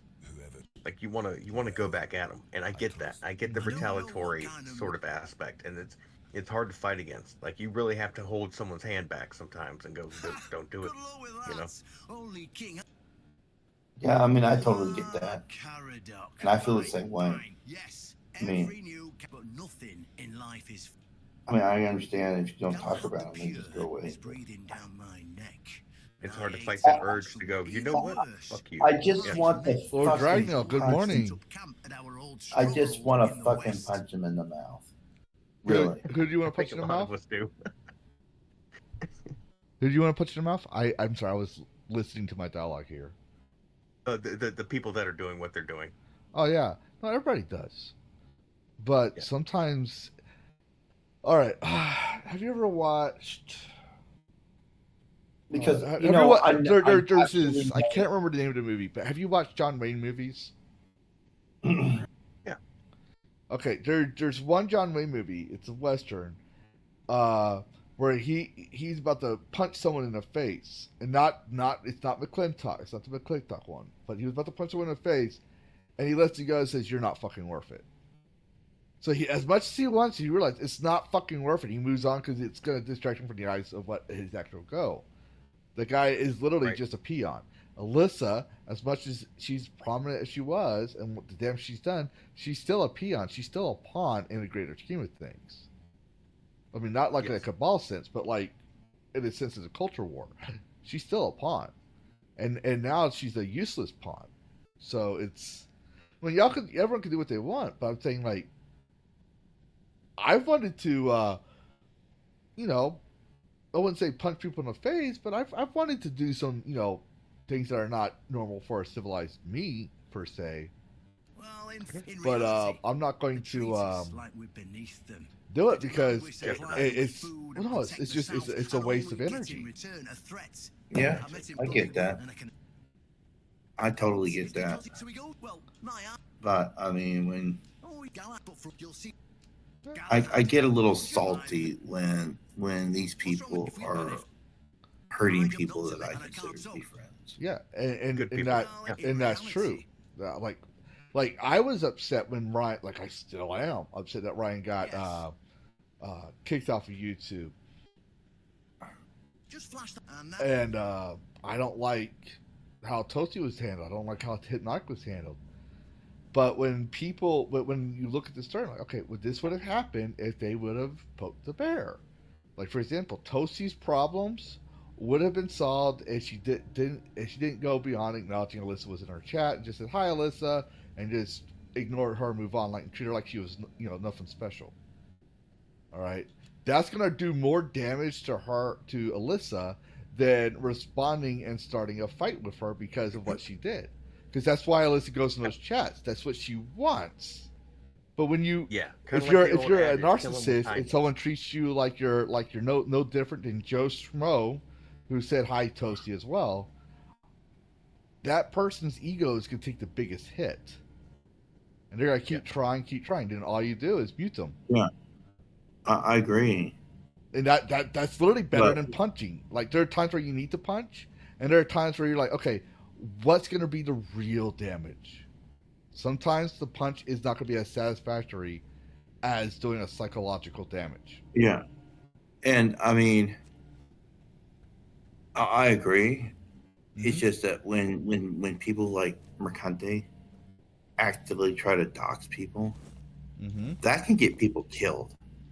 Oh, yeah. No. That's why you take their power away from them. That's the whole point. I mean, just see what's happened with Kirsha. Oh yeah, no, but look, how did Kirsha handle it? Yeah. How did she handle it? No, how did she handle it? Did she go out and punch someone? Did she go out and make a big thing, or did she say, "Hey, here's what you did. Here's what your employee did, and if you want to go to war about it, I will have my lawyers contact your lawyers." And what happened? Yeah. And then I don't know if Kirsha's still talking about it, but from what I understand, she's went on to do her own stuff again. Yeah. Didn't she just get doxxed? I think she's been doxxed before. Well, I think that she just recently got doxxed again, and she's not. She's in She said that she's in her bunker now. She's at a different location doing her stuff now. Yeah. Wow. And it's Yeah. gonna happen. She's a prominent figure. Like, Kersha is. How do I put it? Church is like. She's not like, I don't know how to say it without someone correcting, because it's kind of hard to explain the way I see it. Church is not like the face for right-wing VTubers, but she's the face when it comes to any VTuber that doesn't toe the line, like myself or anyone else, right? So she's always going to be attacked. She's always going to be, you know, when she gets attacked, we say, okay, yeah, she's been attacked. This isn't cool. You know, stop it. But at the same time, Kirsten's been doing this for so long that she knows exactly what she needs to do. And she tells people, like, hey, I got removed off this game. If you don't have the game, don't do anything. It's not going to help. But if you have the game and you feel this is wrong, go leave a negative review about what they did. It's like she's letting you do the same thing. And what did her own fans do? Now, the ones that had the game that had like five fucking 100 hours and stuff, they literally said, I love this game until what you did to Kersha, who's done nothing but be supportive of this game because she loves this game. Then you got people that have 0.1 hours. That's basically like, I installed the game, I went to the main menu, and I deleted the game. And they say the same thing. That's not helping her case. That's not helping. They're just poking the bear at that point in time. They're not really helping. But the ones that actually has it logged, they have like 20 hours to, you know, more than enough hours to tell, okay, yeah, they didn't just get the game that day. Those ones are really helping her case. So it's one thing that yeah, she's not like, these people are not part of our tribe and they're doing horrible things. But it's another thing when we realize there's a how do I put it? There's a point in time where you're the pot calling the kettle black. Let's just put it that way. If you're not careful what you're doing. That's why I stay out of all those drama farming. Like, people do whatever they want. The beauty of it is we can agree to disagree. But at the end of the day, you have to think about what's the proper move. And sometimes it's not doing anything. Let the Darwin Award take care of itself. Let's put it that way. Yeah. Yeah. But Noise and I were talking about it earlier on Twitter. It's just about the whole Atreus thing, and I was just like, dude, how are they getting away with all this? And there's no algorithm, like there's no like sort of chart to show that there's just these sudden dips in on reports or these sudden dips on people's channels. Like it just seems totally suspect to me. If I was running, you know, a server or something, and I was looking at the analytics, I'd be like, okay, something is anomalous here. Something's wrong. Because I'm looking at this person's content, and I'm like, okay, well, they have a following, they have people that like them. They're not losing views. If anything, they're gaining. Why the fuck would you ban them? Like, it's so strange to me. And I think we all know it's that AI bullshit that they use, but at the same time, it's going to cost them. These people are costing these companies money by acting like this. And also people's energy, like Toasty and all the other ones, you know, it's just sucking the life out of them because, dude, yeah, it makes me angry too. I can't imagine having a channel of a certain size and having someone just shit all over it. It's like someone coming into your house after you just made a hard, you worked your ass off on a good meal and taking a dump on your fucking food. It's like, dude, I worked so hard on this, and you're just gonna shit on it? Yeah. Well, gents, I'm gonna take off. Yeah, go ahead, man. Yeah, you go ahead, dude. Fucking 2:30 shit. Oh yeah, dude, it's 3:30 here. I can't sleep, so I'm good.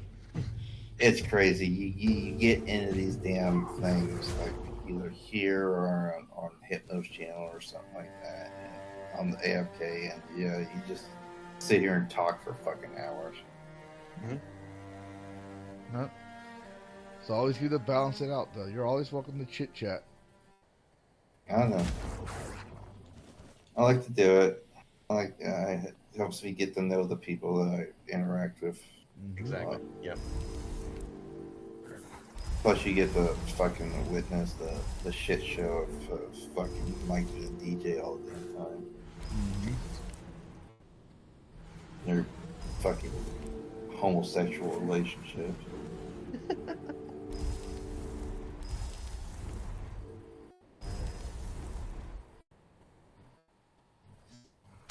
All right, Yep. man. You have a good sleep, brother.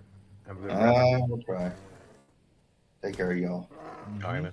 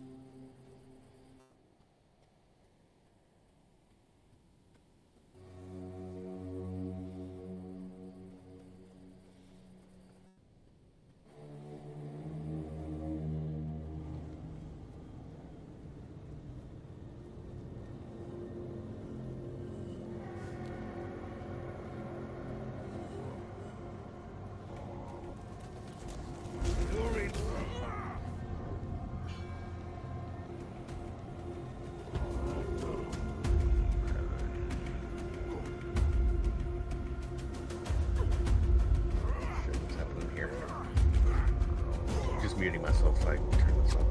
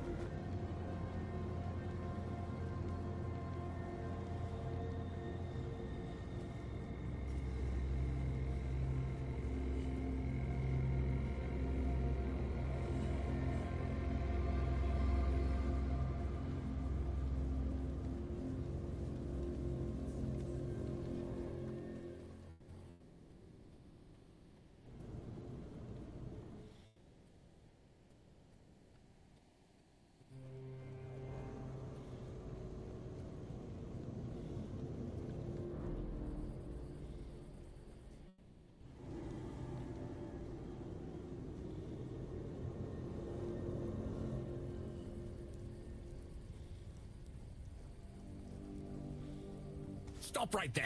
Who are you?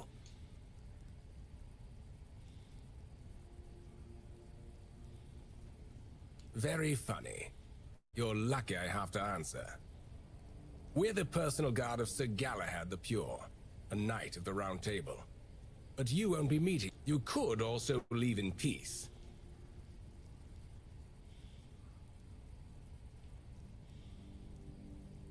It's true that this pin obliges me to take you to the knight. But did you actually earn it? Or did you just go? The door is open. Try.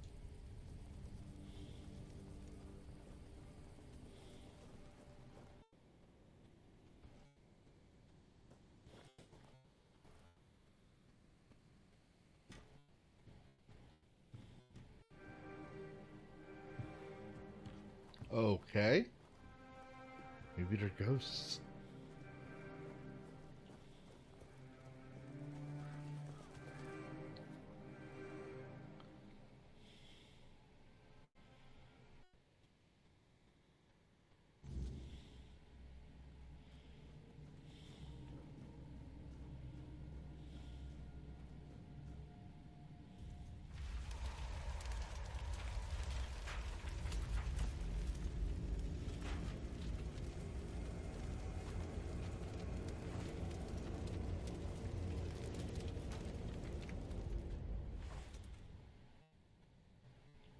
I can hear you.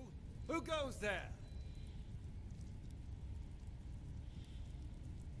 It's shiny, sure, but you clearly have no idea what you're doing.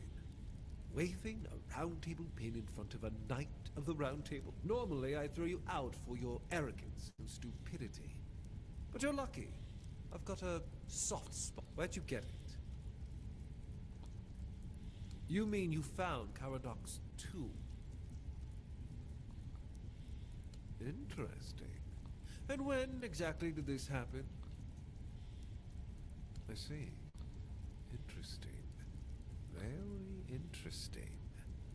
All right. So what do you want then?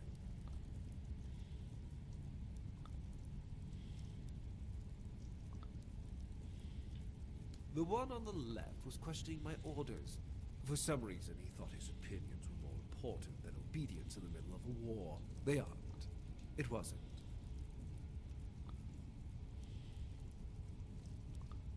Ask them. We're going to fight the Dalrita. We're driving that rabble out of the old... And when we head home, we'll put their heads on pikes at the gates of the fort. That way the rest of those barbarians will know Camelot is still watching over them. Oh, so you don't know? One-Eye's a traitor. He's fooled the younger tribesmen with grand promises of uniting the tribes and marching north. The Council of Elders is still loyal to us. They want no part in a war. He's just a bandit, abandoned by his own people. When his village fell, no one came to help. And One-Eye, like the rat he is, ran. I'm just here to finish what I started. And when the Elders see us take down One-Eye, we won't need to worry about those savages for another 600 years.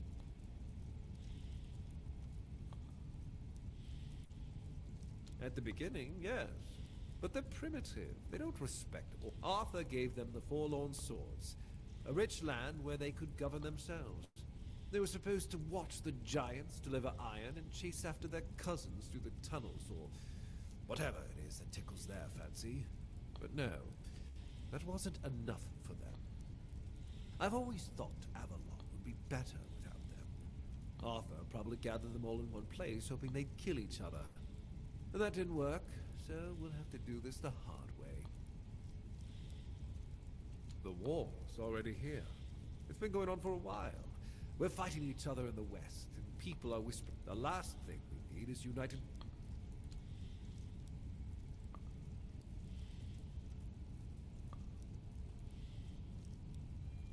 That's exactly why we need Camelot and the Horns of the South to be You do know that the lighthouse of the Horns of the South works like a giant menhir, right? It's why we've ordered them to Dude, build another one. Stark shows are out of control, man. Huh? I don't care. I'm here to protect our people. I didn't hear Stark you. of Iron. And those tribes are Stark of aware. Iron. His shows are out of control. Okay. Jesus, man. That was the plan. It's my job, but the Dalrita showing up. That made things more... I know what people say about me. They think I'm a mad... But I was checking out who's online, and I see two people that we know are playing the same game together. They're co-oping, and that's not going to go well because we all know who's the better gamer of those two. Denunciation, Yeah, like me. loyalty, can be valuable.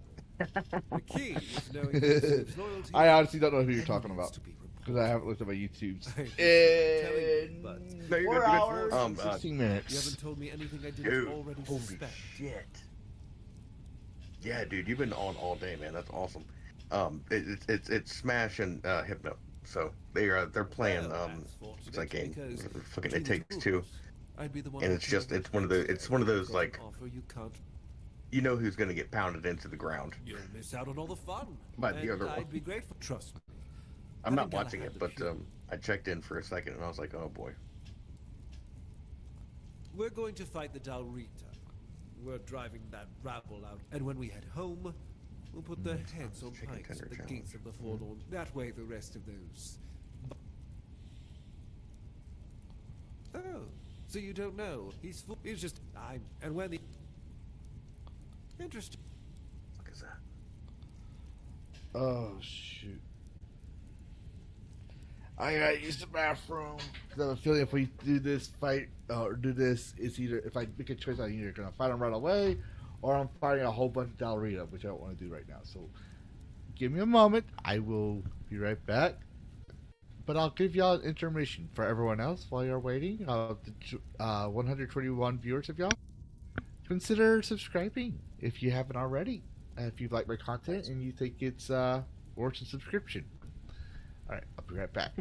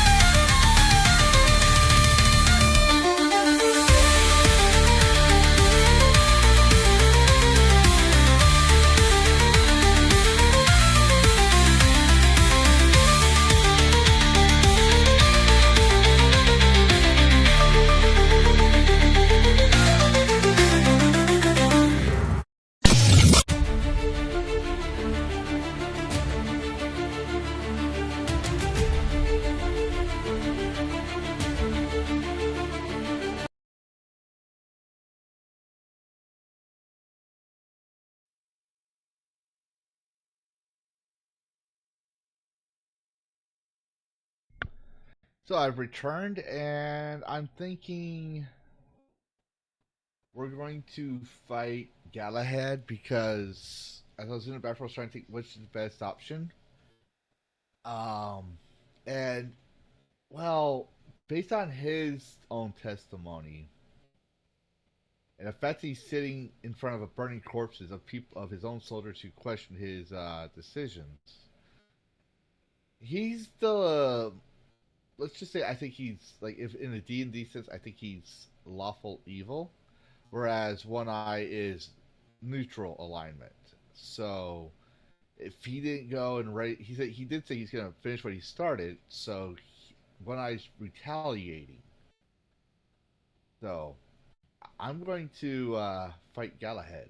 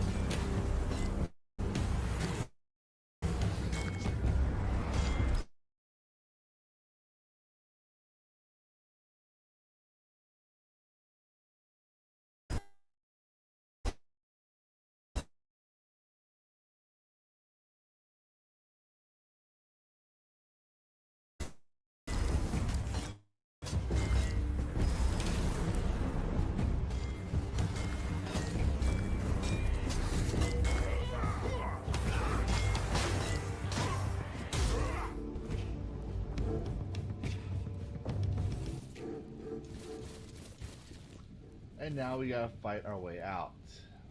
I see fear in your eyes.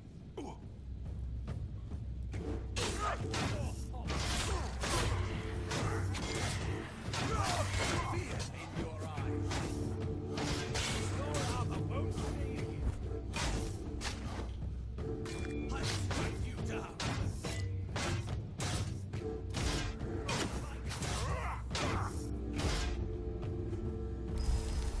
You're out of your depth.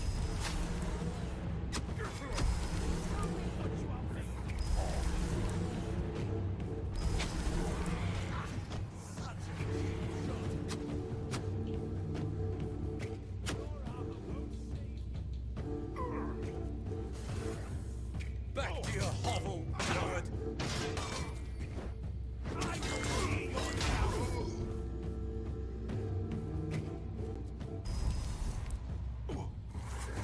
Go for blood!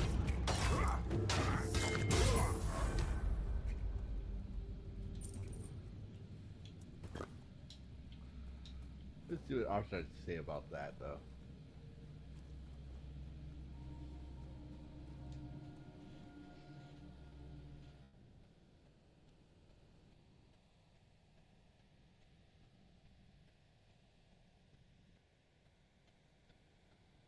Also, Fury Stan, I see you. Good morning. Hello. Hello, Dan. How you doing?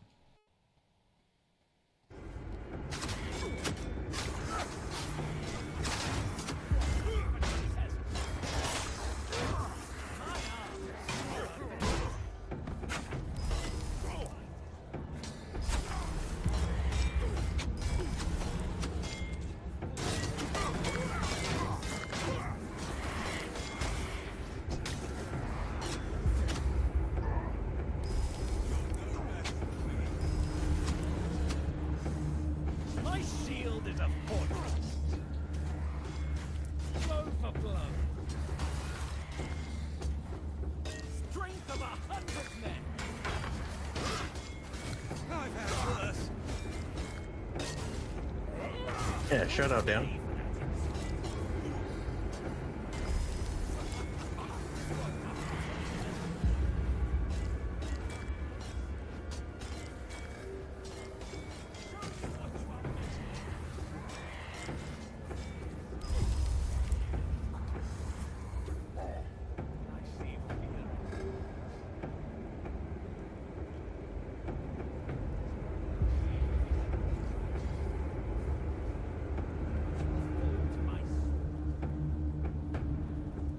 Back to your hovel, coward!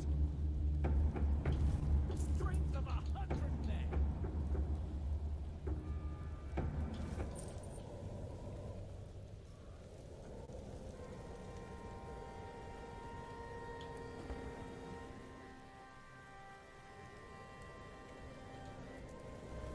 I will be your downfall!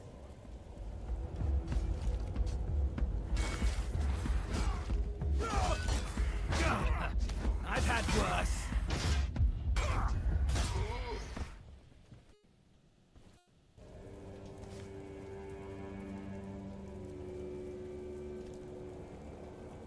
Much the same.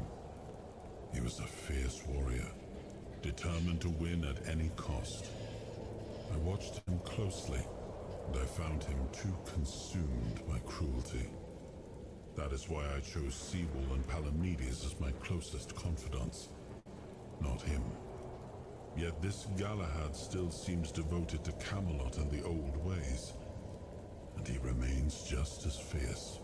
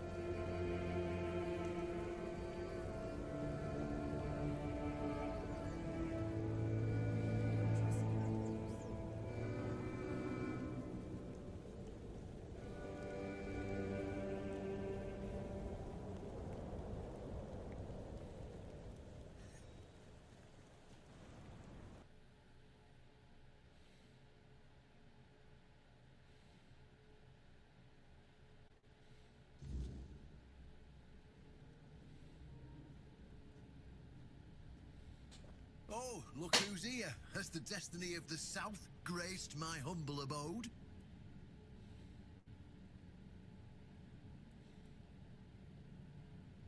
Glad you asked. By completing my request, you've shown that you care about the fate of our keepers. But I'm not naive enough to think everyone will suddenly get along with the Dalrita just because I say so. We need something stronger. And it just so happens that One Eye found undeniable proof once the keepers see it.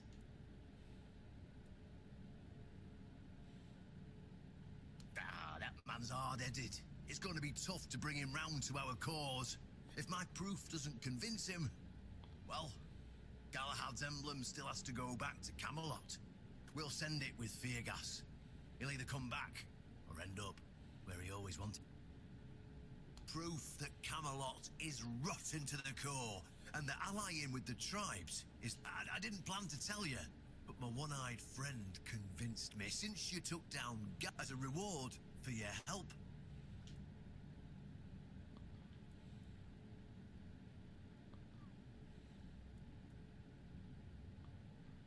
Here, take this seal. In the sunken village, you'll find the entrance to Sewell's crypt.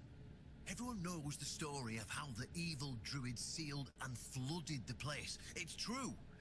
At least part of it. But the real story is why they sealed. One Eye broke the old seals and replaced them with his own. If you want to see what Camelot was so desperate to hide, you'll find your answers there. They thought drowning a village would keep it secret. Behind the statue, you'll find where to use the seal. If that doesn't convince you that Camelot's foundations are more crap-coloured than I won't tell you anything more. I'll catch up with you later. I'm sure you'll understand.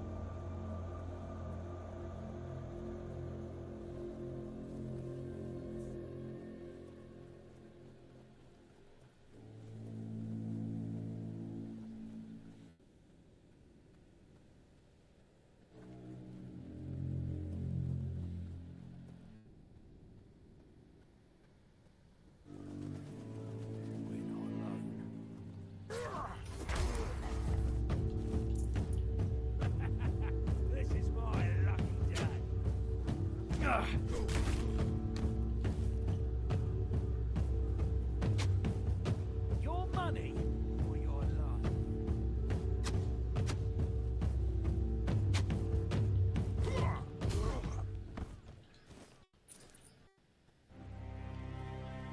How about your money and your life?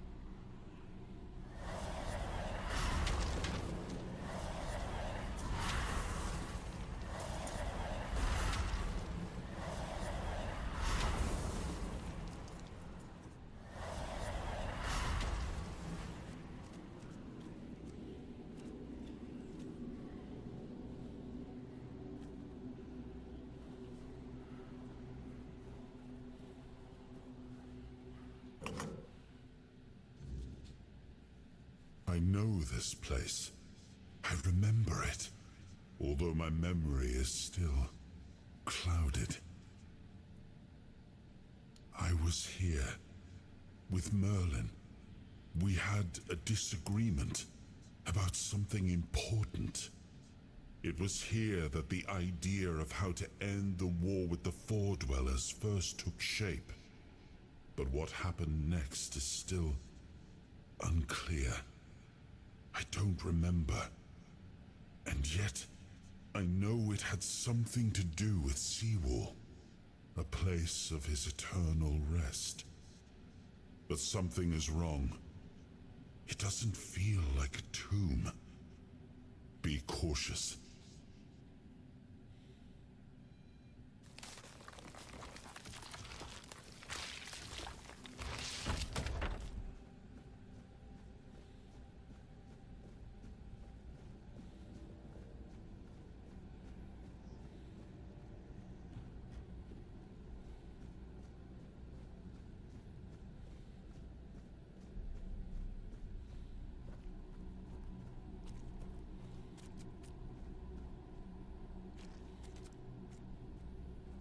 Interesting.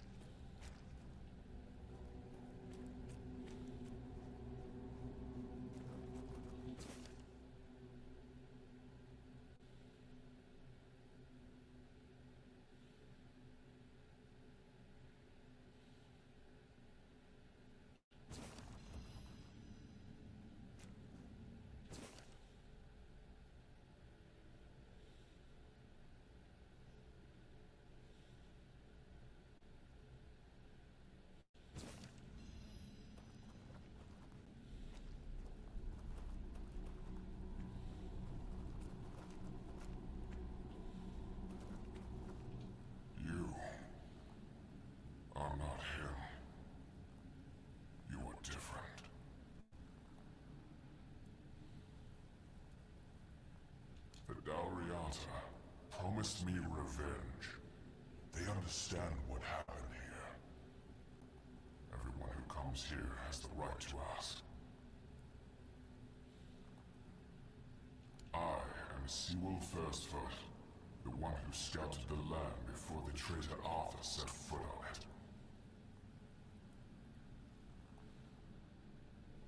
I was loyal. I was devoted. Arthur.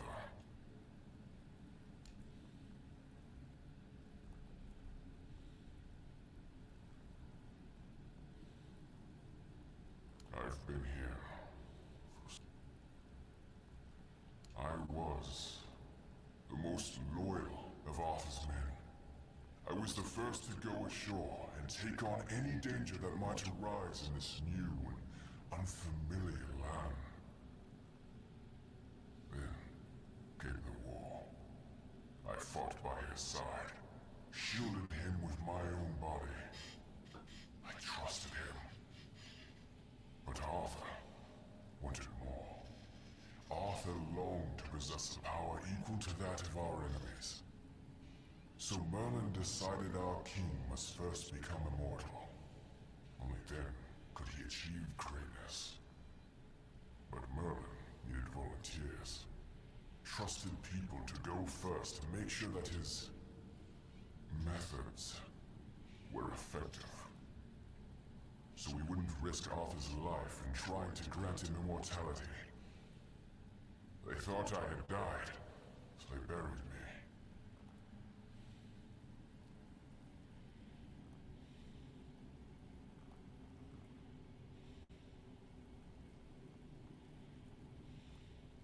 Arthur should have made sure. They thought I was dead, but I heard everything. I know there were others after me. I know that the king didn't hesitate to do anything to achieve his goal. He experimented on all the knights, abusing their oath. He told them it was for the greater good. The greater Their good. lives, our lives, meant nothing to him.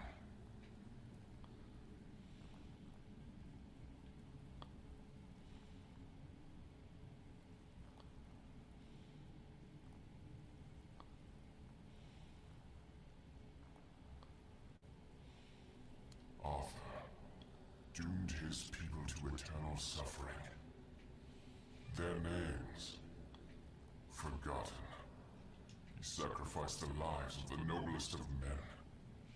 And this is the greatest possible betrayal. We cannot be helped. We cannot be killed.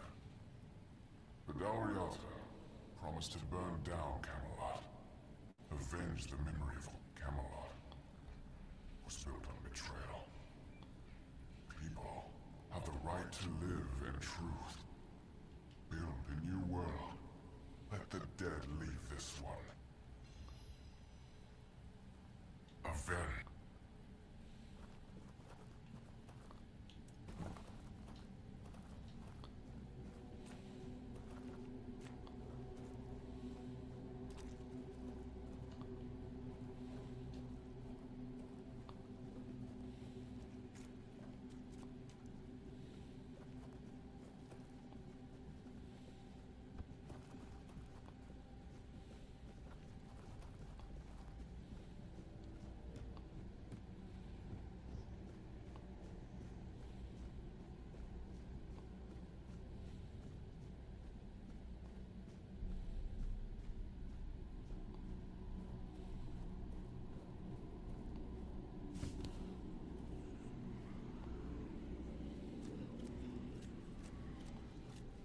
And?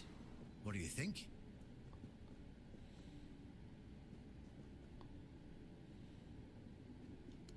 So, look at it this way.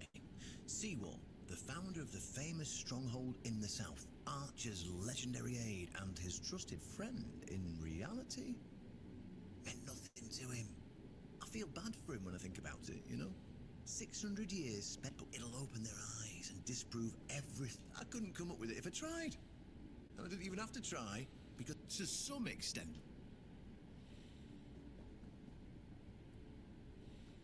Well, maybe not, but who cares what... At first glance, it's proof enough of how Arthur used his most loyal friend, the Founder. Who cares if it's true?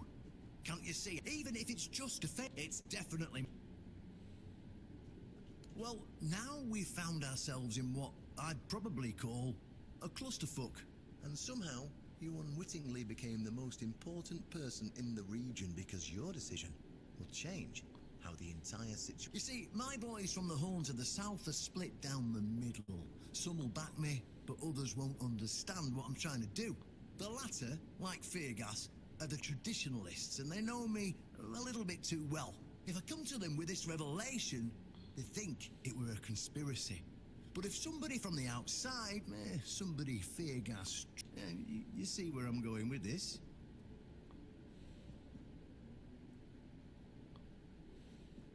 Oh, talking to you is like talking... It is a conspiracy, but it doesn't matter what it is or how it looks like. Our only hope for the future, for any future, is aligning with the Del Rita.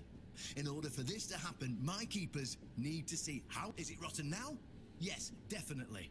Was it rotten in the times of the king? I don't care. But the hope that it was, the ideal that people cling to, and that faith is precisely what needs to be torn out of their hearts if we're to see any tomorrow. So, what's it gonna be? Will you help? And here I thought we'd see eye to... I'll handle this without you. But don't expect that pin to keep currying fame. Damn you! But all right. There's a broken gong nearby. How you'll end... Now farewell.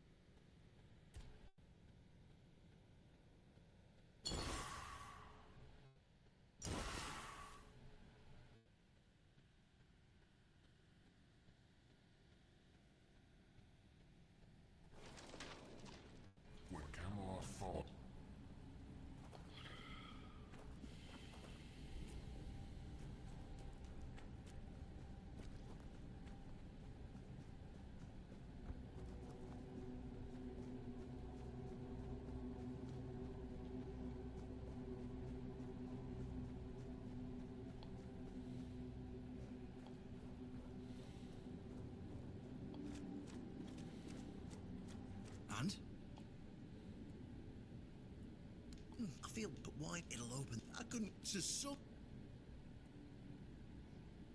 Well, maybe at first glance, how Arthur, who cares? Even if it's. Well, and some, you see, the last, if I come. Oh, it is our own, is it rotten? And that, so. Ha, that's what go talks. I just hope.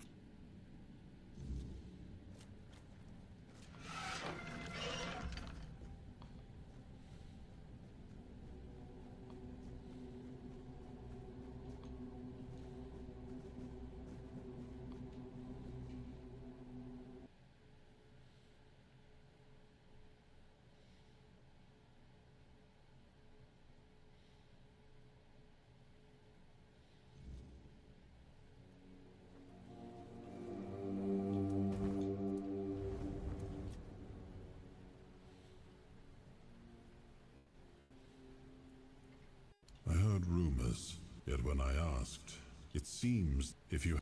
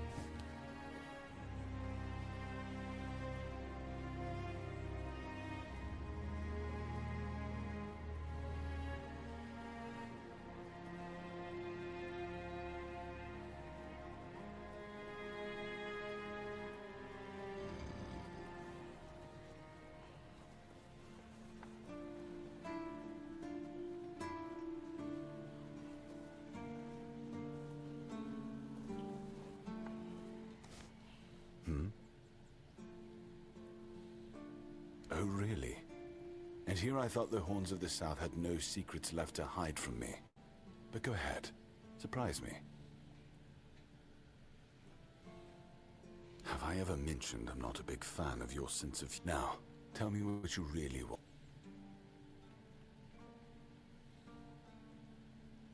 This isn't funny. I'm no Galahad, burning people at the stake for heresy, but I don't appreciate this kind of still. Judging by the look on your face, all right then. I'll go and check it out. See what's got you so worked up. It might even be nice to get out.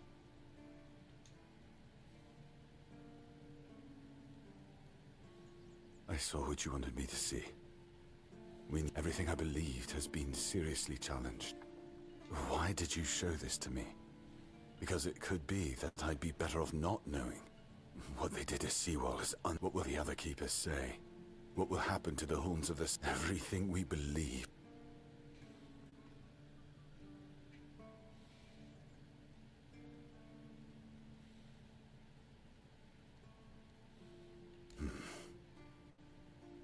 You're right. In the end, it doesn't matter what Camelot was back then. And we did everything in our power to keep the South safe. and to keep our lighthouse on through every... But this will be the end of the Horns of the South. No young man will join our ranks when hundreds of years of our history are gurgling down the... Any...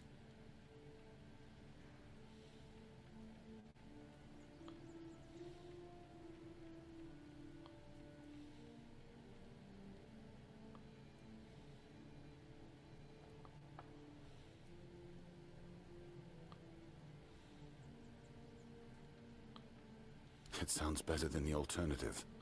That we're a bunch of fools believing in children's fables of night. It will have to give everyone some hope to cling to after the truth about Seawater. All right. I assume Brandon put you up to this. So you can go and I'll support this case. If only for the safety and well, I don't have to like it one bit.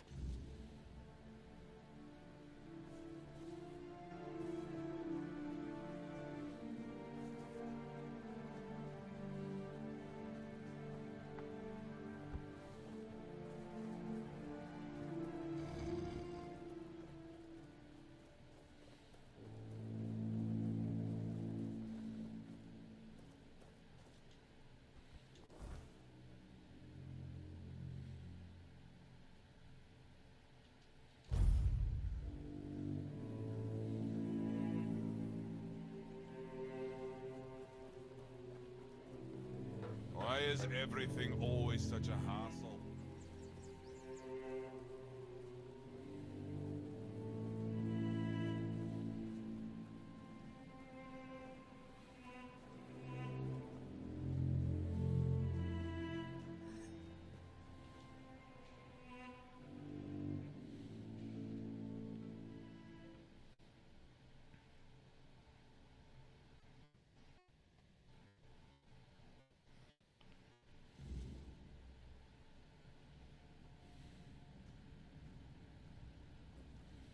Ah, you're back. So, what news do you... Good. I do feel for the boy. He really loved Camelot. Probably the last truly loyal keeper. I knew his honor wouldn't let him hide it from the others in the Horns. Now, I'll get One Eye, and together we'll go to the... not everybody will be happy about it. Those who don't support us will be released from their oath, and I'll ensure they're safe until they leave the South. After that, whatever they choose to do...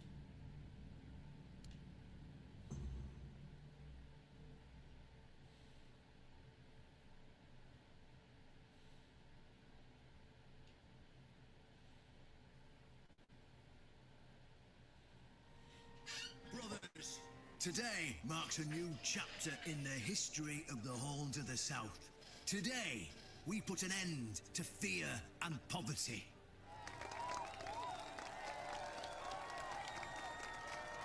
I understand. I'm gonna let this play, but you feel helpless in the my face dad of just brought her looming food terror bowl of over the here, so I weirdness. gotta go get her some Camelot has doggo abandoned food. us, brothers. I'll be back in For like a minute or years, two. They've given us no aid. Right on. All they do is take our resources, send us to senseless slaughter, and keep us in the dark.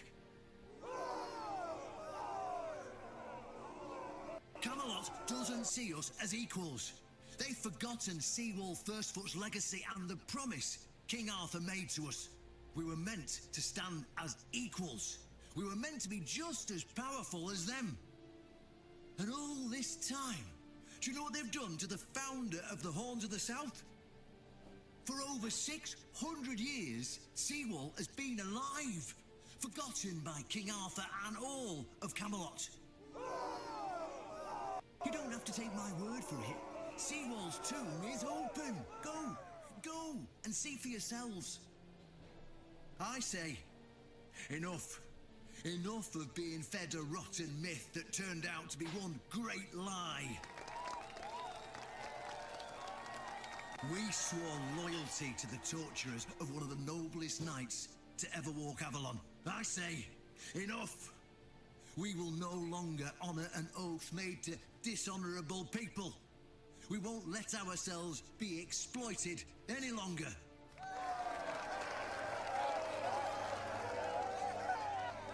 But, my brothers, I bring news. Galahad the Pure, the same Galahad who threatened to burn half our garrison at the stake, is dead. Galahad's death is our chance to break free from Camelot. Enough lies. No more risking everything for those who only know how to take. You're probably wondering, how can we protect the South on our own? How can we defend ourselves when Camelot comes to reclaim their slaves? Yes, that's what we are to them. I know the lockdown of the fortress surprised you, and for that, I truly apologize, but it was necessary to keep you from attacking our new allies, the Del Rita tribes, led by One Eye.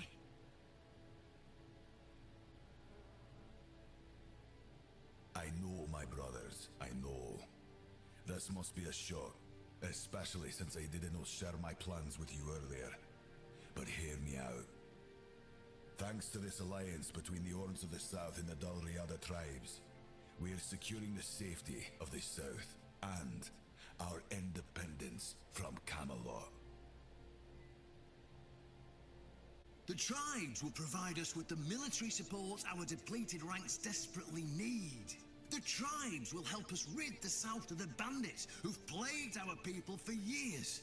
Together, we'll share knowledge and resources to ensure a better future for all Southerners. We will not drain your resources. In fact, we'll replenish your armories and fill your pantries. We'll stand together, fighting side by side to bring peace and order back to the South. In return, all we ask is your loyalty. If you see a brother from the Dalriada fight in the Camelotian, stand with our brother. That's all. Of course, if anyone isn't in favor of this alliance, you have the right to leave the service. I declare a new era for the Horns of the South. Those who don't wish to help build this future are released from their oaths. To those who choose to stay, I promise a good life, and you won't face any more threats. Now, brothers, return to your duties and rest easy. The Horns of the South will endure, and soon we'll be stronger than ever before. I am back. Just in time. Cutscene's over.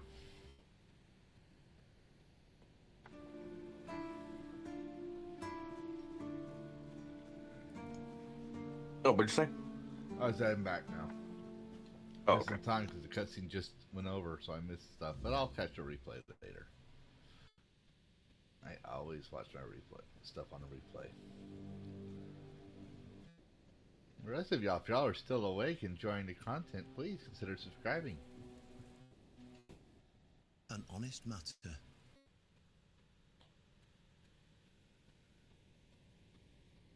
Ah, right. See, the problem with Excalibur, or indeed any of King Arthur's blades, is that you need to prove you're worthy of wielding it. How are you supposed to do that? Hell knows. But if the pin that secured your entry to the Horns has led you here, I think I know what the one who gave it to you might have been thinking. You see, there are many different legends. According to one of them, there are a few places on Avalon where you can prove yourself worthy, whatever that means. And one of those places, as you can probably guess, is nearby. Have you seen the old gong in the sunken village? Well, many years ago, when people still went to the woods for a shit instead of using a privy, it was part of a certain ritual. Only the people who passed the ritual could become keepers. None of the living keepers were recruited that way, so we don't really know what happens during the ritual.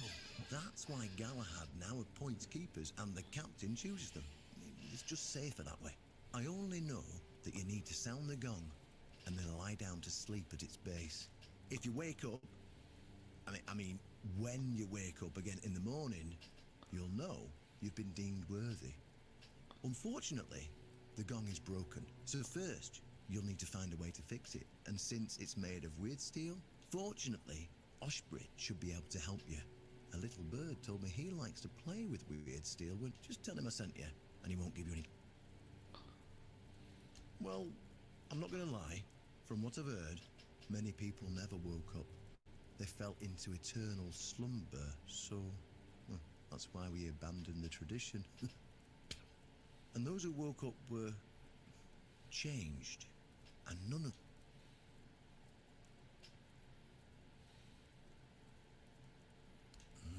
Of course, they tried. It turns out that the keepers who passed the ritual could hold it longer than anyone else. Maybe it'll be enough for what you need, and maybe it's your risk. Then you'll have to find someone smarter than me. Go.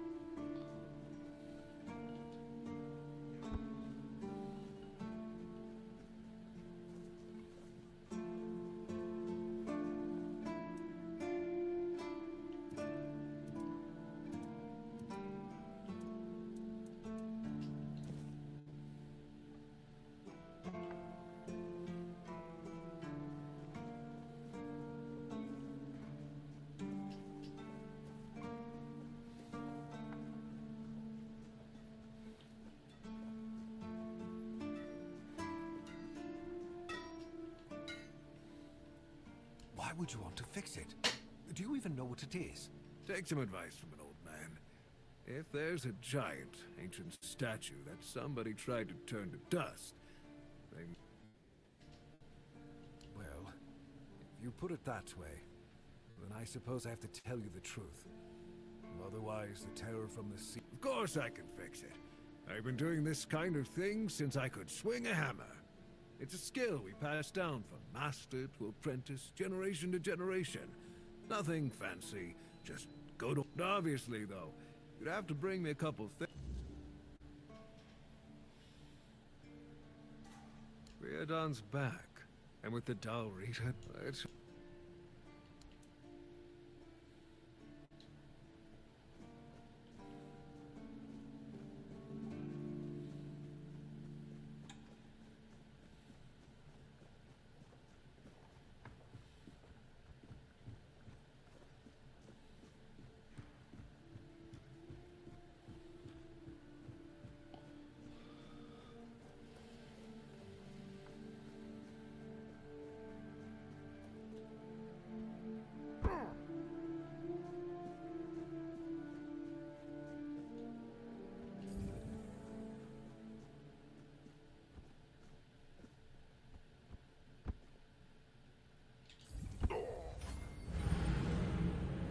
Oh.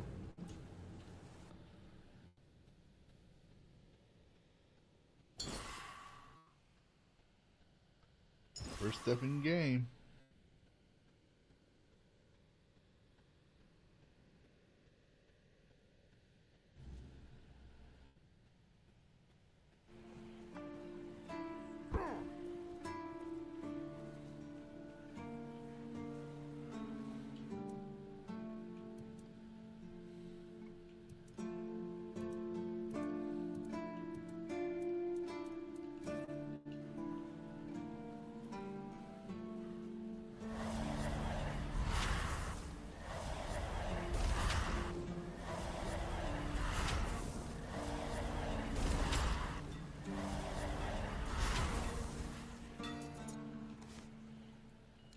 Why would take...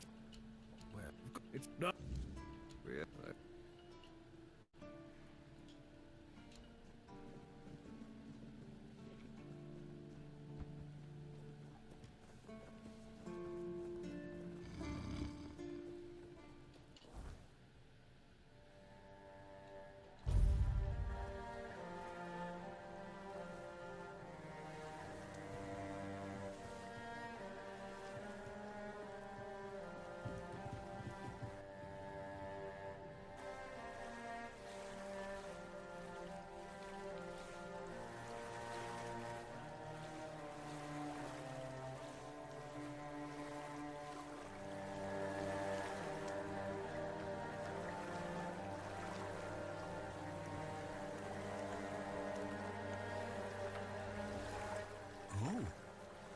Back in the day, you just needed to look at the stars.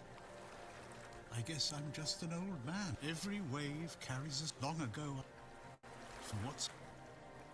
Monsters? I think you misunderstand. I don't see it so. But as they were given... It's the sometime. The sunken village was not a... So the...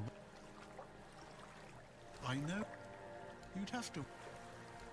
Nevertheless, at least... Among... I don't... What happened? It was... Long, and yet now... And I have ever... Before you...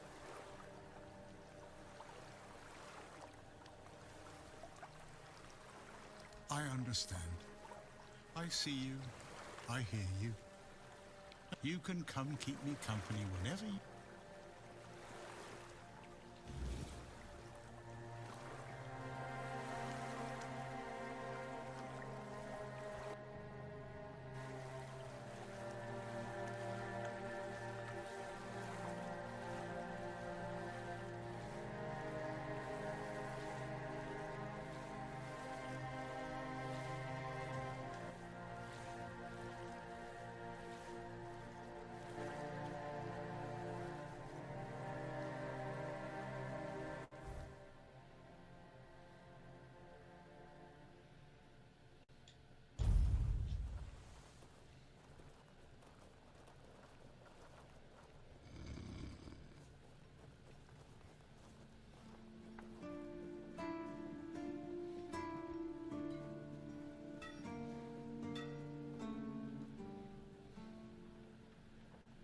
How did you, forget?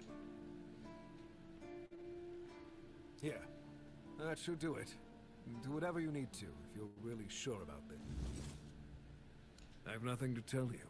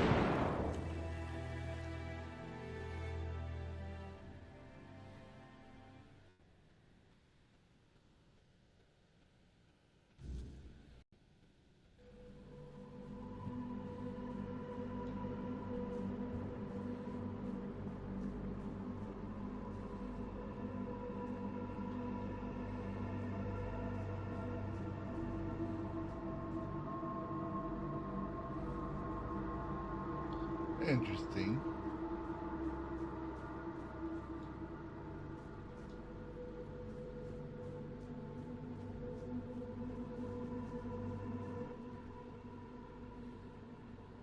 Who dares disturb my peace?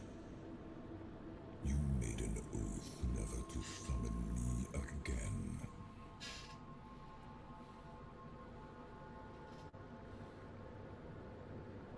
Excalibur. Wait. Is it really you? You, who come from a time beyond. Show yourself before me. It seems he speaks to me. Allow me to answer him. Welcome, old friend. I can see that you know me, but I am a mere shadow of my true self. I don't remember you, Lord of the Seas. Forgive me. what you told me, my friend.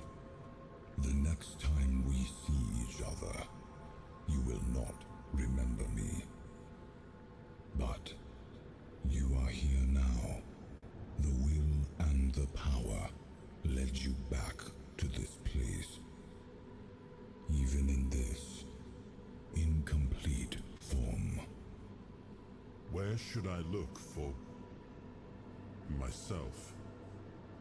I wish to restore Avalon to its former glory, yet I don't know how. Avalon's fate has never rested upon one person alone, not even one as great as King Arthur. Yet here you are, trying again, restless and eager to take the responsibility again. I salute you, my friend. Tell me what I must do to be worthy to lead Avalon once more. I do not think I have the strength. Your path is true. Seek wholeness, and Avalon will reveal what it needs from you. And yes, you need to touch Excalibur. Thank you, my friend. And you, mortal. You have given yourself to the King's service. You are worthy of a place among the keepers of the South. Arthur, take out your sword and fear no failure. It is yours to take. It always was. I deem you worthy, my friend. The promise I gave thy mother is fulfilled, and thus our pact is ended. You know where to look for your soul. Trust yourself. And when you reach your journey's end, I trust you will make the right choice.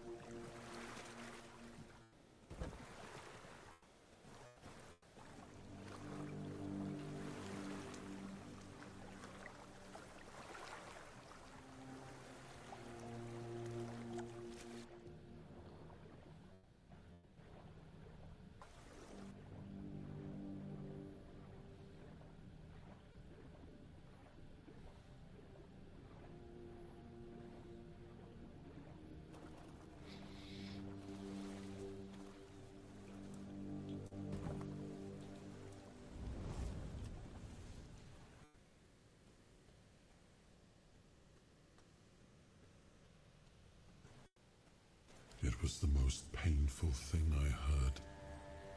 I didn't know. I had no idea this is what happened to him.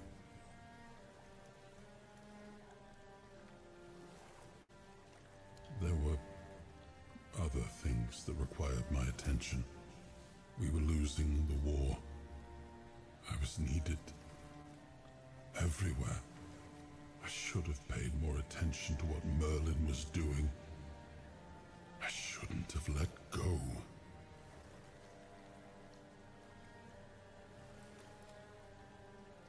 Perhaps.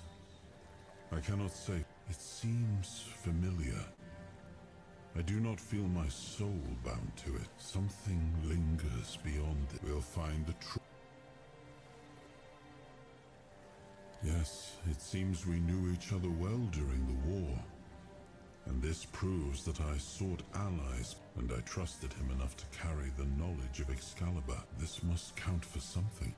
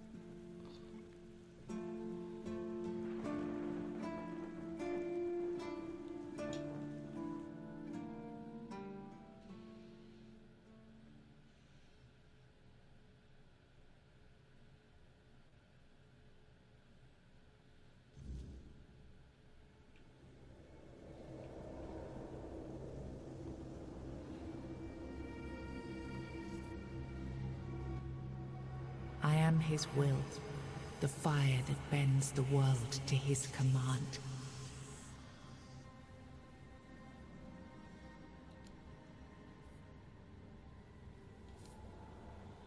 I am the blade that shapes kings and shatters tyrants.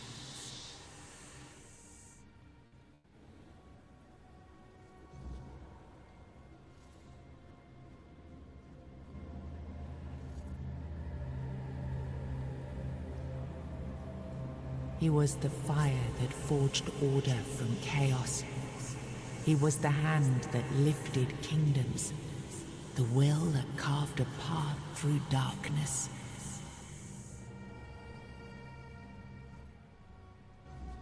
Enough, Merlin. You can't keep throwing lives into this abyss. These experiments, they're destroying what remains of us. Destroying us? They're what's keeping us alive. Do you think the Four Dwellers will stop for pity or mercy?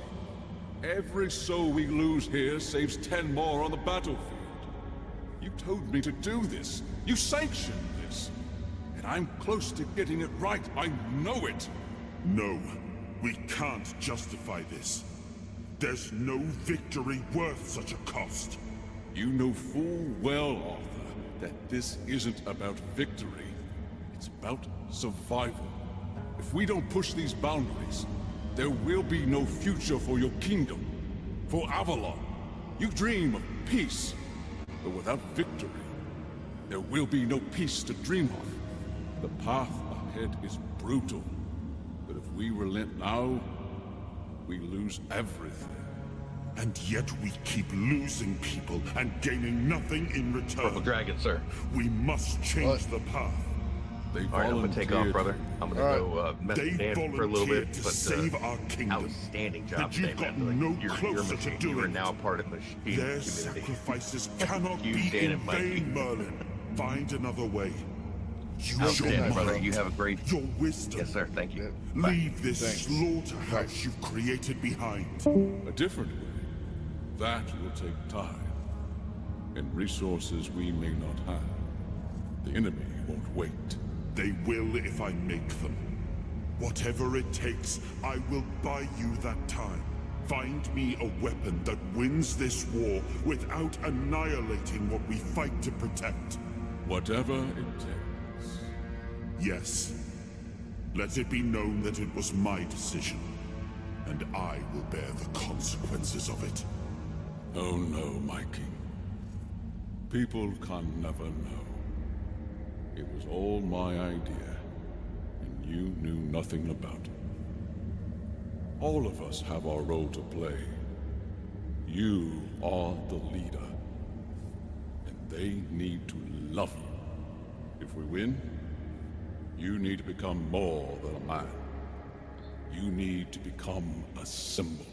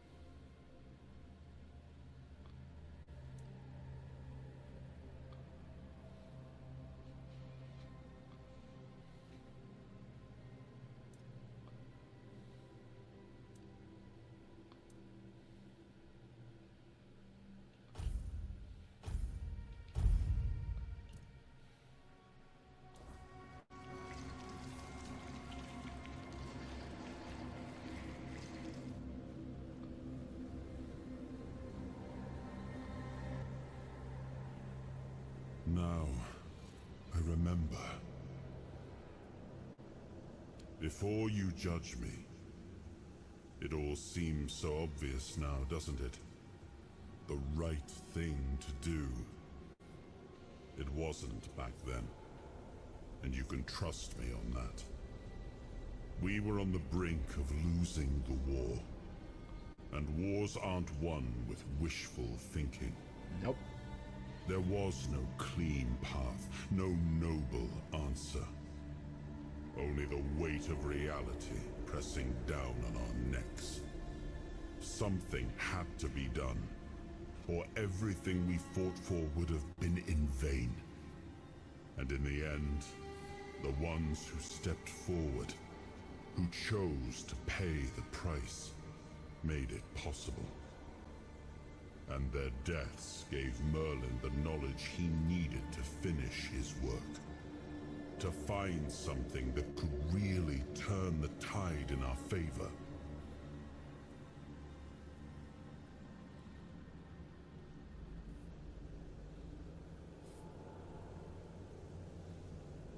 I told him to stop the experiments on our men, but to keep going.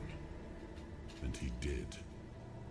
He started experimenting on the Four Dwellers, the enemy.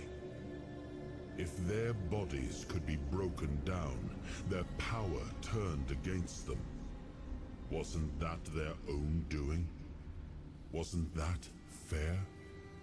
So he figured out how to twist the Four Dwellers' power into something we could wield. I told him to conquer the weirdness. And in the end, he did. He found a way to make me stronger. Stronger than any man had the right to be. It wasn't just magic. It was something deeper, older. A force that reshaped me. And with it, we won. The war ended. Avalon was ours. The bloodshed stopped. The banners were raised, and the kingdom stood safe.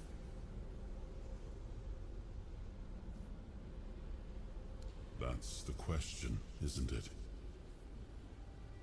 I keep thinking about Seawall. He was ready to pay the ultimate price for what we were fighting for. And I thought he did. I grieved him. Told myself his sacrifice had meaning, that he had given his life for Avalon. And now, after all these years, finding him like this, I told myself I carried the weight of my choices. But seeing him, I wonder if I ever truly did.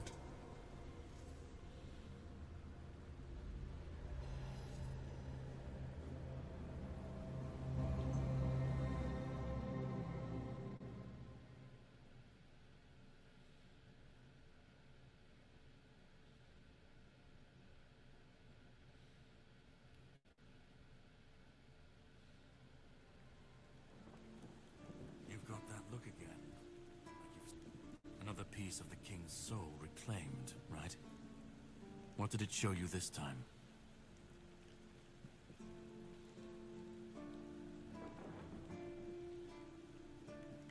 The weirdness. The king thought it could save us. Merlin thought it could be controlled. Together, I was a prototype for Merlin's latest idea. Immortality. Me and Seawall, the king's loyal pawns. Used and discarded when they found a better way. When they decided to go even deeper into their madness.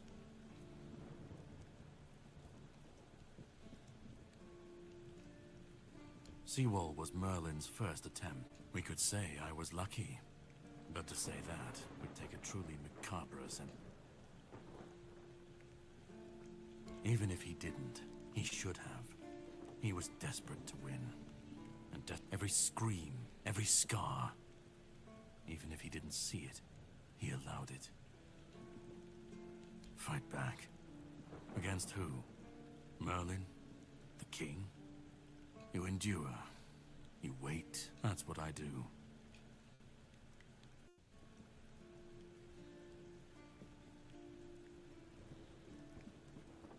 The monsters, the weirdness, we're left in the ruins of their grand plan. It's time to bury all these fairy tales in a well-deserved grave. Of course he'd say that. There's always a scapegoat, but it doesn't absolve him. He wanted victory. And, after all, who said we were supposed to win this war? You've seen what they did. What he did. And that, find the pieces of his soul. Put him back together, if that's what it takes. And then we, or I alone, if you decide to defy me. Either way, we will get to his resurrection. I've seen it too many times to believe the cycle will be broken before it happens. But know this. Once he's whole, Arthur's power is... Just remember that when that happens, and you stand by his side, you cannot kill me. But if you want to fight me now, I'll grant you...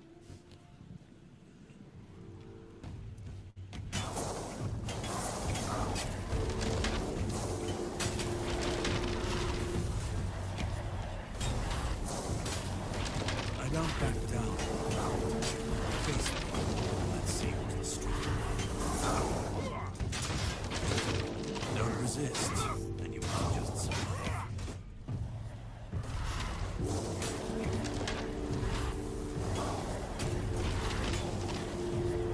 You're no match for my skills.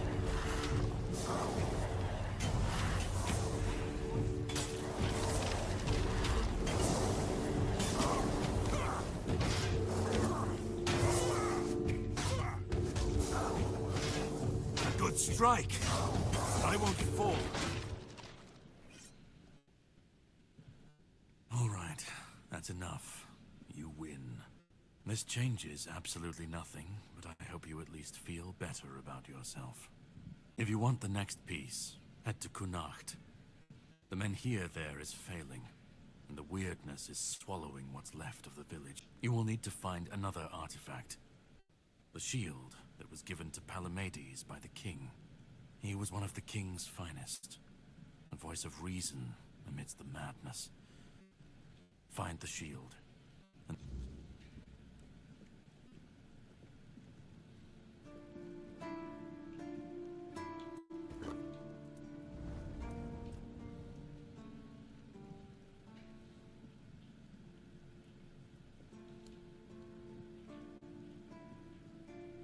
It was supposed to be a reminder. The sword was never just steel. It was a symbol of what I wanted them to remember. To fight for those ideals. Much the same. I watched him that is why I... Yet this...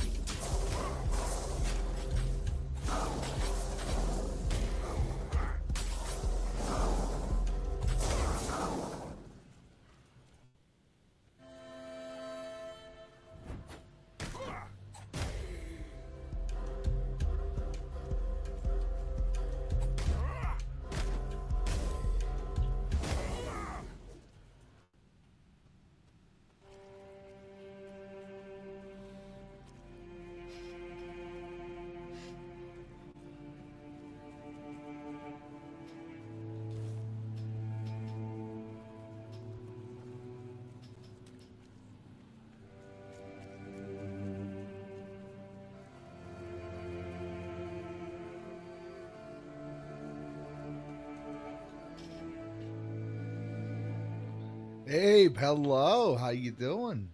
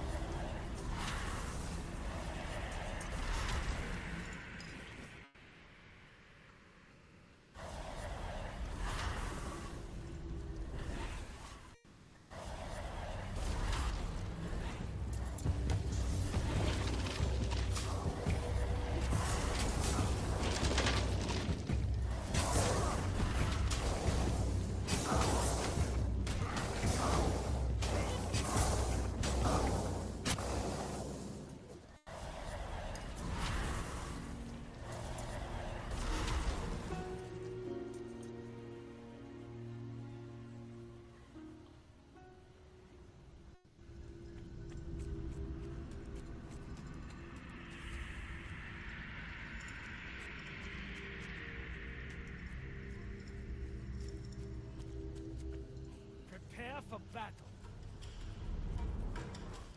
You're down.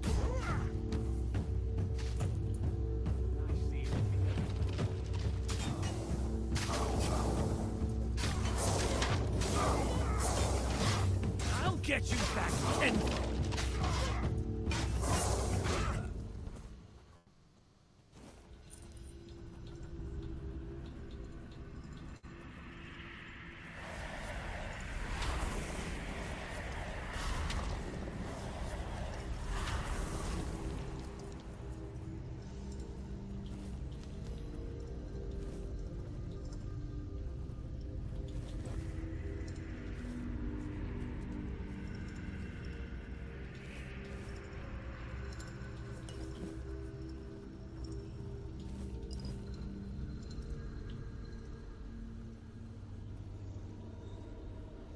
Stay sharp.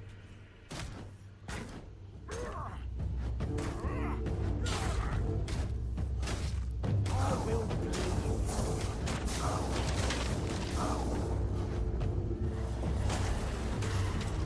Beg for mercy.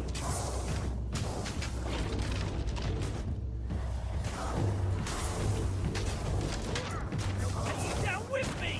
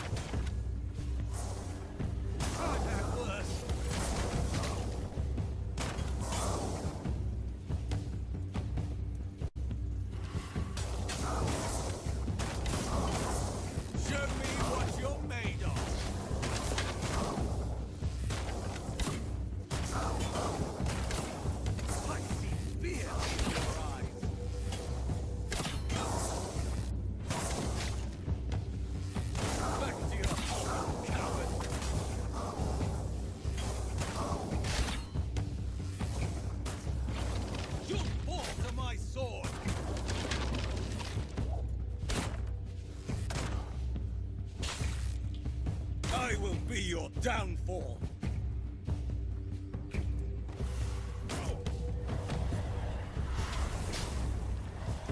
Your paws are my sword.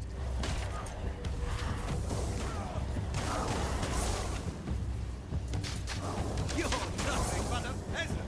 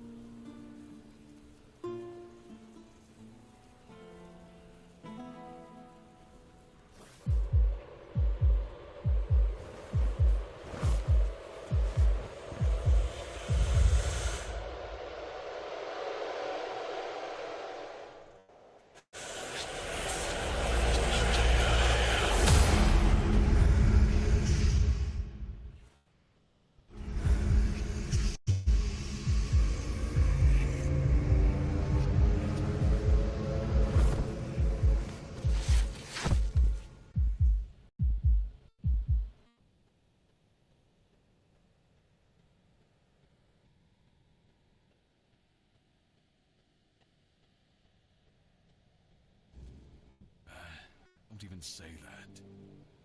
Someone comes, lights them in here, and then dies on all watch? People would be at my door with pitchforks.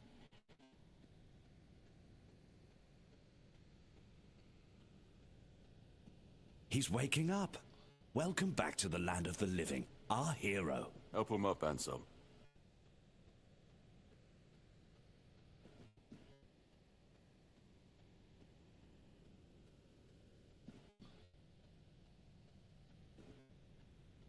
Welcome to my home. Quite a scene unfolded at the men here, with you at the heart of it. I can't decide if I'm more delighted or surprised. What was it that made the men here react to you? I see. You have a habit of not taking things seriously, don't come now. You must... The local men here have been rather lifeless for quite some time. Then you come along. Bree, tell me, do you know what this...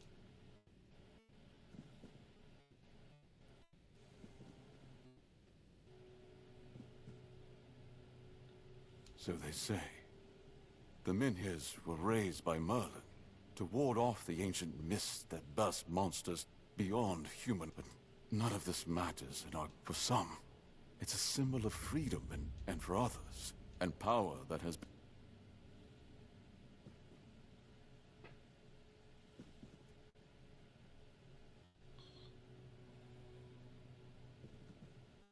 I'm well aware, but with the Menhir and bloodshed... Officially, they say they want to gather all the Menhir scattered across Avalon, set them around Camelot, and bring people there to ensure their... That is, if they can figure out how to I don't think we know each other well enough to speak on... I don't know, to be honest. I understand. Believe me. I want you to speak with Dino. He's with the Menhir... Palamiti's shield, you say? That shield rests beneath the Menhir. And legend has it that it used to fuel its power for centuries. I don't mind if you look at it, touch it, whatever you need. Just don't take it. It's a treasured relic. And you'll probably just as attached to your head, which you'll lose if we catch you trying. If you need anything, speak to Ansem. He's the one who just...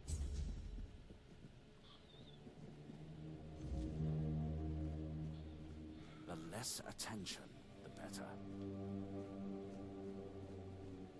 You startled me. And from and you, life manager, Lord, it's challenge. But if I since then, Be well.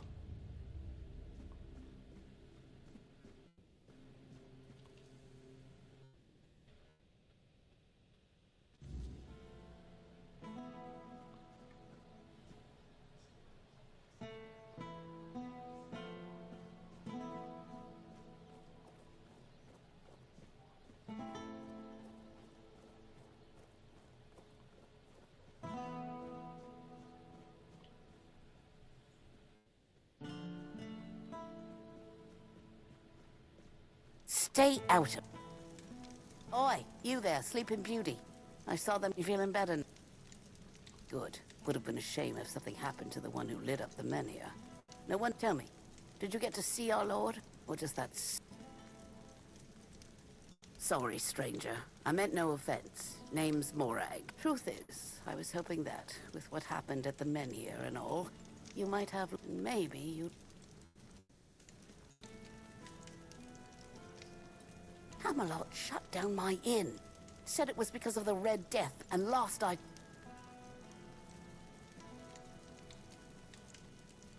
think they am... Oh, wait.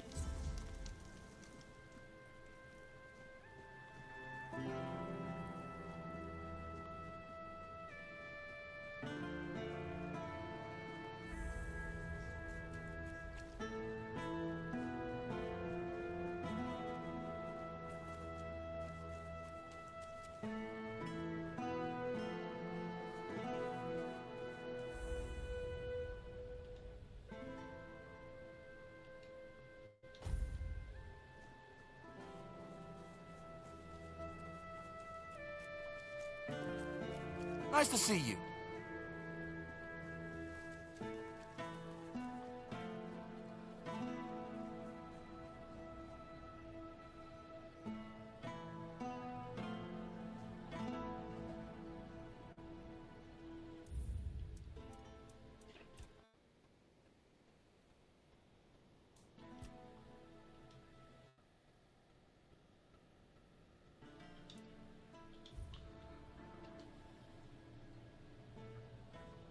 This is my shield.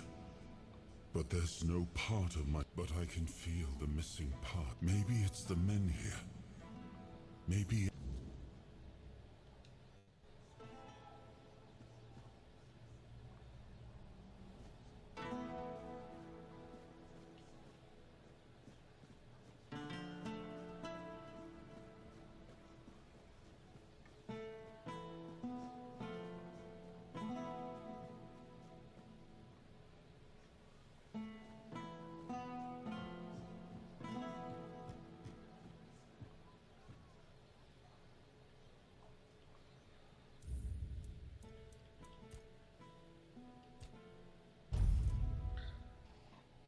All right, we're gonna call it here, ladies and gentlemen.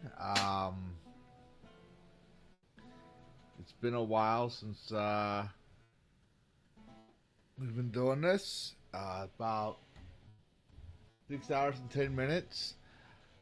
I do have a busy day for tomorrow, Saturday, or actually today. I gotta get some sleep, and then I'll be spending time with my family, and I do have D&D night, D&D during the afternoon. But at 5 p.m. Central, 6 p.m. Eastern, we have DragonCast with Son Lisette, Game of Rashifus, Dash Tech, as well as our special guest, Nobody Has Spoken. And we're going to discuss his rise from poverty into content creator stardom, as well as different topics regarding counter war and doxing and what we can do about it. That being said,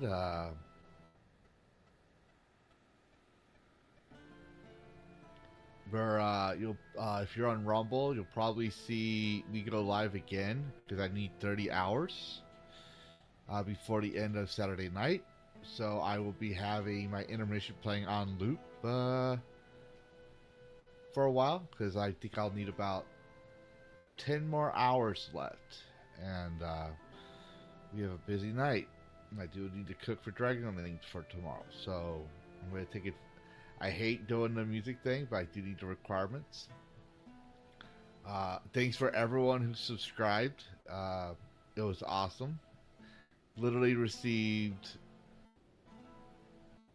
25 to 35 subscribers in one day. That was awesome.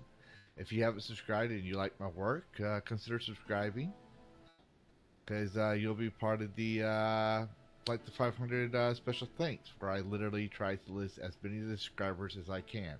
If you don't see your name on the list and you subscribed and it wasn't today, last week, I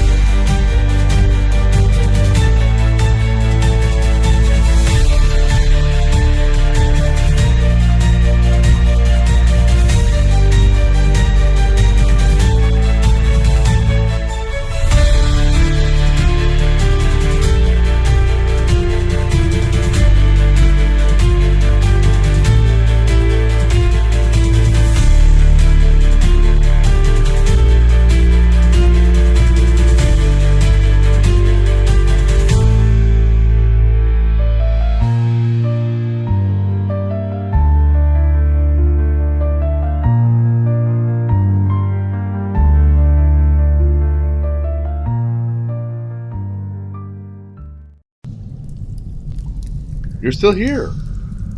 What? You thought there'd be a post-credit scene or something? This isn't a Disney movie. Show's over. Go get some sleep. Play a video game. Watch another YouTube video. I gotta take care of the Dragon Wing and possibly get some sleep myself. Goodbye all, and thanks for watching. And happy gaming.